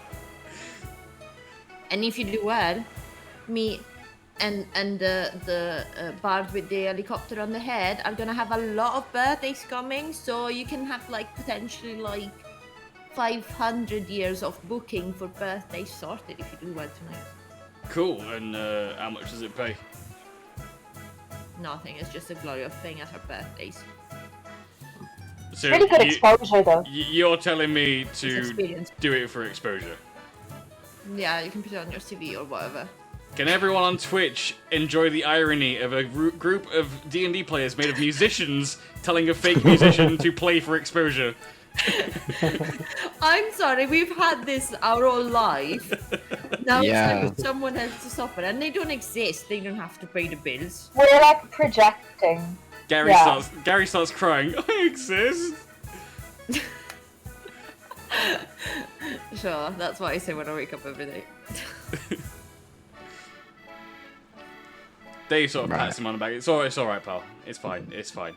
Drink more. We will pay you in food and booze. And Exposure. exposure, but you know, we might have some contacts with that super cool band, Grimdark. So you might get to open for them at some point. And they all nod. You get the feeling from the glassy-eyed stares and just the general pastiness that they're all still a bit out of it. Yep, sure. Beach gig. You bet. We'll be Dreamleaf. there. There's lots of Dreamleaf there for you guys. Awesome. Fantastic. Definitely. And while this is going on, we're going to swap over now to Caporius as he enters the palace. Okay, I am looking for 2 things. Okay. I wanna find myself a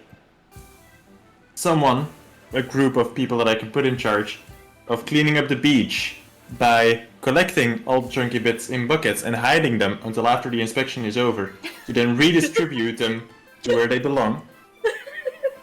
That's 1. And 2, I want to find that cheeky fucker Vim. Okay, so you gather a bunch of your closest, most reliable aides that you've managed to gather at least in the 5 days of taking over, and you give them explicit instructions to not dispose of, but to hide the chunks. for a short amount of time so that you don't have to pay the fines. And they get right on that. They understand their task. They too are fans of Chunk, and they will make sure that they are hidden away. Worship the Chunk. And they take pride in the Kerha public beach. And so they get right on that. An entire task force has dedicated all of their efforts to hiding the Chunk for now. God bless. Good people. And then shortly afterwards, you are able to find Vim as he wanders the halls of the palace, just sort of whistling along to a tune, and generally looks like he's taking it easy. Every time someone walks near him as you're trying to approach him, he makes himself look busy, but you know Vim too well to know that all he's kind of doing is dossing off and wandering around. And just as soon as you approach him, he turns and looks directly at you and says, You're not as quiet as you think you are. I wasn't trying to be. Vim, how have you been? And he gives you a big hug and says, Okay, I know I helped with the rebellion. I know I've been one of your closest friends. So why did you not warn me about how much work you were going to make me do once you became in charge? I thought the whole point of being in charge was we didn't have to do anything. You're right, I don't have to do anything. I've got you. And he sighs and smiles and says, Alright, I walked into that one. You really did. I do appreciate your help in getting things moving up again. And I will continue to appreciate your help when I will eventually at some point have to move on. Not for a while though. How are you feeling? How's your leg? It's healing pretty well. Doctors saying that I'll be back to skulking around in the shadows in no time. Although they keep mentioning that Shareed person and wanting a second opinion, although he scares me if I'm honest. Yeah, you might not want to see him now. Doesn't Did I tell even you matter. that they stuffed me in a barrel? Did they tell you that they did that? You did what? Yeah. Oh yeah, you asked that Shareed and that Gershaw. That's the names, right? They were behind it. Chained me up, stuffed me in a barrel. Why would they stuff you in a barrel? Apparently, I was being uncooperative. Did you not run out of oxygen? Why would they? Oh, he turned me into a gas first. I don't know how. Well, that's the least surprising part of all this, actually, yeah. That's... So, when the doctors say they want to see Shareed, I say no. I'm not sure how he impressed them, but no one will take me seriously when I tell them that he's a madman. I reckon just let it die out, like... They'll be moving on eventually. The hype will die down, I'm sure. Right? I certainly hope so. Okay. Anyway, old friend, what have you got for me today? I'm assuming Well- you've come to give me work as opposed to let me continue to skive. Actually, not quite. I've actually got some good news for you today. We're throwing a little party at the beach. Well, quite a big party, I suppose. Well, you'd be fine with it. The nice beach, as you call it. To be fair, I like them both. Good man. But you should come by. You should come by. There'll be food and drink, fireworks, the whole shebang. Well, you'd have to try and keep me away from the sounds of that. However, I do believe you have something of mine. And he grins and says, honestly, I'm surprised it took you 5 days to come and ask me about it. And he puts his hand in his inner pocket and pulls out the signet ring and places it in your palm and says, if I'd known you were gonna end up being kidnapped, I'm maybe wouldn't have stolen it off of you in the first place. I see. Power of hindsight, eh? And I put the ring on. murdering. Okay, well, thank you for keeping it safe, shall we say. Yes, Let's, that's exactly what I was doing. It was safe with me. As all things are, I'm sure. Well, I'll be making my way back to the beach. I hope to see you there. Good friends. I'll hobble along as soon as I get the chance. Excellent. And then You I know this to make my mean way as back. soon as you're away, he's gonna skype off and head to the beach. I'm sure. I'm gonna keep an eye out for this face up on the way to the beach. Without looking too much, but just if I run into it, keep an eye out. You begin to head back to the beach. I'm assuming the other 4 of you as well are leaving the tavern, heading towards the beach. Yep. Yeah. Alright, so Caporius sort of power walks, going a bit faster than the rest of you, and eventually manages to catch up to the lot of you before you get back to the beach. And as the 5 of you sort of round the harbour and spot the beach, there's a few more people there than when you left. A lot of them very familiar to you. As you were looking, you spot Jordan and Solgra, who have already returned, and Syl, and her warriors. But before you have a chance to really focus and look at any of the others, your attention is immediately distracted with a as Hyunk spots you in the distance and spreads his wings in greeting and honks. And I look over and go. Please don't make me honk in response or I'll be terrified of my honk.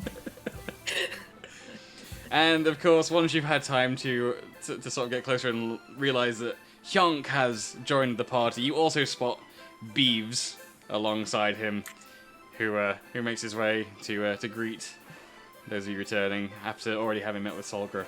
And looking across the assembled people that have joined in, you also spot tinkering away in the corner of all the stuff that you got laid out, making excellent use of Shreed's top that he left out, but with none of the stuff, is a small goblin girl as she hammers away at some small metal box that you can't quite grasp, and she turns, grease already down her face inexplicably, and grins at you and gives you a thumbs up as she spots M and goes back to tinkering with things. That's the happiest I've seen her in like weeks, I say to Gersha. Cool. You. I'm not a girl. She is, and she's really. I also said that to Gersha.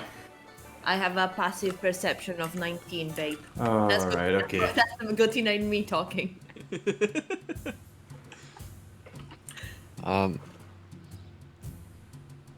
Cool. I'm gonna go head over to Hyunk. As you're heading over to Hyunk, a smell reaches you. A delightful aroma passes over, and it's only at this point that you realize a grill has been set up just off to a distance slightly. And as you approach Hyunk, you kind of just see behind him now this grill as you sort of lean around Hyonk's wingspan to see what's going on, to be met by the visage of Gol, chef extraordinaire, as he cooks meat de stick. A pile already being assembled to the side of the grill for distribution. As he also sort of like just raises a spatula in your direction and just says, "Alright." This feels like those moments in like Lost when people are on two sides of the island and then they get reunited and you're there, you're like crying and like, oh my god. This is just Like, pure so set much. fan service. Yeah. I'm here for it. Beach episode. I look over to Gershaw and I tell him, I think we're gonna die soon. Don't know why. Why? Because everybody's here. Everybody? Everybody. Not everybody. Who's missing? Almost everybody. Why are we gonna die? fated. It is fated. Yonk will kill him, I'm sure. Or the And person so- who beat Yonk. Gesture over to Solgra. We have Gabby, but we don't have Gobby. You do not have Gobby. Gobby is not here, unfortunately. But I've said to Gabby that I knew a goblin that maybe they could, you know. True, but it That appears was- that through whatever method of travel they've used to get here, it has been out of reach of Gobby, unfortunately. What about the guy from the bookstore? I mean, he's definitely... You got more chance of Bill Pye showing up. Please don't. Do I have Bill Pye? No, Oh my no. god. It ain't a party without Bill Pye. Did someone say chariot racing? No, no one said it. No, unfortunately, no Bill Pye. No one from Great Stumpleton is here. Only those that were last seen in Tomont have managed to make their way across. Is Vim on the beach? Vim has not arrived yet. You guys want to just go back to the beach. Okay. You do see there are a selection of workers who are putting together a lot of long tables and actually setting the tables now. Long, extravagant tablecloths and silverware and plates all being laid out.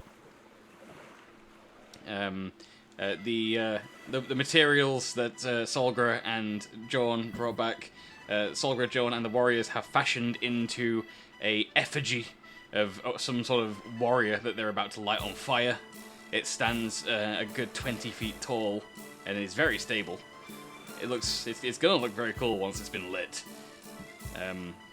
All your other beach stuff is laid out. Jorn's bottomless bag of beverages continues to supply beverages across the tables and across the beach for everyone, and even gives you the various reagents you need, water and alcohol and whatnot, to craft your own Dreamleaf-related beverages. So you can go ahead and begin making those. Should I roll for deception, as I'm technically underage and I've never made cocktails? No, you don't need to deceive anyone here. Okay. The I'll only just other make elf up that some- might have considered you to be underage here is Oscar, and Oscar's not that much older or different age from you anyway. How old is Oscar? I'm like 100. So like 25. Yeah. Okay. Yeah, only a few years older than you, I believe. I will. Yeah. While I Yeah, make the the cocktails, two of I you are just being have to, like- rebels. drinking illicit elven drinks on the beach. This is the stuff that raves are made of. Fuck yeah.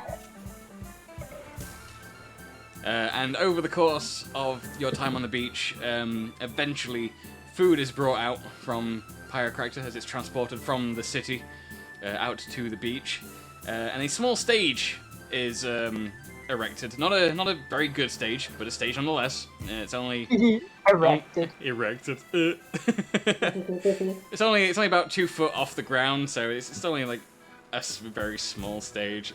Just enough level surface that isn't sand for them to put stuff on, and Ebon Panther begin to set up. They haven't started playing yet. They're too busy hanging out with Jorn and finding out all about the bottomless bag of beverages.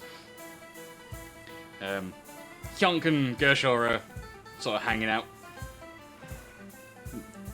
Beeves is sometimes there to translate, sometimes he's being distracted by another party member or someone else to have a bit of a chat, so there are moments where Gershaw and Hyonk are just kind of talking to each other with neither of them understanding what the other's saying.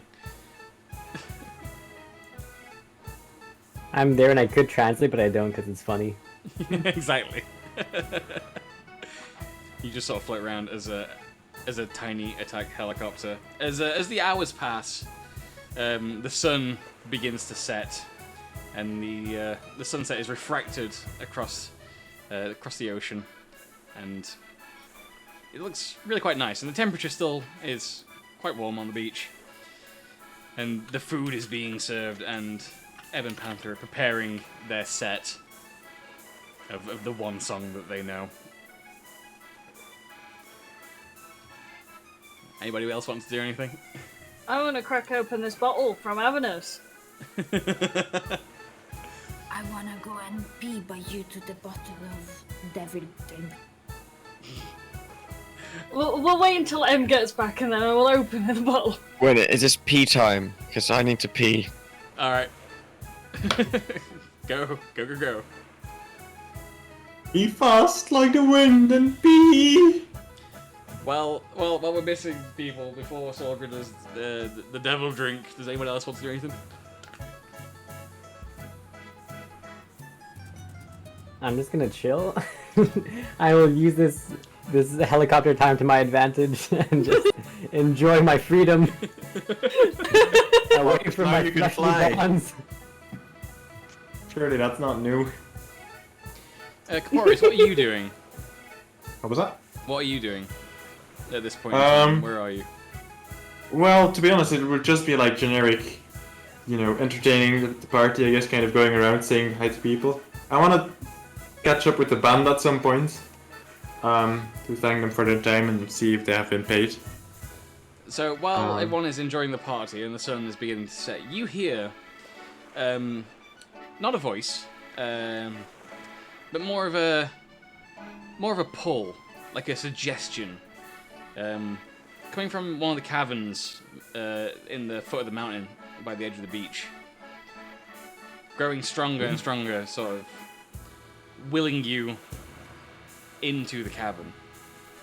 Cavern time. I'm actually I'm gonna go for that. Is it just Caporius or is it everybody? Just Caporius. So, Caporius, as you enter this cavern and just sort of look around, you hear the sounds of dripping as something that the ocean has made its way into here in the past, and it's damp on the inside, but it's a fairly wide cavern, and it's not too difficult to see what's going on there. It does wind a bit, and so you take a little bit of a walk. You're gone from the party for about 10 minutes or so, and as you enter the deepest recesses of this cavern, this feeling, this suggestion calling you, begins to just fade away and vanish, leaving you with a sort of sense of confusion. Huh. Well, that's no fun. Take a look around. See if there's anything of interest here. Unfortunately, you don't spot a lot of anything in here. You find a few gold coins just sort of piled up in the corner. It's like 5 gold. I'll snag it. Okay, as you snag it, you feel something against your leg. And you hear a kind of a skittering. I want to cast light and get some vision up in this place. As you cast light, you kind of hear a hiss, and the light casts a shadow, and something scurries quickly behind a rock.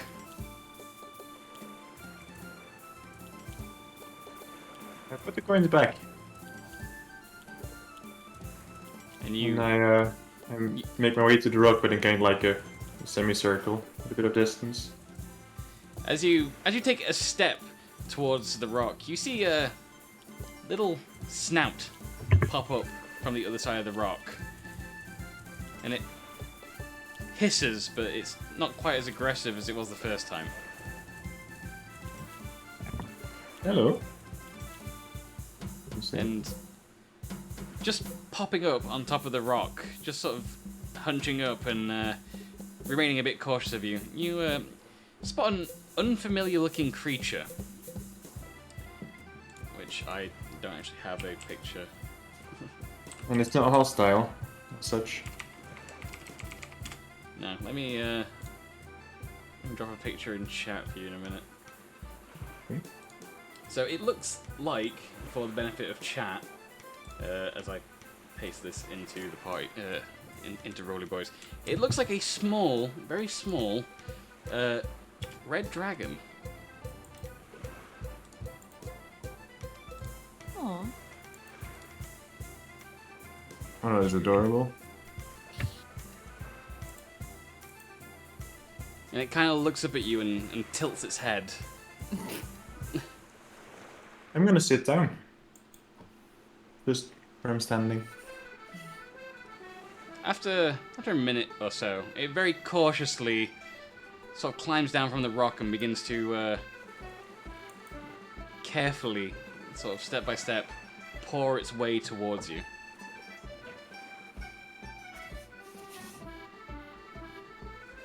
I'm gonna slowly extend the back of my hand. I'm gonna meet it in the middle. As you extend your hand, it sort of pulls back a little bit, cautiously, but doesn't move back. It just rears its head back a bit and looks at you apprehensively. So what's your name then? And after a while, it again keeps tilting its head at you, looking at you with some curiosity now. And after a moment, it steps forward a few more steps and begins to nuzzle its cheek up against the back of your hand. I'm gonna carefully go in for a pet, like kind of around its head. So you pet it. You pet it for a moment, and after about a minute of you petting it, quickly it sort of scurries up your leg, around your waist, and then sort of like positions itself sat along your shoulders as it drapes itself across your shoulders. Are you feeling comfy there? I'm gonna see if I have any food on me.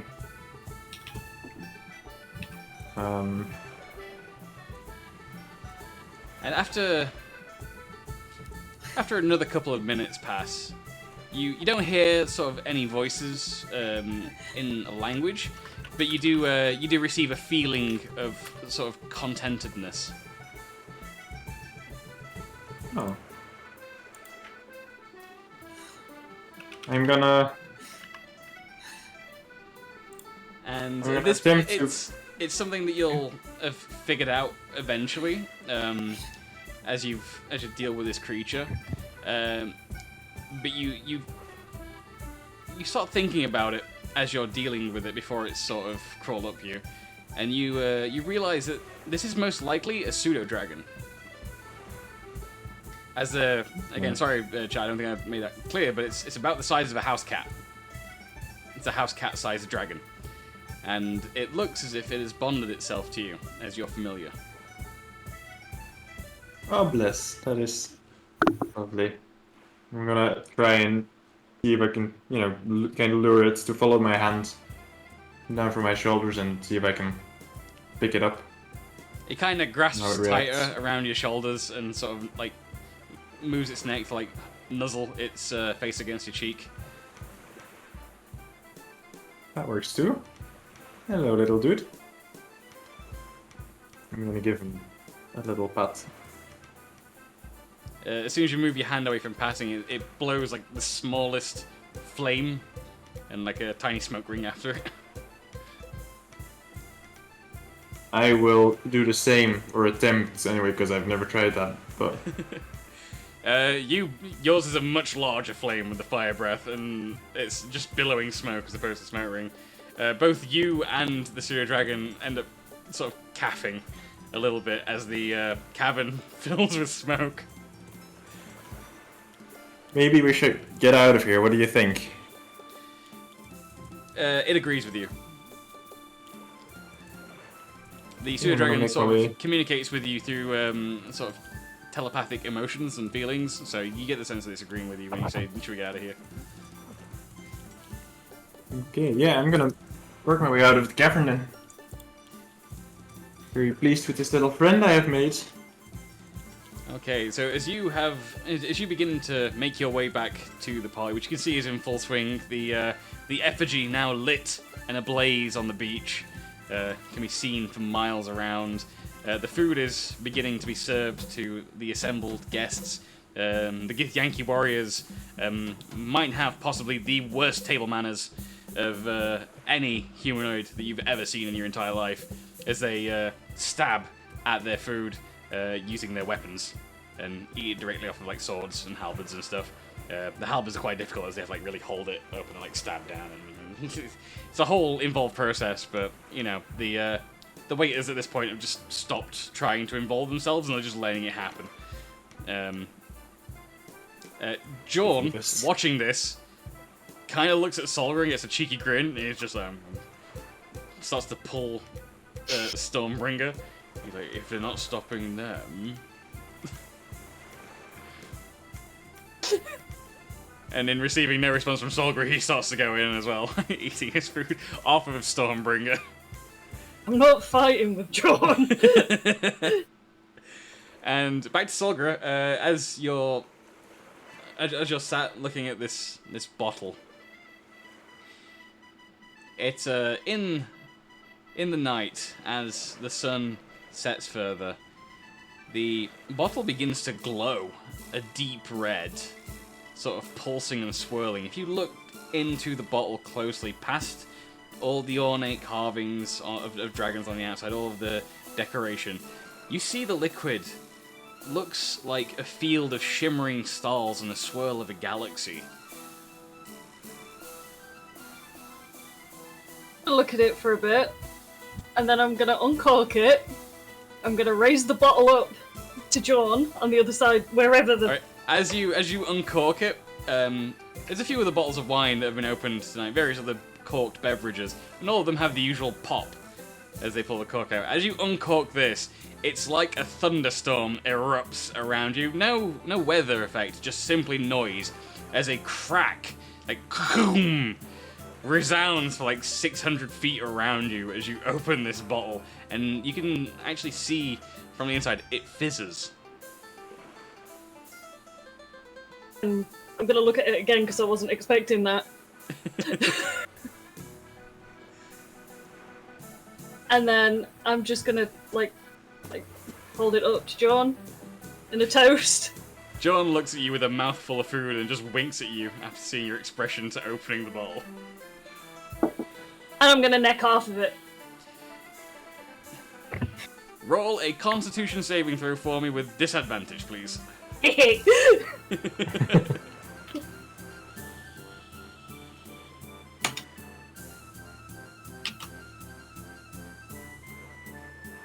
The lowest I got was 18.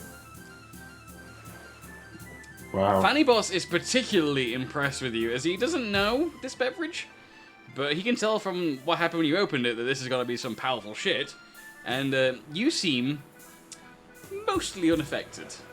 You seem a regular amount of drunk for the amount that you drank.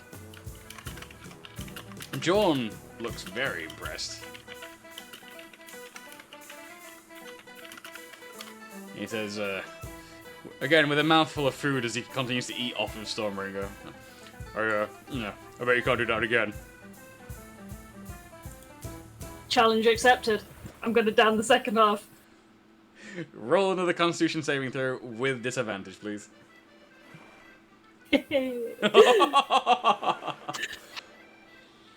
Oh, yes. Oh. Natural one. Double whammy. You face plant the table in front of you. It's like gravity just has it out for you. Just pulls your face down as hard as possible. Bang! Into the table. And you just sit there lifeless, motionless for about 10 seconds. In this space of this 10 seconds, your skin begins to change into a dark hue of red. And you sprout leathery wings from your back, and 2 horns begin to grow and protrude from your forehead. And your tusks grow even larger. And after another 15 seconds, you kind of sit bolt upright, eyes wide, and just sort of gasp like deep. And then you're sort of back in the room. The changes haven't gone anywhere, so you kind of look a bit like a devil at the minute. Cool. I'm gonna look at the bottle and be like, this shit's good! Told you. Fuck! John leans in and says, yeah, don't worry, no one told me my first time, but this whole the skin changing colour thing, it doesn't last. It should be gone in 3-4 days. What? Look at my hands. Ah! Yeah, it's fine. Like, don't worry about it. It doesn't last. It's not permanent.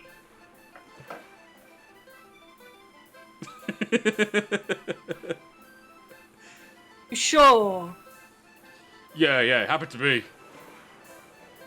Okay. I'll trust you on this one. Yeah, you really should. You got any more? And he grins, proud of you, and he reaches into the bottomless bag of beverages, and he pulls out a second bottle and says, "Put a few more," and slides it towards you.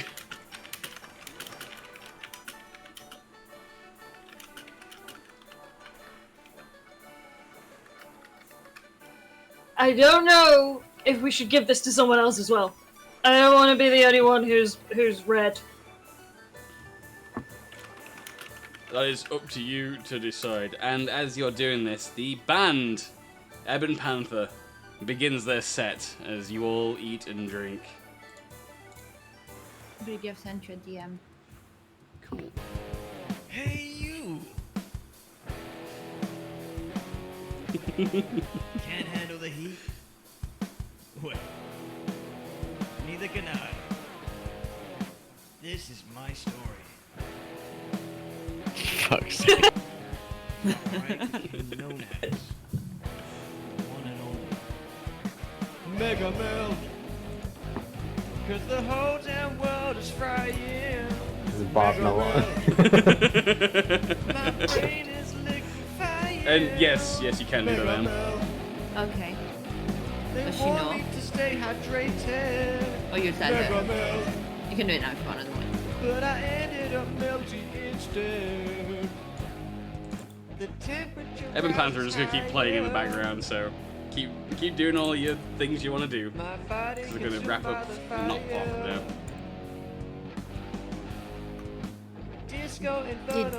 I spot the bottle of like Avernus, and I'm like, curious as to what happened with the Dreamleaf thing ages ago, and that was the last drinking challenge that Gersha has done. I sense a disturbance in the forest and start hovering around Grisha. And I go to Jorn and I ask him for a bottle.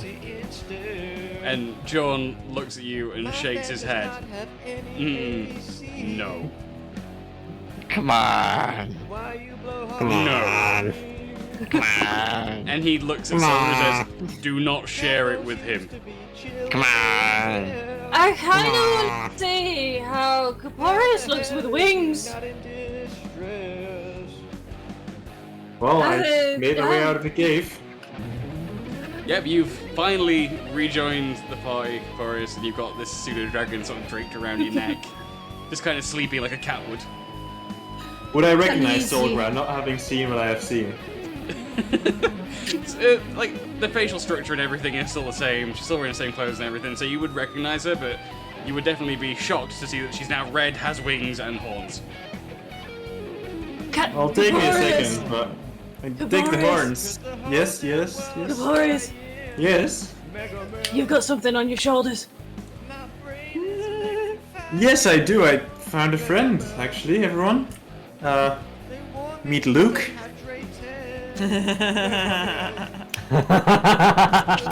Yes. The pseudo-dragon sort of raises his head and looks you in the face and just sort of mules a bit. Then he looks at the party and just like goes, "Yeah." And like a tiny bit of it's like- flame erupts from his mouth. It's like a tiny red dragon. Yeah, pretty much. Yeah. Found him in this Can I cave go? and he seems nice.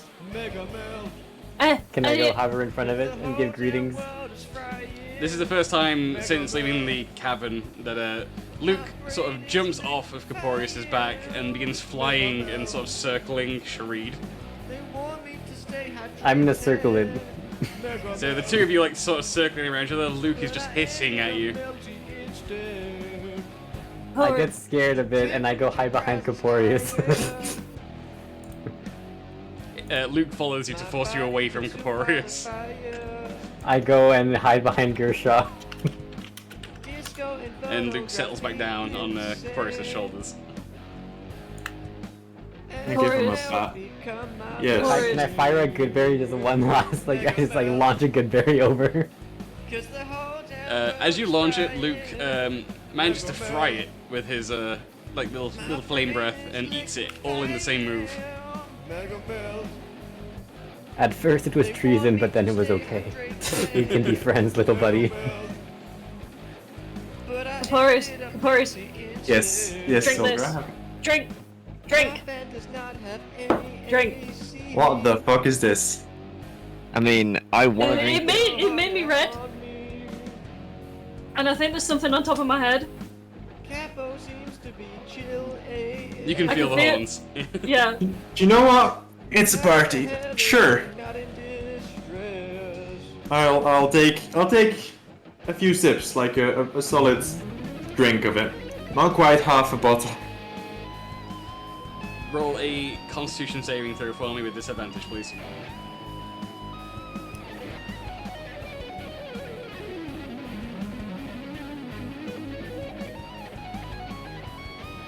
Natural one. And so, all in one swift motion, in the space of a few seconds, you drop like a sack of bricks to the ground in the sand. So luckily it's comfortable, completely lifeless, as Luke sort of like jumps off of your back when you go down and begins to sort of like circle you. As your scales turn a deep crimson, your horns become even larger, and you sprout a pair of huge leathery wings. And as you sort of sit bolt upright in the same reaction Solgra had, and sort of breathe deeply and gasp, at that exact same moment, none of you really were paying attention, sort of, I guess, off screen, to the other side where the band are. Those within earshot might have heard "It's time!" and a huge explosion erupts, and way too many fireworks all go off at the same time, filling the sky with glittering colors, making it almost like daytime with the sheer quantity, making Caporius' transformation seem even brighter and kind of terrifying as it all happens all in the same few seconds. That's gonna be a serious headache, isn't it? All that together. Puts the sunglasses up tighter. Maybe I've changed my mind. I want to do that to Caporius. Oh, okay. Oh, for fuck's sake. How do you do it? I want to look at Caporius and just go, hey! If you don't want the rest of the party to know, you can message him what happens. No, I'll just. Or you can. I can do it now. Yeah, you can say what happens. Yeah, if you want. Okay, so, Caporius, you're shit faced, right? Completely, and you're like some weird Am I? thing. I've only had one drink so far. Oh yeah, Yeah. you're Okay. the Avernus brew knocked you the fuck out and into drink zone. So you know when Cactus does this and disappears? He does what now? When he does this and disappears When does he do that? on stream, or what? Oh, right. Yeah. No, So right. you're there and you're confused and there are fireworks and stuff, and I think it's the best time to pull a prank. So I just walk in front of you, I snap my fingers, and with that, I gain my Feywild appearance, which is not the one that I have in the real world. So you're seeing some sort of like weird shit, and summer, so that's bright golden hair and skin, and I'm just some weird like wood thing from some mythological thing, and I just bow and say, Khaleesi. I snap my fingers and I'm back to normal. But you don't know that's what I look like. Does this all happen But at I the same saw time you. the fireworks went off? Yeah. Yeah, you. So Caporius I think saw you're all gonna that. be confused. Okay, I think at this point I'm gonna turn to the side and barf aggressively. That seems about to my cue. That's too much. John, watching this entire thing unfold and then watching Caporius barf, chuckles to himself and says, loud enough for everyone in earshot to hear him say, well, I guess this beach has got chunks as well now. And he laughs to himself way too much as he's drunk and then continues drinking and doesn't even look to see if anyone else is laughing with him. I'll walk back over to Jordan and ask why I'm not allowed to drink the thing. And he looks at you as he's still eating, at this point just with his hands, and drinking, and composes himself just enough to get a coherent sentence out, and says, that will kill you. Then goes back to eating.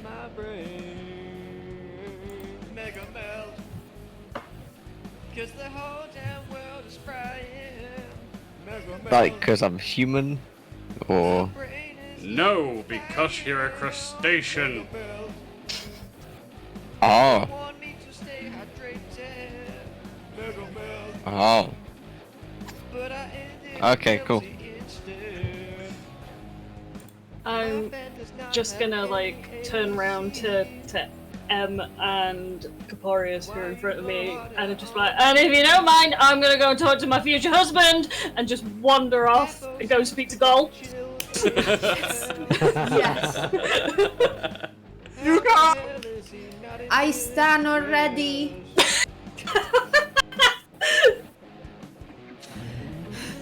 You don't hear from me for the rest of the night. Nothing's happened. I've just face planted into the fucking sand at some point. Like in between getting from us to God. Yeah. I like the idea. There is a moment. There is like a short, like 5 to 15 minute period where Solgrit and Gol actually are talking, and none of the rest of the party can hear what's going on or any of their chatter. And then you all look away, and at some point when you look again, Solgrit's just face down in the sand. Like it all like it was going so well, and every time you guys look back after that, it's like, oh, Solgrit's just like, like just passed out on the floor. He must have a hefty meat stick. Gold just looks really uncomfortable with Solgrit just face planted on in the sand. Is Vim at the party by now? Vim has joined, yeah. Can I talk to Vim? Yeah.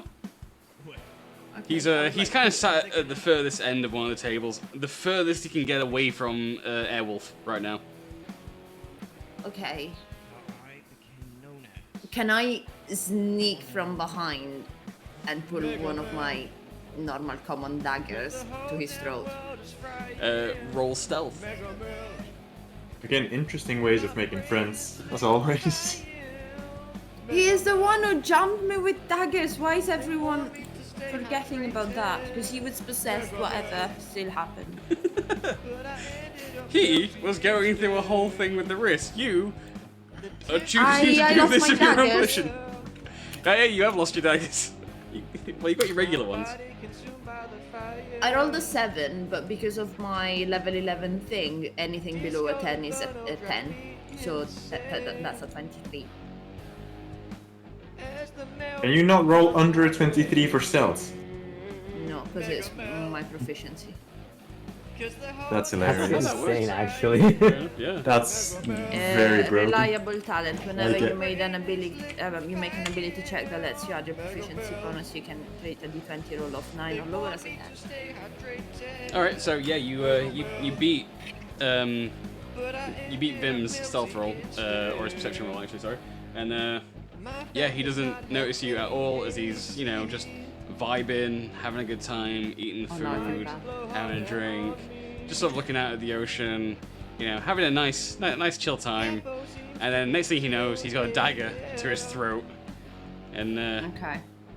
realizes that it's you. And the first words out of his mouth are, "What is it with you people?"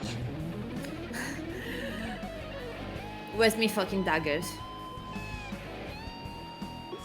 You're holding one to my throat. What? Not this one, the fancy ones. What the? Oh yeah, you did have those, didn't you?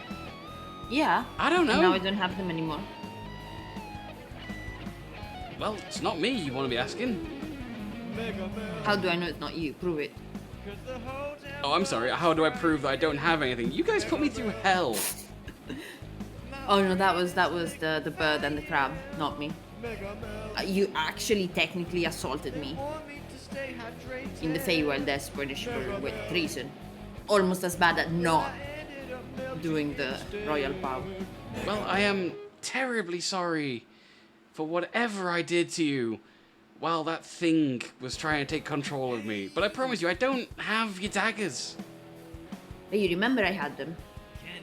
Yeah, you made a show of using them. They were all fancy, shiny things. Glass, right? Where were we? The last time you saw them?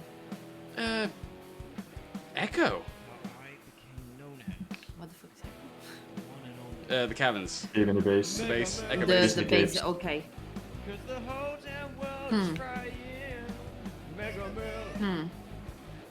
Okay. I thought you were angry because I stole your panties. You what? Remember when I stole the panties from your desk? That you were so proud of. Yeah, he didn't know that. He's not been able to get back to Echo Base to go find out what's in that desk now. Oh no, I put them back in his pocket at the tavern and I failed the stealth roll.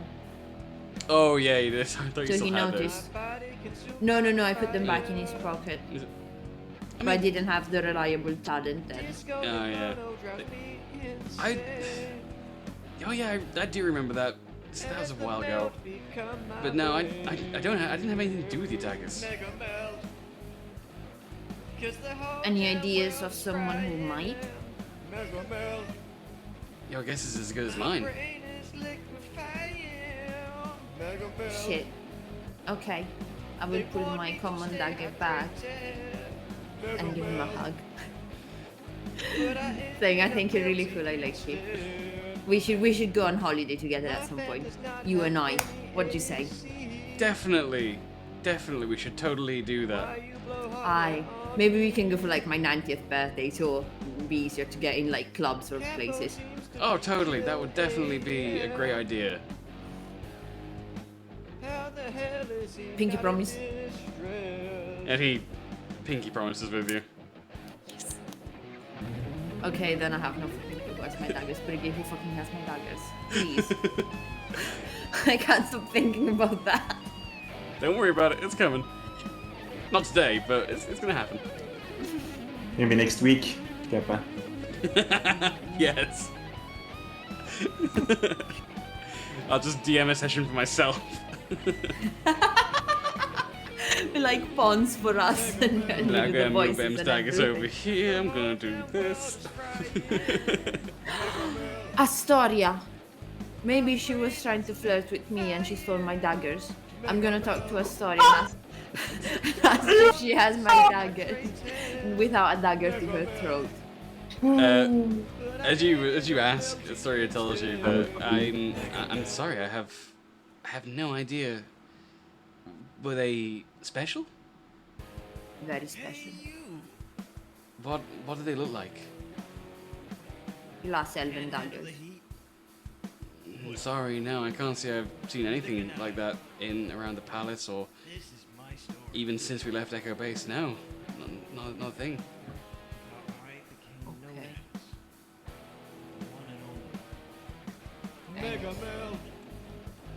And if you wanna make out at some point I'm around. Again, she looks confused and sort of like side eyes towards Caporius, who's over on the other side of the beach. What's wrong with her? Why she doesn't like me? She smiles at you, but you get the impression that was probably a bit forward for Astoria. She's not looking at me with pity though. No, just okay, at least that. Just confusion. Does anyone else have anything they want to do before we finish the session up? Before our grand finale. I kind of want to talk to Vim, but I don't think it's a good idea. I thought you were gonna say Astoria. I was like, mate. And so, As the band finishes up their set playing Mega Melt, Jan finally manages to fix several of the fuses to various fireworks and is preparing to time them to go off at the end of the current song. And as the party looks out across the waves, as the sun completely sets, as night falls on you, it's dark, you are all lit by the fire of this giant warrior effigy that's been constructed. From across the waves, you begin to see a shimmering light, a bright white light. It starts as just a small spark very far out to sea and begins to grow and grow, glittering like multiple embers or stars as it begins to form and take shape. Moving closer and faster, the outer edges of the light begin to coalesce into a whole, and the entire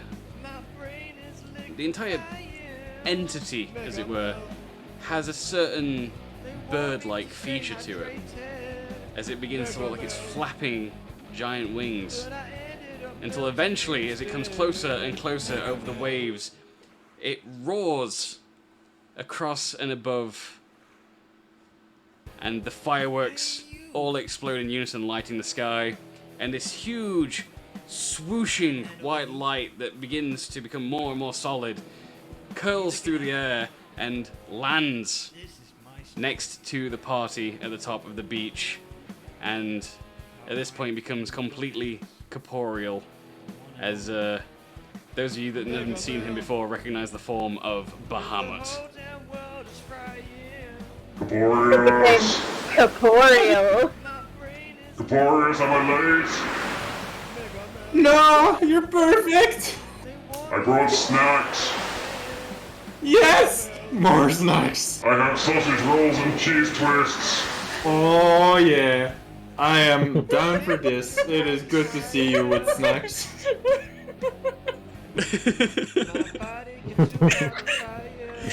Did you bring big sausage rolls or the tiny ones in the Oh, the big fancy ones, the big lattes? sausage rolls. He's even got some vegan ones, just in case, you know, not everyone eats meat. He drops a giant sack on the ground next to him, and embroidered across the sack is the word Grogs.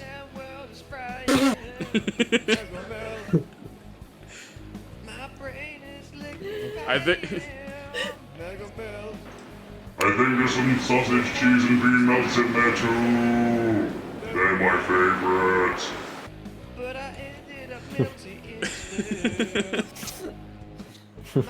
I just raise a glass at him. And with that, we are going to end not only episode 30, our special beach episode, but also officially ends chapter 2 of the Ebon Death. So when we return, we'll be moving into chapter 3 for some whole new stories and whole new adventures. That won't be next week though, as with party members being away on holiday in the real world, remember the real world, that actually exists, I will be taking an actual, I hope, deserved break, as I need a week off to plan how chapter 3 begins and get some things sorted out so we get some traction on that straight away. Ricky, Yes? in 30 weeks, we have taken off just once the time you weren't well. Yeah. In 30 weeks, in almost 8 months.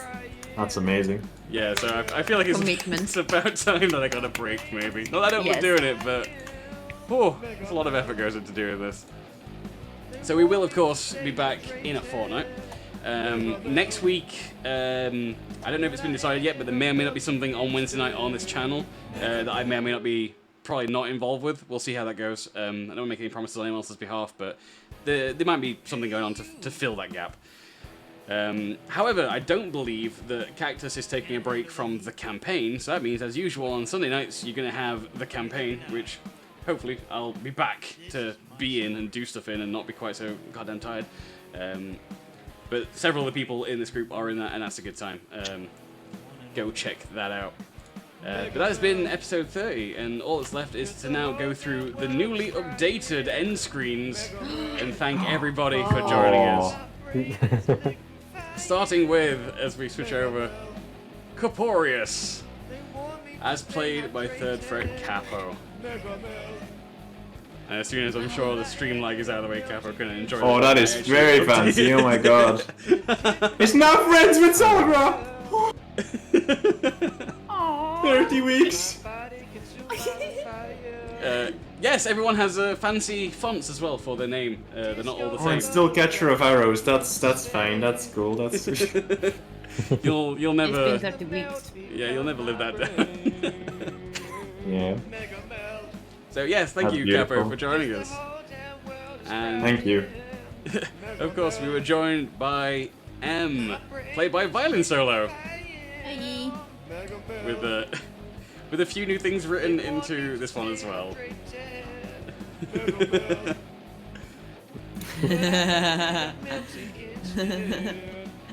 Nice. That's right. You've officially credited with authoring the play. Thank you. And apparently this week playing an attack helicopter, we are joined by Shareed, played by Cactus Room. How the hell is he not in distress? Sorry, I completely forgot to talk then, so I was just too busy looking at a larger version of the attack helicopter. Also, I hope you guys are appreciating your own custom fonts for your names, by the way, as the Shareed very one. cool. Oh yeah. Oh my god. Yeah, the Shareed one is because of the Shareed's penchant for raising the dead. Just to go back in case you missed them, Corporeus has this fancy one, and M has this fancy one, and then Oh, I dig that a lot. Shareed That's has cool. It almost looks like a Monster Energy drink. It's now that I'm looking at it. We won't get to see Fanny Boss because he's not here this week, so you'll all have to wait for the next actual episode with him in to see his little outro. But we were also joined by Oscar, the Bard, as played by AODHQ. Look how fancy that font is! Ooh, Oh my god. that's so cool. And hey, you are muted. That is stunning. I love that. And also composer of the Phallic Barbarian. Indeed. Thank you. And moving on, we have Solgra, as played by Shlee Fiddy, who you won't find streaming on Twitch. It's the only one. But they also updated Solgra, so now it says now it's got references to Corporeus in there as well. Which I quite like the font of Solgra. Oh bless. Aww. And last, but certainly not least, I'm sure he's excited for his own custom font. We are joined by Gershall, played by Guitar of CR. Wait a minute. So for that stream lag to kick in. What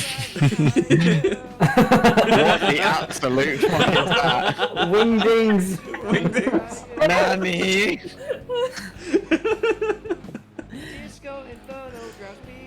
Oh my god. Also, please take note of the extras added to Gershall's profile. It's his birthday!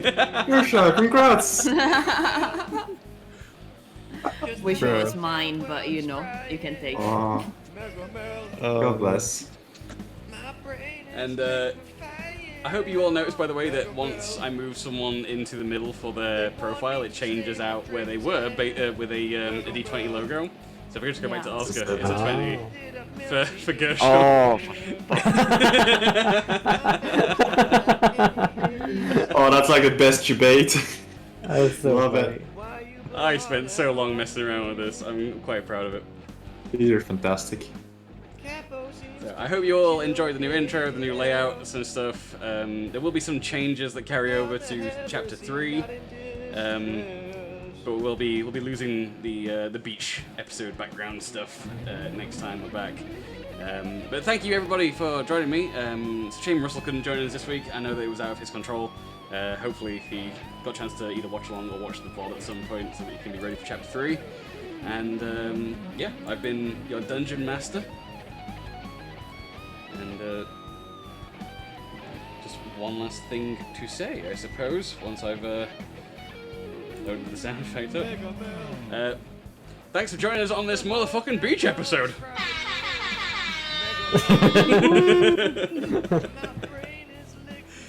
And we will see you next time.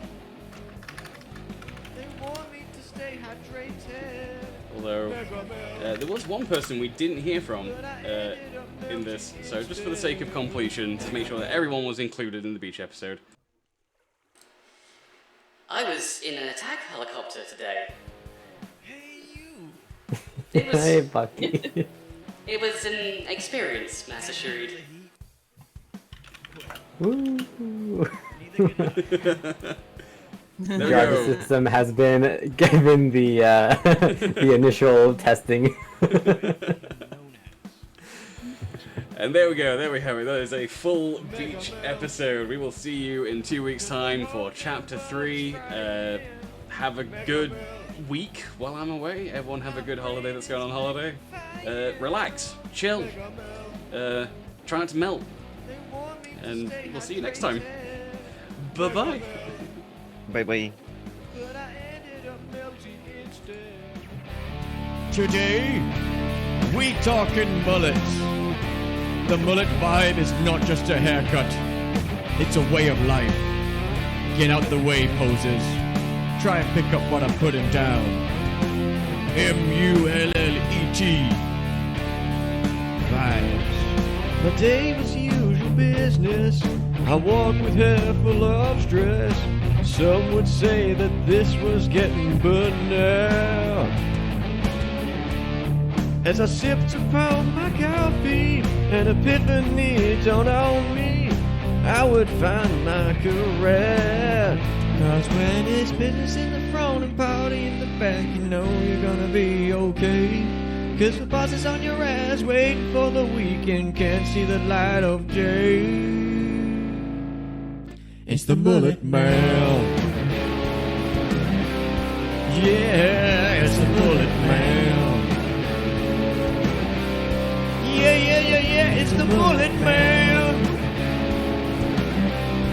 Whoa, it's the mullet man. Vibes. The mullet seemed to call me, so I took a trip to go see just what kind of man I could become. So I went into the barber, my words couldn't have hit harder, and then the deed was done. Cause when it's business in the front and party in the back, you know you're gonna be okay. Cause the boss is on your ass, waiting for the weekend, can't see the light of day. It's the mullet man. Yeah, it's the mullet man. Yeah, it's the mullet man. Whoa, it's the mullet man. Vibes. As the mullet changed me, I noticed my power growing exponentially. So I used this power for good, as I knew I should, but I still can't get a date.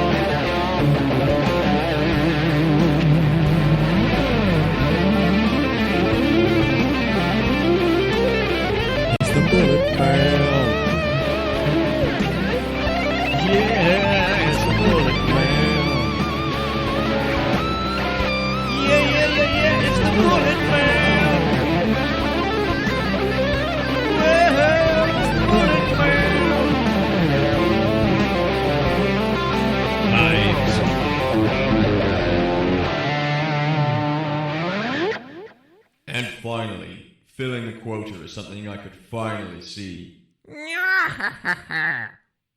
Wait, what do you mean, quota? Today, we pay homage to the streamer's salty snack of choice, and the capo who's brave enough to defend their honor. Sit back and listen for a while, friends. You're in for one hell of a salty surprise. Sometimes streaming requires a meal, but the chat won't let you enjoy your snack. Unrelenting in that mockery, you fire back with words of wisdom and attack. Shut up! Let me munch my nuts. Shut up! Let me munch my nuts. Shut up! Let me munch my nuts. Yeah! Sodium's getting high, and vitamin B12. You're getting nourishment from the nuts variety that you delve. You may think of dirty jokes, all your 69 tropes. But Capo continues lunch, he continues to munch. You didn't turn your back on them, although they're making your mouth dry. You'll never go hungry again until your death counts 60 high.